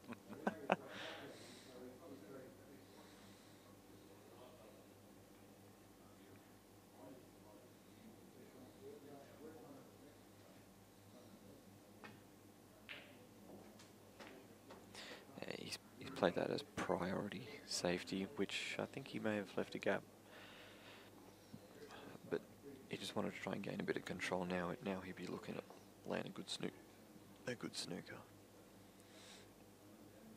Which is actually a snooker here is not hard, but he wants a good snooker, and he doesn't want to kill his yellows while he's at it, because it kind of defeats the purpose. Because they're sitting pretty well right now. He almost doesn't really want to move any of the yellows. Probably bring the white back to the name. Oh, I think he's left a gap. That's very lucky if that's blocked that. Yeah. That's very lucky. He did not mean that. Just letting everyone know. There's no way he meant to do that. There's absolutely no way. Like, he always knew the yellow was going to go there, but he did not intentionally leave a gap and to put that yellow on that square inch. Just the way he walked off. He walked off with such confidence, like, yeah, that's the shot. That's the shot. I'm the man. Yes. But no, that was a fluke. I didn't even need to make sure the white ball was behind another ball. That's it, because I knew that yellow was going put there. the other where I want it. Oh, Jesus. Oh, my goodness. I was trying to compensate over here. Yeah. Almost felt a shockwave. Come on, mate. Well, I think if you're Shane, I think you got to have a dip here. You have a dip here? No safety really good enough, is there? No, that's right. Have a dip. Hopefully not the black in. Play with a little bit of pace. Oh, really? We have a time foul. Oh, that's a shame. It's a shame or a Shane? Shame. That is a Seemed quick. crucial Did that seem quick? mistake. No, it was quite a while, wasn't it? We rambled on for a long time. Talking a bit. Yeah, we Can we go back to the video footage there, Dan, and see what the 30 seconds was called?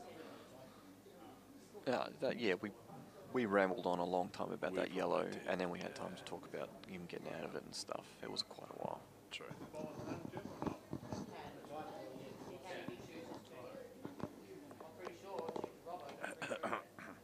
I don't know the rules. Yes.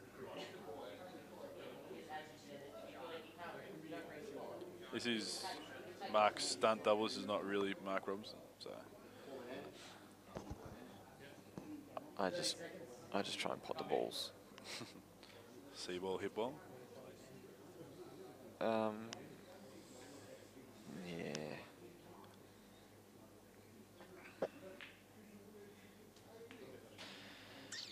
Yeah, I reckon that's all she wrote. Kind of nice for Vic to finish it off. Can you get past that yellow to the bottom there? Yeah. You can, can't you? As long as he doesn't like go for a pot and jaw it and go on the cushion. Oh, that's about the worst possible result that could have happened.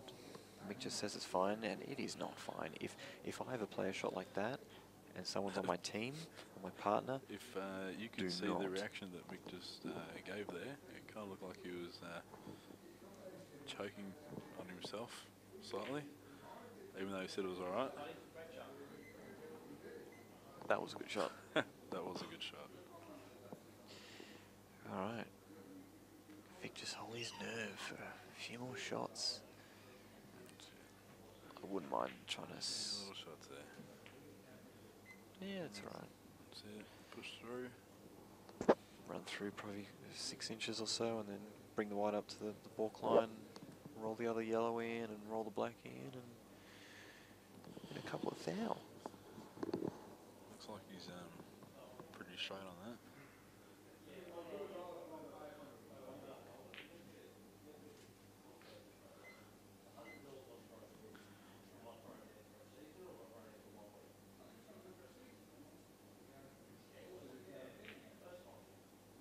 See, that could have been better.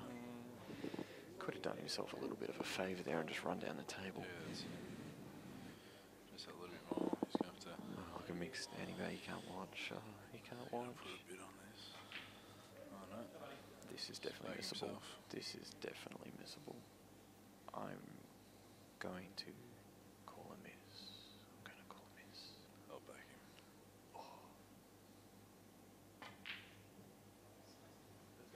He's going for a snooker. He went for the snooker. I thought he would have gone for the pot. Yeah, I didn't. If he had, if the difference is if he had played say like a good pot on a yellow and the white finished there, then he's going to the black going, yeah, come on man, good pot.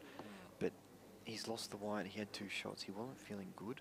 Like he was thinking, oh, how from there do I have 1 shot on a black like this for the win? That's right. So that's the frame of mind he was in. That's actually a really good shot. That was a much harder shot than what it looked like. Big difference between first and second. 2 reasons. Second just sucks. You're like first loser. And $1,400 I think. First is $2,000. Runner up is $600. So yeah, you go home with a K in your back pocket. You feel like it's not a bad day's work from a money point of view. Or 300. Winning is always more satisfying than any amount of money you can win. So in saying that, if you come runner up, you haven't won, and you've gotten less than 1/3 of the amount of money. So you kind of feel like you lost. Like well, obviously you've lost, but you feel like it was just a big waste. Yeah, it's just been here for that long. Yeah, I mean, 12, I don't know, 15 hours or something. Well, if we're going to be here for 15 hours, at least it comes down to the last frame. 1 doubles, that's it. I'll tell you what, Vic is just smashing himself with the cue right now. Big Scary standing, ready to attack. I think Mick wants to give him a bit of a backhand. I'd definitely rather Shane and Gemma's body language here. If you look at the 2 baldies, they're Right, half. Well, he potted one, but he potted the white as well. he keeps potting balls that we couldn't see because Dan's lazy Dan, who's been sitting here for 12 hours. Dan's just been on Facebook. He's on Facebook on his phone. Just checking into. Unbelievable. I think Mick's going to get... There's a good chance Mick is going to get Vic to play a safety shot here.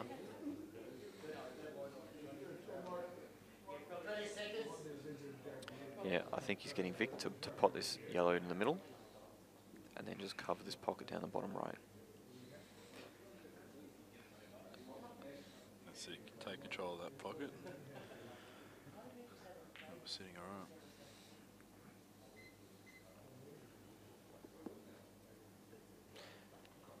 This,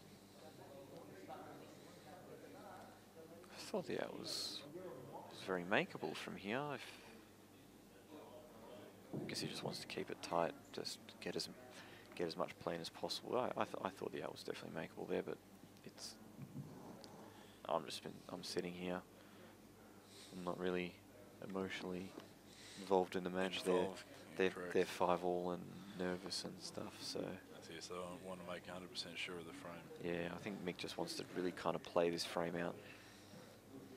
Even though I don't know if everyone knows, but in this doubles format, to save a lot of time, you're allowed to talk to your opponent for the first visit, but then you're not allowed to talk to them anymore. So right now, Gemma and Shane can have a conversation, but as soon as Shane touches the table, okay, now Gemma and Shane are not allowed to talk until Shane's whole turn is over. So let's say if that went in, Shane would have to play his next shot by himself, and he keeps going until he pots out or misses. So now, Mick and Vic won't talk because it's Mick's shot. And I think Vic would just be saying pot out, Mick. I think that's what Vic's hoping, but Mick is not going to even try that right now. I think he's just going to try and play some middle rover. Oh no, he's just going to open up his probably his most dodgy ball. It's a good result. Yeah, that's set pretty good. Sort of tied up a red, sat in a good spot. The white's kind of not in a bad spot. Yellows are definitely looking the better of the two balls, and I mainly say that probably because the red on the left-hand side of the table is just, it's dead, and there's really no ball that can get to it. Yes, yellows have the bottom right-hand corner pocket covered, but they don't have it covered all that well. Yeah, that's right. Still definitely fit. Gemma might even play a triple right now, actually. But that's also slowing them yellows down from winning the frame as well. I think he's having a crack at the double. Jeez, this is loose, I tell you what. Oh no, he's not. If you are going to play a safety shot, make sure you play it well. It definitely wanted that up further, up the top.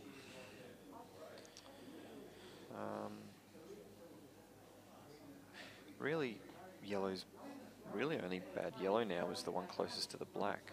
They can't really get at it.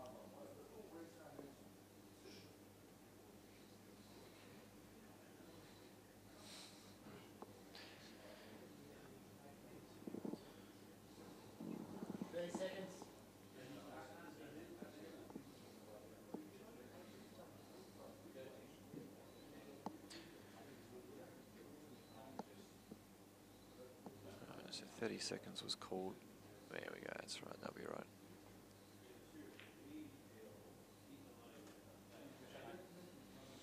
I tell you what. Oh, that's what I'm saying, like it'd be nice if we could have a go here, but that yellow that's covering the pocket at the bottom right is sort of holding them back to that. They can land on it.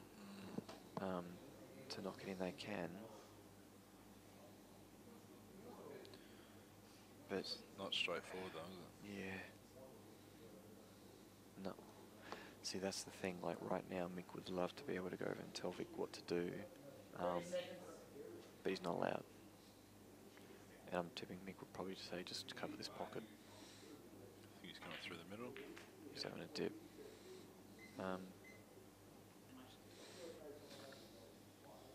Mick's just looked over at us like, holy shit, what's he doing? I can't believe he's doing this. Vic, you understand that when your turn is over, we will have either won or be in really bad shape. I think he's definitely going centre. I think coming off the off the red. Vic's either going to be a superstar or not at all. I see what he's doing. He's playing the Jackie. Yeah. So this is either going to go really good or really bad. If this goes bad, then wow. You play with a little bit of confidence because still got that dead ball. Yeah, but it's not But dead it's- if you've only got one yellow. They can just snook you and everything. correct. Mick is not happy with this at all. Like, the odds of making this Jackie and actually keeping the red safe is so slim. That's what I mean. Mick is going to be, like...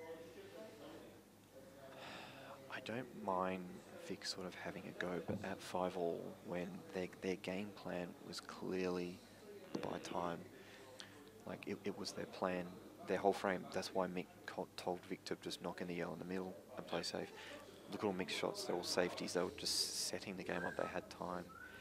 So They are in all sorts here. I originally thought he was not even going to be going for the Jackie. Me myself would have tried to play the yellow off the rail, maybe push the red onto the bottom, and then have both yellows over that pocket. But Yeah, I think he got I think he got a rush of blood, and he thought, Yeah. I'm gonna be a bit of a hero here and because and win this. it was a bit of a crazy shot. It really was, especially the Yeah, effort they put now into setting it Mick's up. having a go at him. Probably not best to have a go at him now. You got to show confidence. in He's your just time pointing at as the well. table and Yeah. palms are going up in the air. Yeah, he's full doing. Now he's just going to half ball this. White goes over to the right hand side of the table. Yeah, that's pretty much spot on. Yeah, Mick is fuming. Like, when Mick left the table, He's pretty the balls happy. were good. And now he's come back, and And that one visit. there is only one ball keeping yellows in this frame, and that is that red on the bottom cushion. That is the only thing. He just wants to smash it. It definitely looked like he was going to smash it. I don't know what. I don't really. I think you've just got to come off cushion and hit it. You might be able to tuck the white in safe somewhere.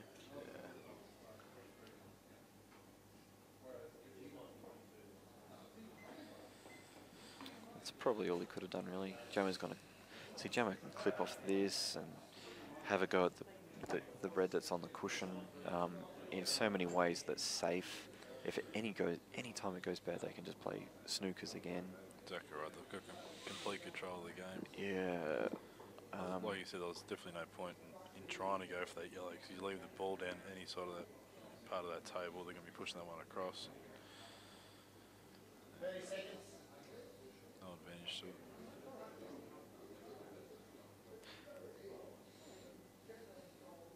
I think he's left him on this red. If Jammer knocks this in, it's all over. No, in off middle. Wow. I was going to call it in my head. In off middle. All I can say is, wow. I actually thought that was a really dodgy shot to go for because the in-off was a slight possibility. You could have done anything.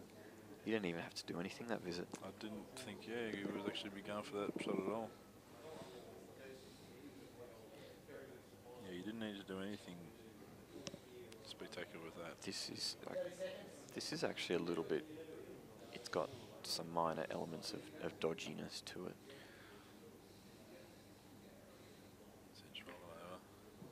That's it. Um, He's just got to... If this misses to the inside jaw, that's really bad. If it misses to the outside jaw, the white's probably going to come up and down and still land on it. So. That's it. Outside jaw, white come up and down. It'll still be alright. That's it. If he's going to hit any See, jaw, let you me want to have a hit look. that one. Oh, that's a very thin nick That is or very a double. thin compared to what it shows on the screen. Yeah, so actually, I'll that tell is you what, not on the easy. camera, that looks absolute piece of cake, but Yeah. it is not.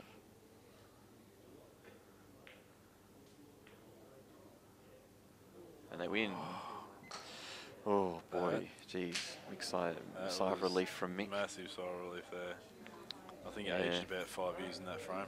Yeah, boy, close one. Great both tournament. of them. Well done to Team Malta Croatia. There's Mick with the confusion.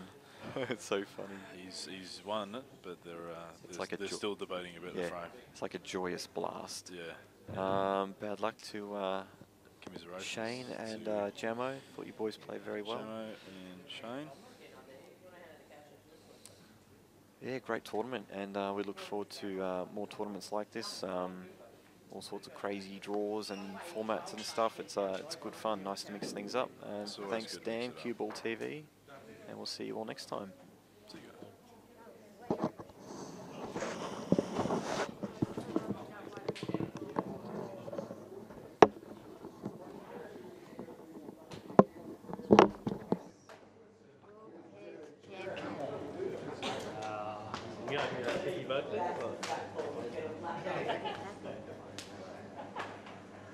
Okay. Presentation time. Come on, you fuck. Firstly, first I'd like to say thanks to Barry to run the great comp. Thanks to Victoria for helping Barry run the comp. Victoria, good, Paul Victoria. Thanks very much to Danny over there doing the TV. Mark for helping me. Tony, give a shout out to the UK view. Yeah, all the best in the UK. Right, talk about UK. The runners-up come from UK. Steve and Shane, well done. Hold on, Joe. Yeah, thanks to Jimmy for the And the winners come from Malta and Croatia. Croatia. Croatia. You went creation in Croatia. Croatia, whatever. Croatia. And we've got a cup or a World Cup. And we can put names on every year when we do this. So yours is going to be the first one.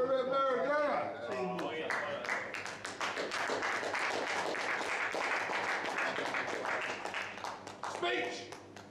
Is there all that must have no hair? That's what we want.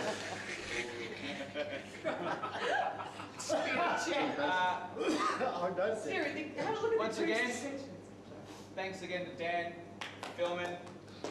Yeah, awesome. Shane and Jamo, I think you guys were the better players in the final, and it probably should have been yours. But You seem really annoyed about that, mate. But I lost enough money last night, I had to make it back today. well played, Jamo. Some of those outs were unreal. Well, like class, absolute class. And Shane, you look like you've been killing the ball awesome for the last few hours. Anyway, that's what I've seen. So thanks again, guys, for a good final, Vic. Yeah. Awesome. Yeah, that's right. Yeah, thanks, Vic. You go. Yeah, thank you. Same. See, where's the Paul Vic? Jamo, Shane, you just played out of your skins tonight. You deserve to win. I want to say thanks to Mick for asking me to play.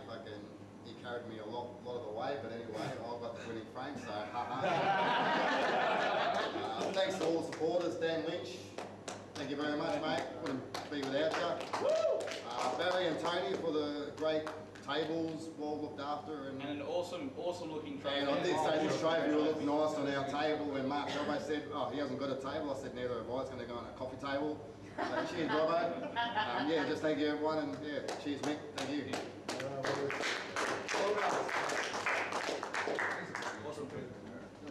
To be honest, to be true. No, thank you. He called the foul